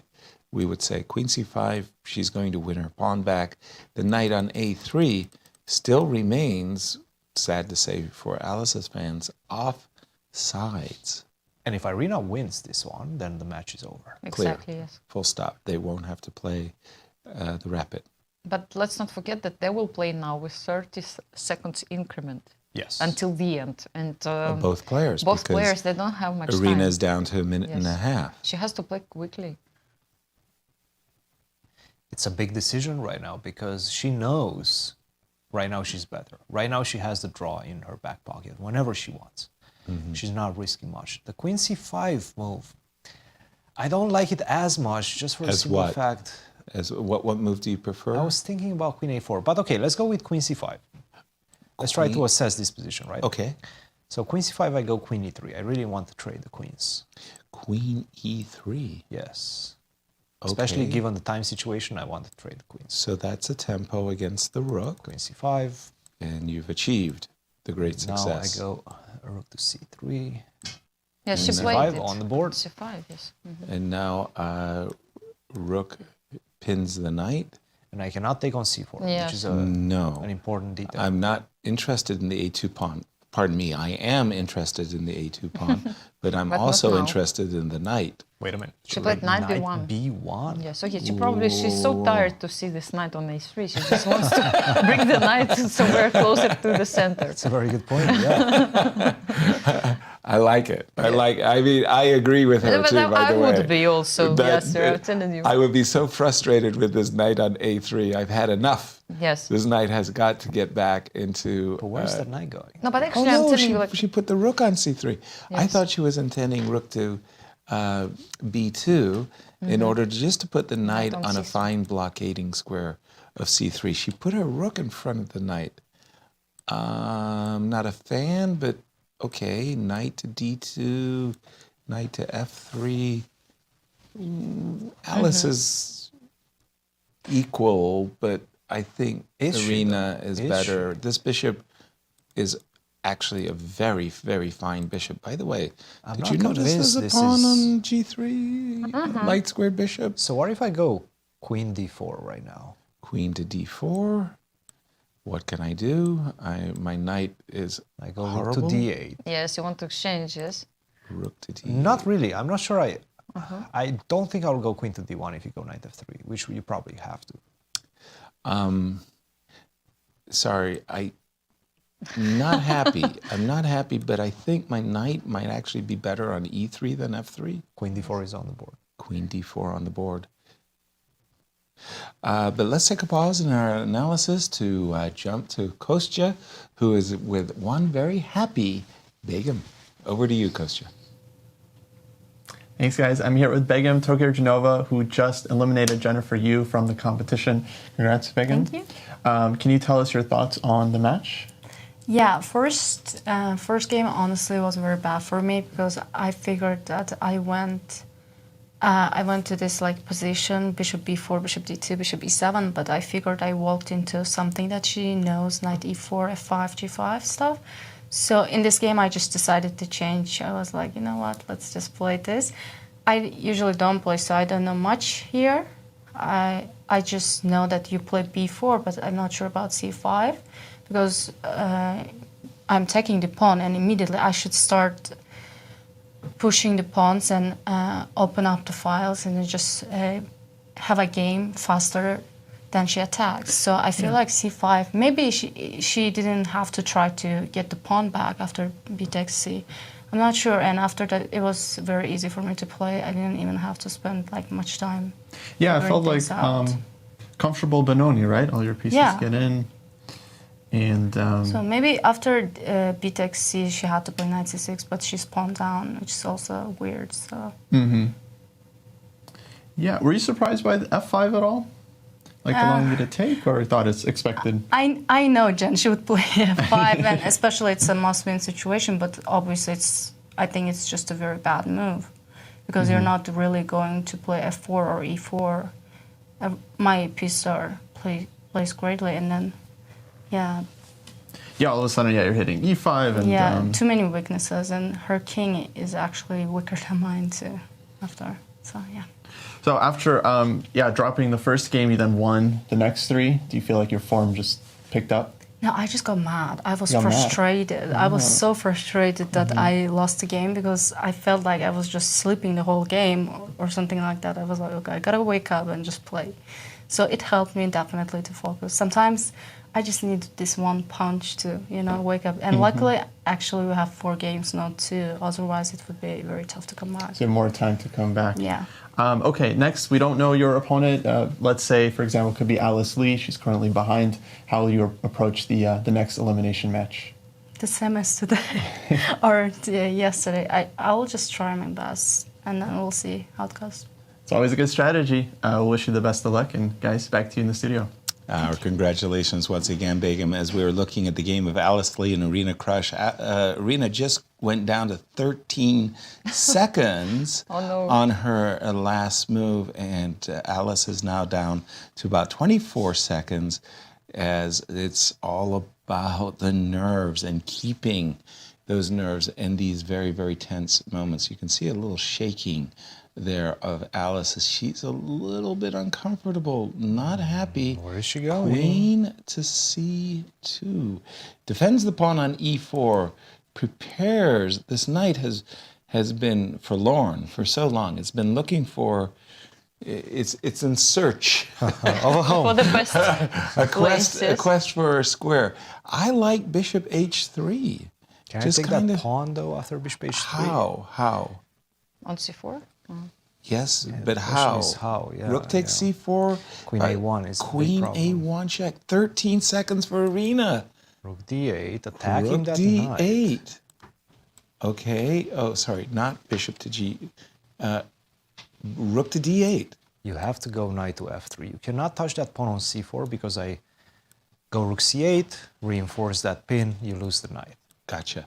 Is Knight she takes ready C4, Rook C8. to exchange the queens? What's the plan? So Knight F3. I don't think she will. No, I think yes, she might not. Check is the problem. Again, I don't see the knight as being all that good on F3. But I don't think she wants to exchange the queens. So what do we do? Knight F3. Ooh, she did play Knight F3. She just wants to drop back. I was more thinking it was time to play Knight F1, but Knight F3 on the board, attacking the queen. I would go Queen D6, for example, Yes, and right just now. Well, that just gives me that breathing room I need to cover maybe Queen the D7. light squares.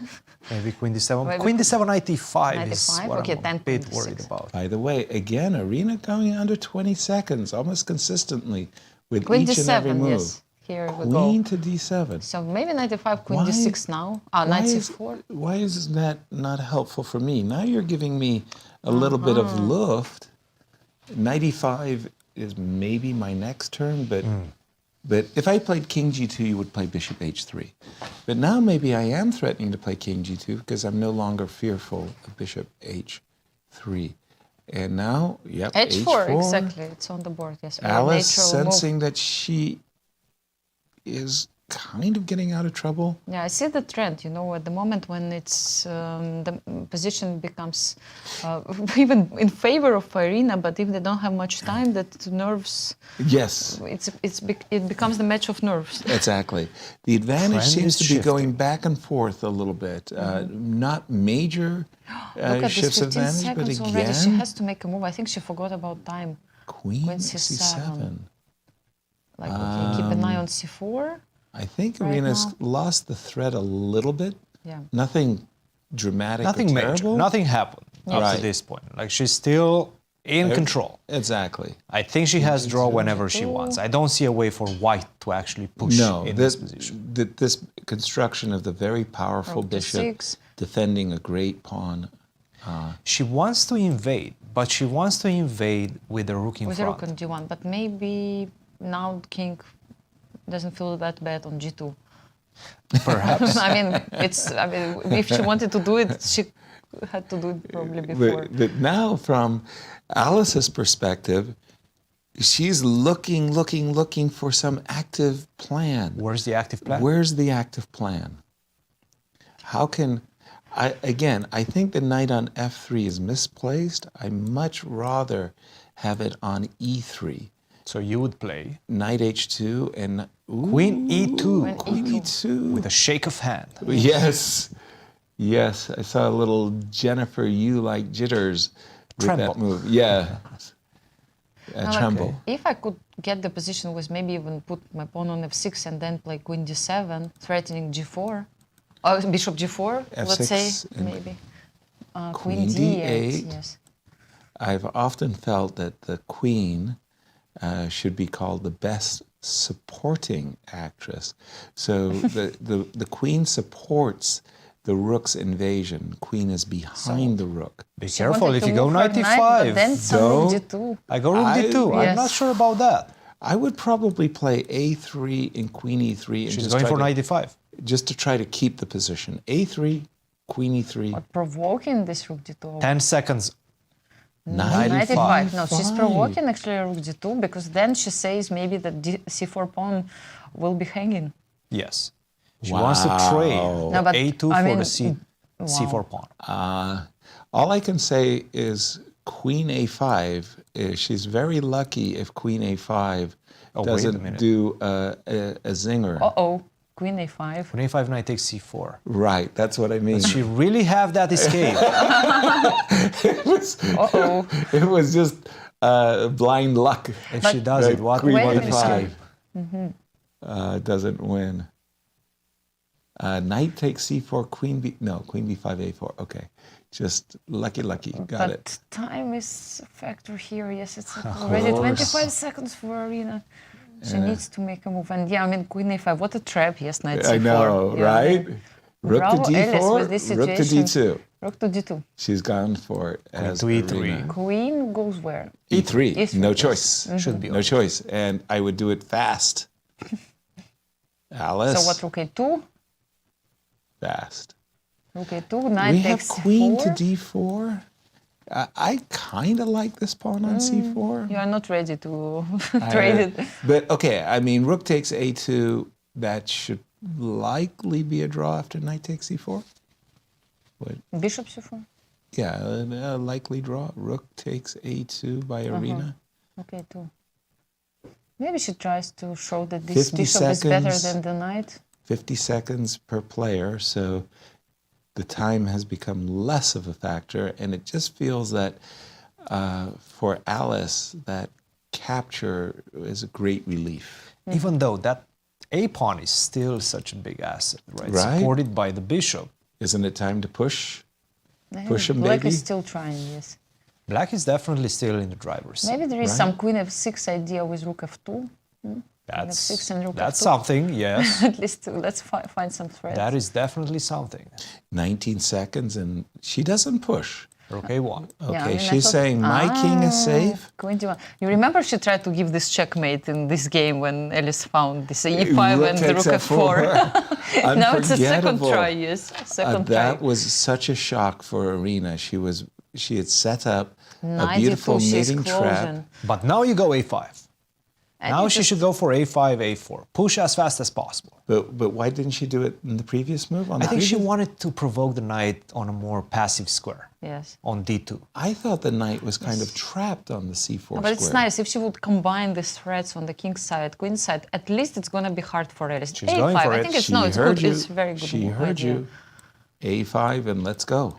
A4, A3. I still see Irina as being the favorite. In No, but this look, one. I mean, some ideas like queen d7, bishop h3, queen g4, still in the air. You know, some Sorry, say it again, like queen please. d7, bishop h3, queen g4.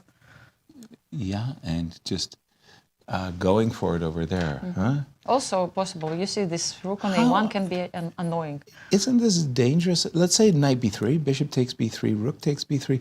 This move, queen d1, strikes me as an annoyance, right? Yes, yes. I'm going for the checkmate. So And good the luck desirable, walking with your king to h3 and g4. right? The desirable knight b3, knight to d, rook to d3, just preventing that idea of queen d1. So what about queen c8? Rook to d3. I like that queen c8 move. I like that I queen c8 like that. move. Because I have the kind of idea, invasion. maybe bishop h3 and maybe I understand. Yeah, I understand what you're some saying. bishop g2, but it doesn't I like work queen yet. c8. Queen c8 as my With the idea queen c1 as well. exactly So queen with queen idea- c7. similar ideas. It's a 7. Now the idea being that if you do go knight to b3, what's the idea? What's the follow-up? Because c1 Well, is covered, yes. In No this case. threats at all. Guess rook a2. I'm not sure. But rook a2, at least I can get knight to c5 or Rook knight to b1, b4. Good point. rook b1 after knight b3. Well, the whole idea is if you allow knight to b3 or knight to c5 or knight b3, knight to She d4, plays the rook c3. rook c3. Is this one of those you ladder your way up the board? I'm not sure about that. Where am I going? I don't know. I just I don't know, maybe queen d7 now and queen a4 later on. Any takers? Queen e5? Trying That to has provoke. my vote. Trying to provoke some. No. Queen b8. I have to say, Arena is such an experienced player that even when she's like down to just 20 seconds on the clock, she makes these moves as if which are unpleasant. it's the most luxurious, easy, you know. Now she has to go knight b3 though. I mean, come on. Before the pawn gets to a4. It's time to go knight b3. Quick question. Would you try to trade rooks? Rook a3? No, my first instinct would just go knight b3. And I really want to improve the position of that knight. I don't like it. Agreed. And I feel the more we simplify, if I manage to exchange the knight for the bishop, oh, that would be a dream. And I'm very happy. That would be I make dream. a draw. Yeah. The ending I'm afraid for is if we take the queens off the board, then I think the a pawn is simply too strong. Yes. That's the worst thing that white can allow. Not to trade queens. Wow. She really doesn't want to play that knight b3 move. I don't know. I don't understand her reluctance not to play knight b3. So Arena has a golden opportunity to play a4 and just whoa. She's looking at some discovery attacks. Just careful. Yes. No, because I thought about queen b2 for a second, and I saw rook c8. Unmasking a discovered attack against the rook. But rook d1, I mean, that creates an unpleasant pin. No question for about the moment. Yes, and it's clearly she doesn't want to trade rooks in the moment. Right. And now, for example, if you go rook d3, let's say. Okay. Then I can even start playing queen b4, maybe.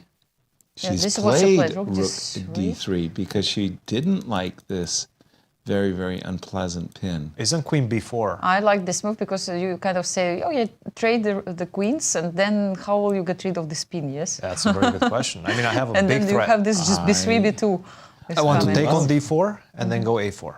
Yeah, I love this move, queen b4. Yes, Any queen trades, yes. when with the pieces kind of hemmed in like this, the threat of b3 will force you to sacrifice an exchange. That's over. Yeah, queen b4 should be, like, okay, you can give one check, but king b7. 30 seconds for Arena. Once again, relying upon her increments is our two-time defending champion. Okay, 20 seconds, 19. She has to make a move now. Who forgot about their clock?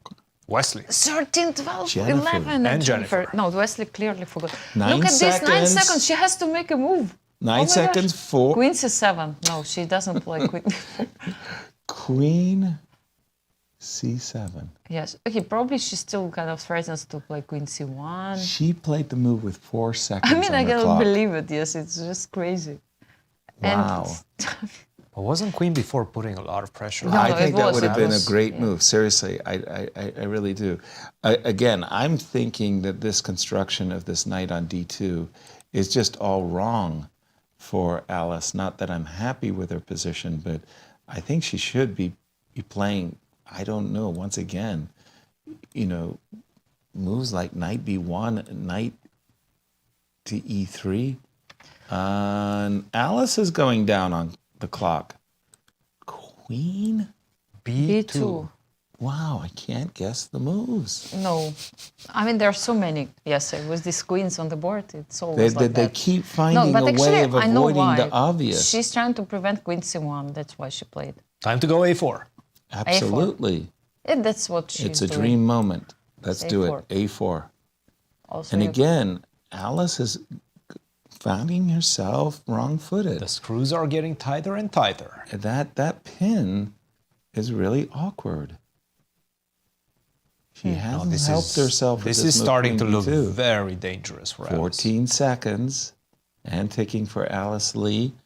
Alice, trailing by a point, needs to hold this game to force a 3 seconds. Stay in the match. Rook d4, perhaps the 2 only seconds. move Two in the seconds, position. really? 2 seconds on her Yeah, clock. because she's trying to put some pressure on a pawn. Yes. Queen Wow. a5, perhaps? No. Queen a5, yeah, With the that's idea a move. of Wow.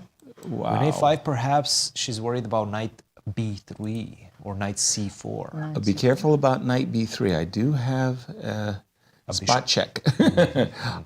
Rook d4, and 15 seconds. So queen a5, I think. Queen and a7. with the idea also queen e1. And Queen a7 touches the rook, threatens a3.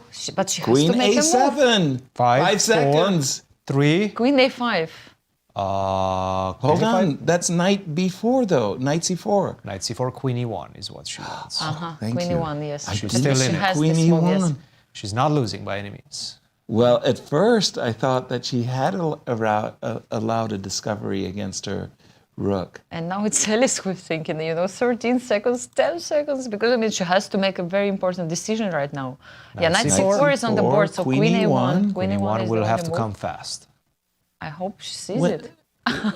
Queen e1, yes, the only move in the position.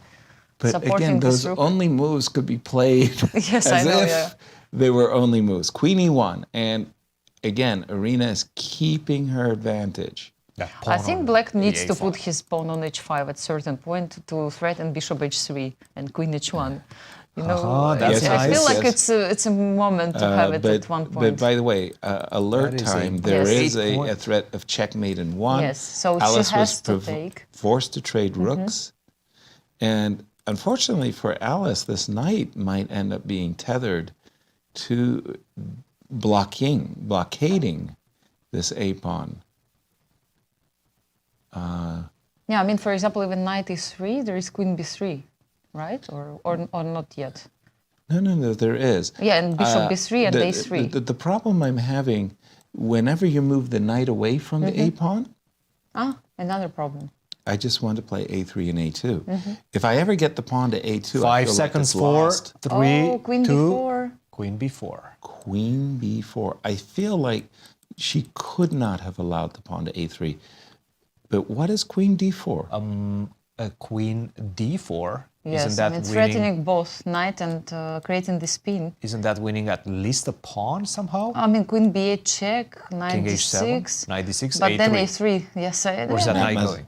It must be winning now. Yes, must be winning. I think this move, knight c4, actually lost the game. Yeah. For Alice. No, it was really hard to defend this in Akers. But look, I mean, still 50 seconds. Let's make a move first. Yeah, but queen d4 is begging. Centralize the play, right? Right in the center. Mm-hmm. Absolutely. Yeah, it should be winning, yes. And as we just watch the end of this game, the blitz games so she have needs started. To play queen d4. Queen d4. I think it's just like final move. Queen b8 check. Basically, king h7. King h7. And again, this knight is hanging. This pawn is hanging. And guess what? a4, a3, and that is a royal escort. Yes. Queen is protecting. a1 even. a1, yeah. And it's hard to. I mean, there is knight c8 with knight d7 ideas or knight f5, but so I don't believe it. No, knight I just d6, don't believe a3. it. But we're not seeing it right now. Yes. Okay. Right now we're still seeing the bird's eye view. Maybe we can see Yasser's analysis board. No, it's perfectly okay. She plays knight a3. And it's curtains over here. What you were because showing. Now, after the knight is on a3, we've lost the e4 pawn, which means bishop to d5, and game over, basically. Checkmate. Yes. Well, first of all, you have to go to g1, I think is the only way. If you go to f1, bishop h3 is a mate. That is true. King h1, bishop h3 is, again, one of those hardwired checkmating patterns. So king g1. And if you go king g1, also bishop h3. Bishop h3, one of those hardwired checkmating patterns. Bishop h2. So, which leaves bishop d5. Yeah, so bishop d5 now. Terrible. I think she has queen b1 in her mind. Oh, not. I don't have to resign right away. Not right away, but you will resign. Yeah, the knight is essentially out of the game for the rest of the game. I'm playing a piece up. Yes. I'm a piece up. Does she need to play this move bishop d5 right away? Maybe she has g6 first. Cruel. I mean, you're a cruel yes, lady. I know. I don't want to exchange queens. I actually just like want queen to win. f3. Or, I mean, any other move which kind of moves. Oh, I don't want to exchange queens. There is a. And this is what alert. she plays, Queen F3. Yes, white That's will a allow double Queen attack. B1. If you Yes. play Queen to B2, now Bishop D5. Yes, that's the difference. Yes, there you have it, Nice. Anastasia. That's it. That's She knows it. She Queen knows F3. it. She knows it. Actually, she remembers all the tricks Alice was doing the previous games. And I tell you, Alice is going to look at her games with Irina Krush, and she's going to say, "I've been, I'm getting these great lessons." And that's what But she said. Please, before could the you match. stop giving me these lessons during these important I had moments enough, when I'm yes. trying to win $100,000? I had enough of those lessons. Yes. Can we have a training games together? Let's not forget that only this game had the cost of 9,000 champions bonus. Yes. Only. Like, We do have a check, what we might call a spike check. I may be losing, but I'm going to go down in maybe after glory. G6, Bishop F5, yes, Oh, it's better. G6. Because G6, H5, Bishop F5, okay. Bishop F5, gift me the What, pawn. Queen H1 is not possible, Queen F2, so... Don't worry, don't. Queen F1, perhaps? No, not It to doesn't mention the knight. Doesn't matter. Oh my gosh, I mean, It's it's so over. bad. It's Yes, over. yes, I This is cannot believe it. Queen D2, Bishop E4. Yes. Ah, poor Alice. And she's sitting there saying to herself, I've played 5 matches with Irina. 5? What do I have to do to win one? What do I have to do to win a match? I am going to be so glad when Irina hangs up her spurs and says, okay, let the next generation play. No, she will be there. She's only 14, come on. That's what I mean. I remember also this final match in Nalchik between Alexandra Kostyuk and Ho Yifan, the final of the Women's World Cup when Alexandra became the world champion. And Yifan was at this moment also 14 or 15. So, of course, everybody knew that next time... Who Yifan is coming. Yeah, she's coming. So Alexandra had her real now, chance to grab the crown. Exactly. Yes. Well, in view of the impending doom of Bishop E4, Alice did play Queen H1. She is offering her knight, and I think that will be resignation as soon as the knight is captured. She'll play Queen which is D5. what happened. And Alice played Queen D5, D5. last attempt, the bishop is hanging. Yeah. Now we can do everything. Anything, We can Queen D3, defend the bishop. it's Bishop just winning, yes. E6, defend the bishop. Bishop You want B6. to take on F7. That's I fine. want to play Bishop B6 and protect the bishop and the pawn. I want to play Queen D3, protect the bishop, and push the pawn. Sorry, we're going to call this game for Irina Krush. Our congratulations to Irina. And let's switch over to you, Cristian, as we are in the we should Blitz. just, we're just watch the the bird's eye games. view? Okay. What do we see there? What I do see we a see? minute up for Fabiano. Not bad. And I see a pawn up for Fabiano as well. So that's another encouraging sign for But him there is a and his before pawn. fans. Right. Queen to e6, looking at that e4 pawn, trying to create or provoke some weaknesses if Fabi decides to defend it with that pawn next to next to the pawn. on the Three, floor. then it's a 5 move, yes, most probably. But how do you defend is the question. That's what I How said, do you but defend that pawn? X3. Let's remind our viewers, this is the first Blitz game And from their Fabi mini decided match. to give up this pawn and he will take the bishop on a6. I like this Seems- decision. If black will not take this knight. If he takes the knight, rook is hanging, he needs to move the rook. And then b4 pawn can be lost, but maybe not immediately. So we have opposite color bishops, yes, in this position. Right.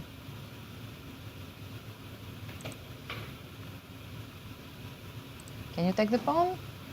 No, bishop f2. It was not possible because of c5. That's why he decided to remove the bishop from And there. c5 on And the he plays board. c5 himself. He did, yes. Very good. Well, I think it black is is doing protected well. by that queen on f5. Right. Wesley definitely fighting his way back. Not only that, but it might position. even be Yes, slightly even better. better, yes. Rook d5. Whoa, whoa, whoa, whoa, whoa, whoa, whoa. What are we seeing there? Pass pawns. If you go, you can go c4 and then You pick can, up the but pawn then you d5. take on b4, yes. That looks like a drawish. Although I must say this a-pawn still more dangerous. 20 seconds for Wesley, so... But he has to go minute c4. 12. He has to go c4. I don't think... He says Rook no. c8, yes. Protecting... d6 check. Really? We're going to allow d6? That's... Wow, c1. rook to c1. Now, and now c4. c4, yes. So he takes on b4, queen d5. By the way, just to make it official, Irina did win. We left her in a completely winning position. Our congratulations to Irina, who for the 5th time in a row wins a match against Alice Lee. Yeah. Makes it to the grand finals, pockets $9,000 extra, and will be waiting for either Begim or Alice player in the finals. Right. Irina, has guaranteed herself either first or second place in this competition.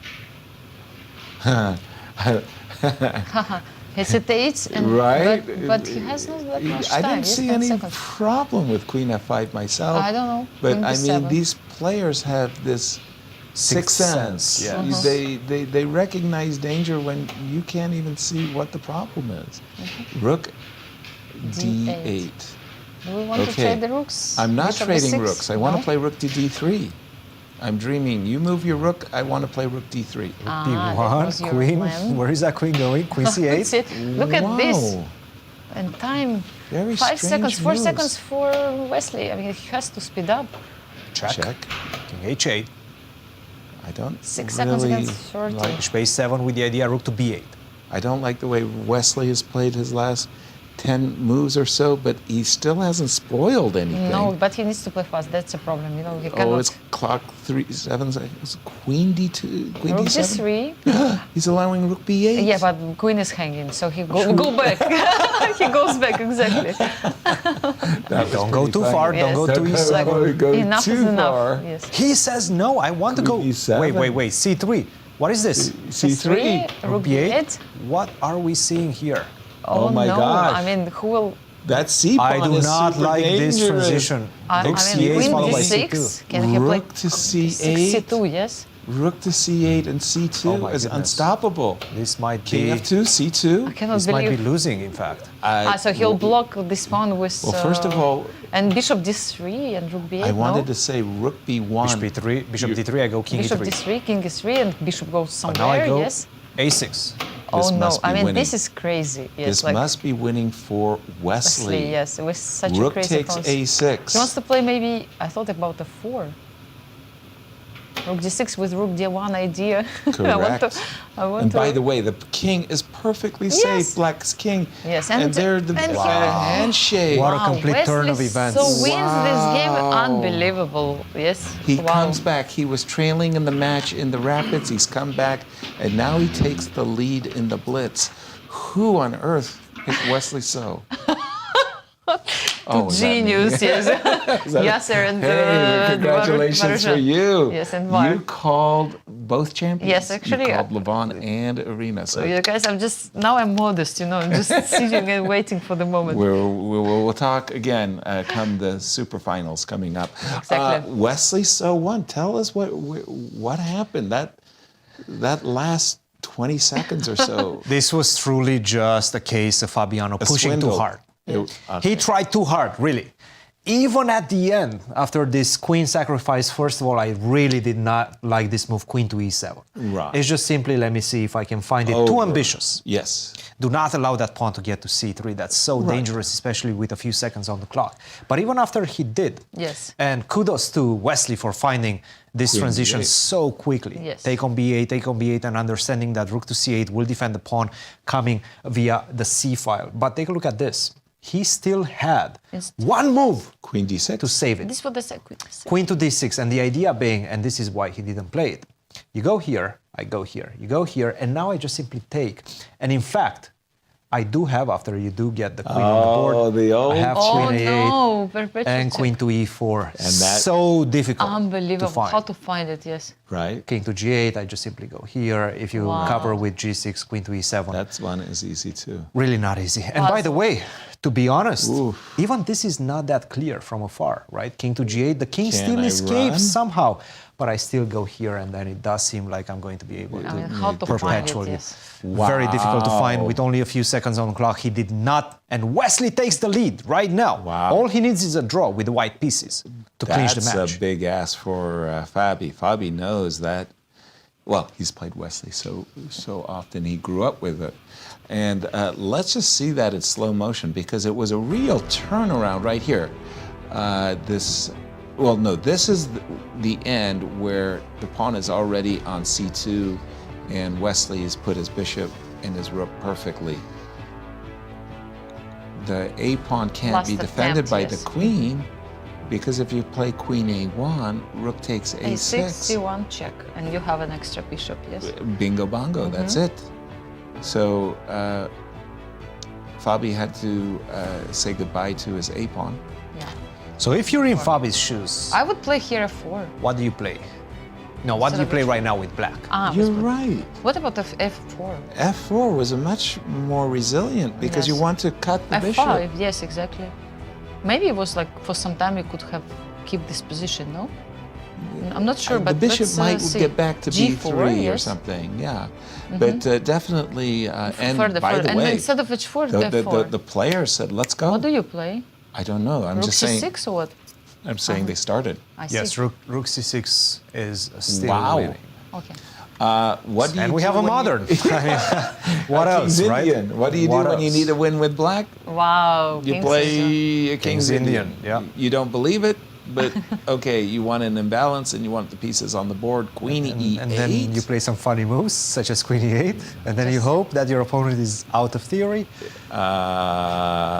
Add some practicality to it. He's not ready to give up so easily. Yes, even though queen e8, you're getting a well, the problem is if you go e5, I'm going to take on e5. Good luck winning that. By the way, e5, not even allowing you this opportunity. Knight d7, it's okay. Knight d7, knight to d5. I'm assuming knight a6. Watch out for c5 and bishop a6. Maybe he just took on. Look, Fabiano has been in a must-win situation before against Levon.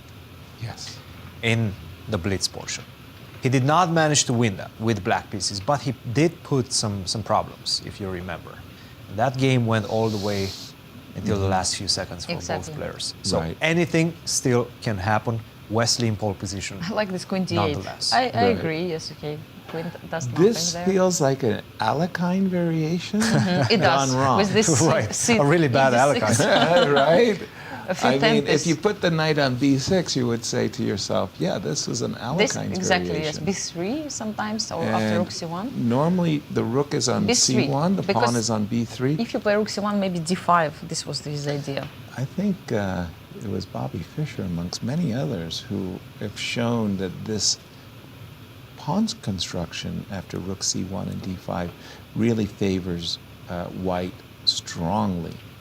And big shout out to Mickey Adams. Mickey Adams, too, has played these structures incredibly well as black.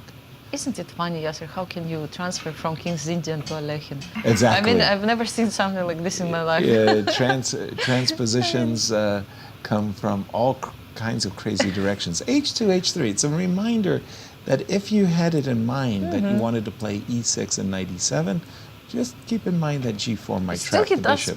He plays e6. Wow, that's a challenge. What do you do? Let's have a look. Bishop g4, bishop, and should I?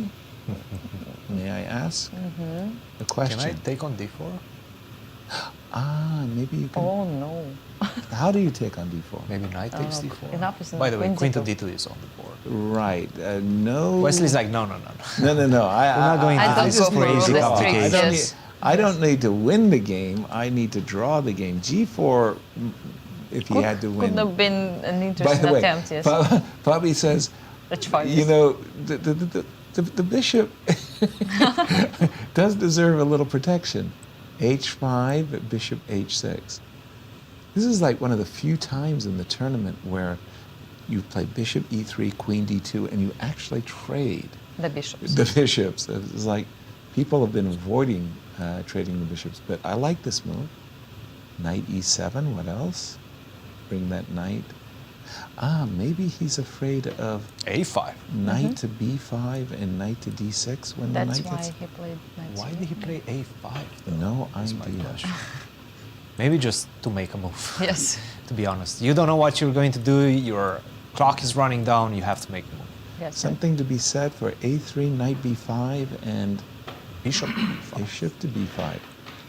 He's looking at potentially now, taking by the a way, knight d5. we've gone from King's Indian to Alekhine to Caro-Kann. Yes. Many times in the Caro-Kann, you see this move c5, bishop b5. You capture the knight, and you plant the knight on e5. That's what he's going for. But you see here, knight was removed from c8, and now knight b5 was the idea to put the knight on d6. Another idea is to play knight to e5, trade, take with the d4 pawn, plant the knight on d4. Black experiences very, very uncomfortable position. Maybe time to go Bishop for queen b4? f6. No. Rook b8, an indication small indication he's looking to play b6. This is looking good for Wesley, guys. This knight e5, and I think he it's just wanted to strategic protect splat. b7. I think he wanted to protect b7 pawn. You think that? Yes, and after knight d6, he will move his queen f6. Yes, that's what you see. I I started think- to feel what Fabi wants. I Bishop think h3 is the threat. knight e5. Big threat, knight e5, yes. Strategic splat. This is just resigns. I mean, doesn't look good, yes. Doesn't look good. What are the understatements? I like yeah, that. I mean, you cannot get rid of this Doesn't knight except look if you give the good. rook for this knight. Oh no! What? Rook takes. Rook takes. That is a shock. Remember, everybody, knights improve. They increase their power the more they're defended. D takes e5, securing the knight on d6, prepping queen takes a5. I think strategically it's gone. Rook takes e5. Rook e5 is pretty good too. I mean, yeah, you are winning. You're winning, no matter but, what. But if that pawn were on e5, b6 would have been met by Queen c6. takes a5. Oh my god. Rook takes e5, h4. Queen g5 with Queen some... takes a5. Even you don't threaten bishop h3. Yes, rook is on the5. f6 you threaten and then The perhaps. rook moved to d1. The problem with f6, I just simply take on f5 first. Yes, that's a problem. Queen That's a check. c7 is also a big That's a check. Queen c7. This is No, I mean, strategically position gone. is really bad. Yeah. And by the way, Rook materially, creating b6. I Correct. mean, even not creating, because again, knight f5 is... it's check. Here, queen d2, retreat with a gain of a tempo. Would you like to trade queens? No, thank you. What Queen about h5. time? It's time to Same. go a4, a5, b4, b5. Let's go. I think it's time to go home. It's time to go home. I would have played a4 in that last moment. Right Not now, that if it's Wesley is... rook to c1, rook a8, rook c1. Wesley is saying, I'm just going to get behind the pawn. Rook a3. Pardon me, I want to E3. play b5 and c6 when I say get behind the pawn. Rook e3, rook a8. Fabi is trying to play fast, at least to get his chances. Well, Wesley's in down to case. his last 20 seconds. Yes, so but that's his strategy right now. What else you can do? Right? Yes, you have to play fast and hope. I was about maybe to a suggest chance. b5 and c6. Wesley first played the move queen f4 in preparation. And 10 seconds for Fabi. Yeah, suddenly. Queen e5 followed by knight e8 might be problematic Queen as well. e2, inviting a trade of queens. b5. b5. Queen e5 check is in the pocket. Rook takes a2. We expect c6 now. c6, yes. Queen e5 check. Just trade queens so that I can make a queen. Queen h4. No. A pawn grabber. Yes, and Look at queen that. d2, threatening Queen the rook. takes h4. That is a true Threatening- pawn grabber. Who would do that? Bishop d3. Look at Who this. would do that? Why? It's a very strange decision Yes. by Wesley, I have to say. What, is it some kind of mate? I don't think so. I don't see the mate, guys. And if you don't get Oppa, bishop f1. knight c8, where's... I can't Oh, he believe has it. perpetual. He has found the perpetual. perpetual. Wow. How do you play queen takes h4 in Cannot that believe moment? it. Oh my He found They're goodness. so strong, Perpetual. these guys. They're so strong. I mean, they That can is see. crazy. How did he find that perpetual? With 2 seconds on his with clock. Bishop D3, he saw all the blind. I'm not sure. I think Bishop D3, he was panicking, and then he found this Knight C8. I cannot believe it. That was just sheer luck. Yeah. At the end. I think so. And, oh yes. No. Oh yes. Oh yes. Oh yes. Oh, he definitely Wesley didn't want will be that. the first to admit. No, like, let's ask this question when he comes to Kostya. Kostya, if you hear Rook us. takes it. Oh, congratulations to Wesley. So. Yes. And to Yasser. Who will make it to the Elimination Championship tomorrow? But this final position, in this position, all you do is look. Let's trade queens. Let's just trade queens, and the C pawn clinches it. No, Wesley wants Rook a takes pawn. A2. Queen takes H4. Queen D2. Let's get rid of this bishop just so that Yes, I exactly, can, and play Rook F1. Rook F1. No, he plays Rook F1. Suddenly the bishop attacks D3, and I mean, then here, it's crazy. It just And then check, and with 2 seconds on his clock, he finds your rook down.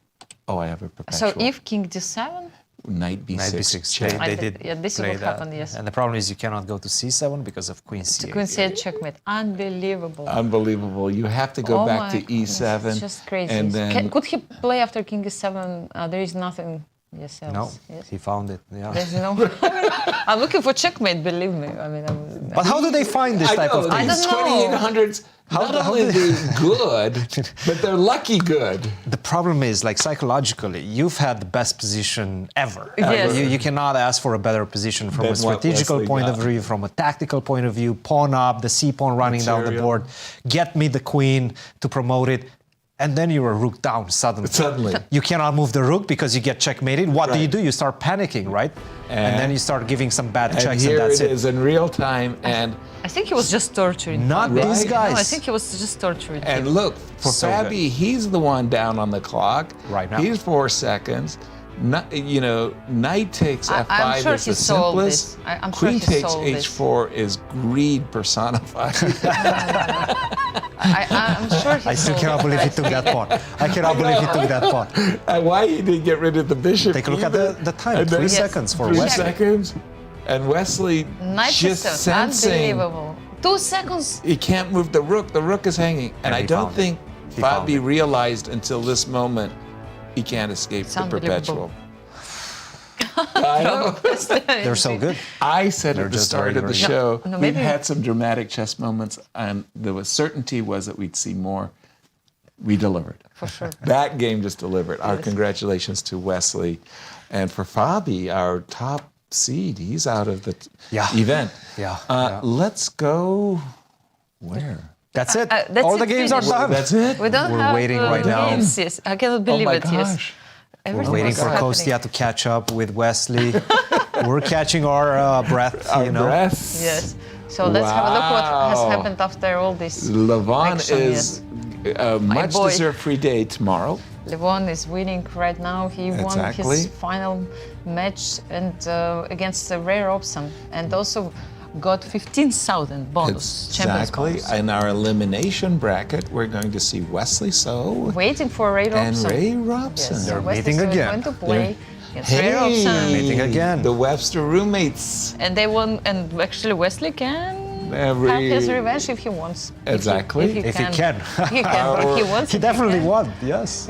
One Irina Crush simply loves this event. Yes. She has been absolutely magnificent through the first 2 editions. She's dominant. Yeah, she won all the she simply matches is on her dominant. way, and she won also against Elisley today. She needed just a draw today, but she managed to outplay her opponent. I mean, not draw. I mean, Impressively. She won this third game. And to win the match. classical and to win the match that way. Alice Lee will drop down to Begum. who- Begum, impressive. Impressive. Fight today against By Jennifer. the way, Begum is saying Alice Lee eliminated me from the champions bracket. I might as well try to get my revenge right now. Exactly, yes. Right? Right? She's my last hope to have a winner in this one. You guys both, I think, have some winners there. I got some skin in the game. I got Didn't you Wesley. pick I got Wesley? So I we got were Wesley going and against each Alice. other. Okay, Yes. decent. In terms of the elimination. You won the first battle. but will you win the war? Because tomorrow we have Look who another I'm battle. I'm up against. I don't even care about you until we meet in the finals, hopefully. We're going to send you to Toronto. Yes. You're out of here. No worries. Tomorrow my picks are having some rest. Some break, finally. okay. They have a break, they enjoy the... You're too good, You Anastasiya. have a free You're day too good. tomorrow, is what you're Yes, I saying. can leave, yes. You don't It's have to between you worry. guys. Yes, we put Cristian here. Yes. But let's jump to Kostya, who caught up with Wesley. Over to you, Kostya. What to do? Yeah, thanks, guys. I am here with Wesley. So just knocked Fabiano Caruana out of the competition. Wesley, congrats. Yeah, I'm still in the tournament. It's always a pleasure and a big bonus to beat Fabi because he's beat me so many times in the past. Like also the Singfield Cup was a very important game. And also many years ago, 2018, to qualify for the Grand Chess Tour in London.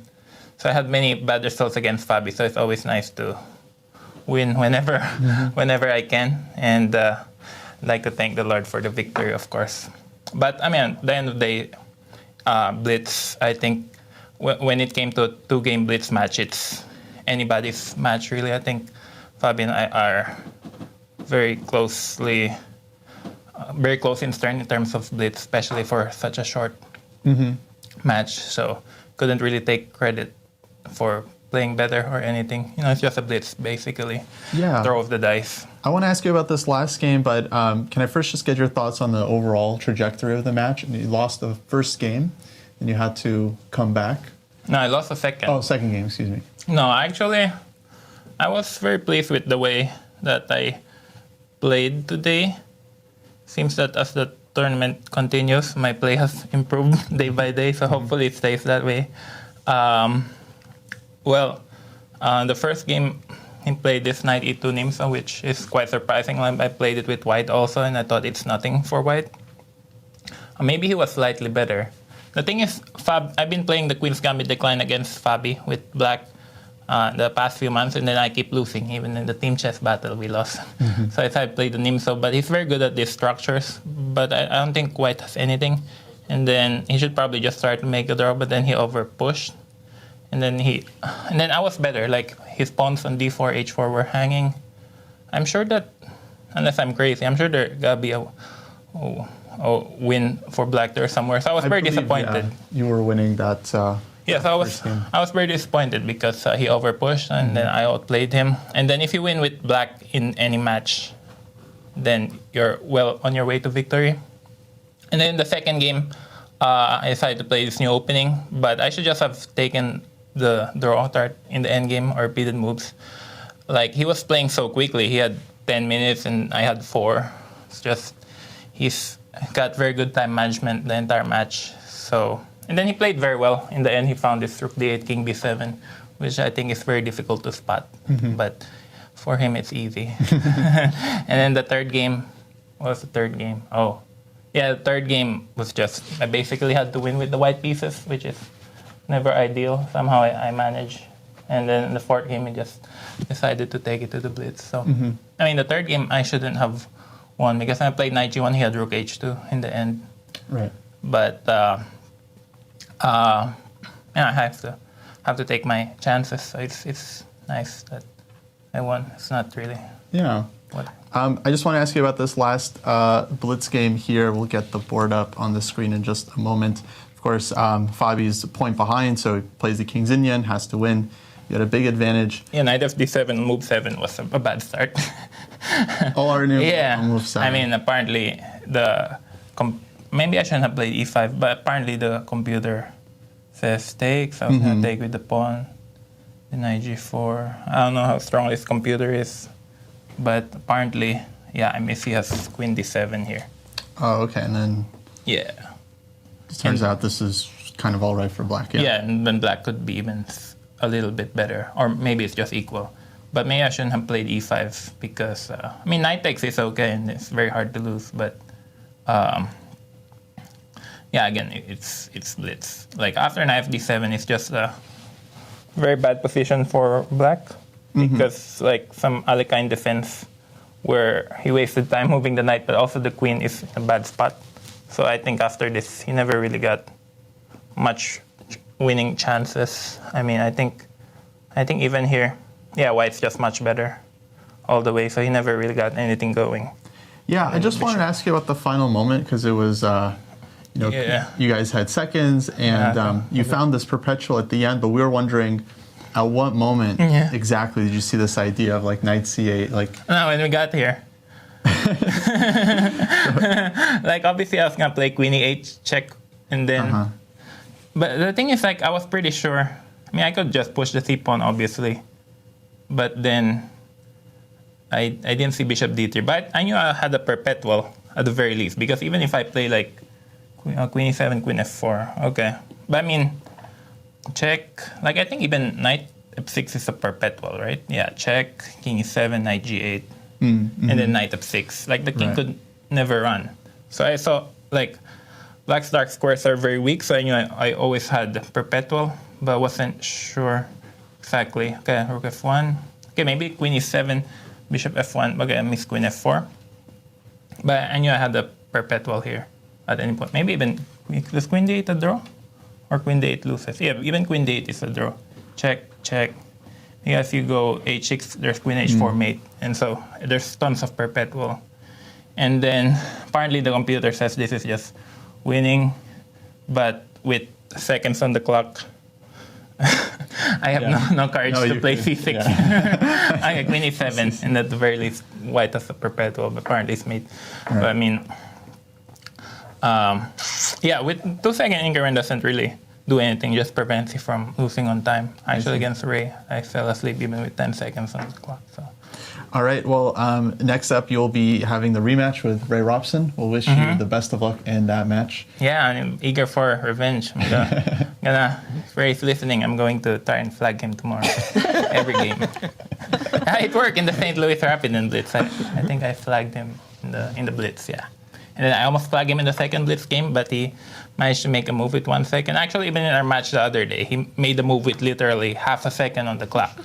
Like, if I shouted or did anything stupid, he would just lose on time. But, I mean, Ray's a very good player. Like, I think he's only 1 year younger than me. I think he maybe hasn't reached his full potential yet. He's a slow starter, I must say, but he's improved tremendously in the last few years, and he's a very good player. And also now he's improved positionally. He's playing more 1d4. Yeah, so it's going to be tough. Yeah. We'll absolutely be looking forward to this match. Back to you guys in the studio. Thank you, Kostya. Once again, our congratulations to Wesley. So impressive, so impressive. Who makes it to the elimination finals. And we also got a chance to catch up with Irina, and our congratulations to her for winning her Champions Irina, congrats on your win against Alice. Can you share your thoughts on the game? Yeah, well, mostly it's emotions, right? More than thoughts, because when you have a game like that, you just kind of give it everything. It's such a hard game. I feel so relieved, so happy, because there was so much at stake in this match. I really wanted to get my day off tomorrow. It's a big day. It's actually the first day of Orthodox Lent. So my plan was like, if I'm going to get one free day here, I'm going to go to church tomorrow. And the Lord made it happen. So I'm so thankful for that. And the game was really tough. I was obviously defending. It kind of unexpectedly, I think, became a worse position for me, because I don't know how it happened, but this move b5, made things not so simple. I decided to sack a pawn, go for good piece play. I thought I had compensation, and I think I did. I mean, that was my feeling, that it was always like holding, with that bad knight on a3. But of course, I was the one who had to be careful, and basically I realized I should avoid the scenarios where I try to win a pawn back and trade off that knight. So actually, it turned out not so easy for her to convert. Of course, losing, was not necessary, but at some point I felt like, with that bad night, there were losing scenarios, and then I don't know, somehow it just happened. It was so tense, right? I mean, we played so long in this increment that, it's just all nerves at that point. Well, congrats, and enjoy your rest day. Thank you. Thank you, Kostya. Again, our congratulations to Irina. Just to review our predictions, we are not worthy. We are not worthy. Thank you, Yasser. Good for you. Not bad. I'm in there with a shout. Yeah. You know, VAR, together we can make this happen. Tough day for me. Yes, Tough good day luck, for guys. me. Good luck. I mean. No, but Becky won, so nice she's job, coming Nastia. back. But Very nice. Kostya's got something to. He's still got some skin in the game, Ray. Hey, Ray's not out. It's Right? never I over. don't know. Come on, come on. It's never over. He just needs to avoid flagging against Wesley as is directly threatened. Well, Wesley just gave away his strategy. He said, "I'm going to try to flag him." Let's see what will happen. There we go. Cristian, final thoughts. Well, I have to say the Lord definitely smiled down upon Irina and Wesley, Yes, but he did. they made their own luck. I mean, You're just right. brilliant play all along throughout the match. Irina clinching from a worse position. She Right. was, in fact, lost out of the opening, but fought her way back. And not only that, not only equalized, but had the confidence to take it one step further and try to win and try to finish it off. Get that extra rest day. She really wants that. And that extra bonus. That's a nice bonus to have in your back pocket as well. And Wesley, I mean, he's in with a shout in this tournament. And I remember last year, he made it from the elimination bracket back to the finals, to the grand Against finals Hikaru. against Hikaru. Yes. And in fact, took a match away from Hikaru. Took a life. Lost in the second match. Nevertheless, he's never out. So Exactly. tomorrow, we have Ray Robson against Wesley. So we have Begim against Alice Lee. Just two incredible matchups. And I cannot wait to call the action from here. And the champions, deservedly so, they get the break. Anastasia, Thank again, you. congratulations on your success. Cristian, it's been great fun calling on all the action. We hope you've enjoyed our broadcast. Tell your friends where you're hanging out, and we'll see you all tomorrow for the Elimination Brackets Championship. No rest day. for No us. rest day. Nothing. No rest for the word. Good night, everyone.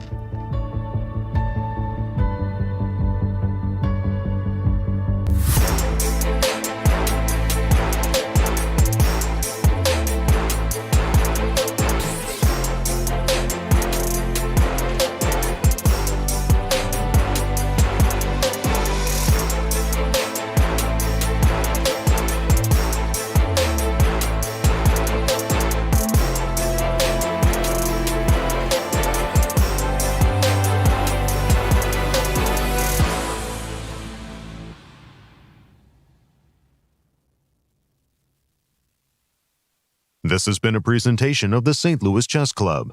Any reproduction or distribution of this content without the express written consent of the St. Louis Chess Club is prohibited.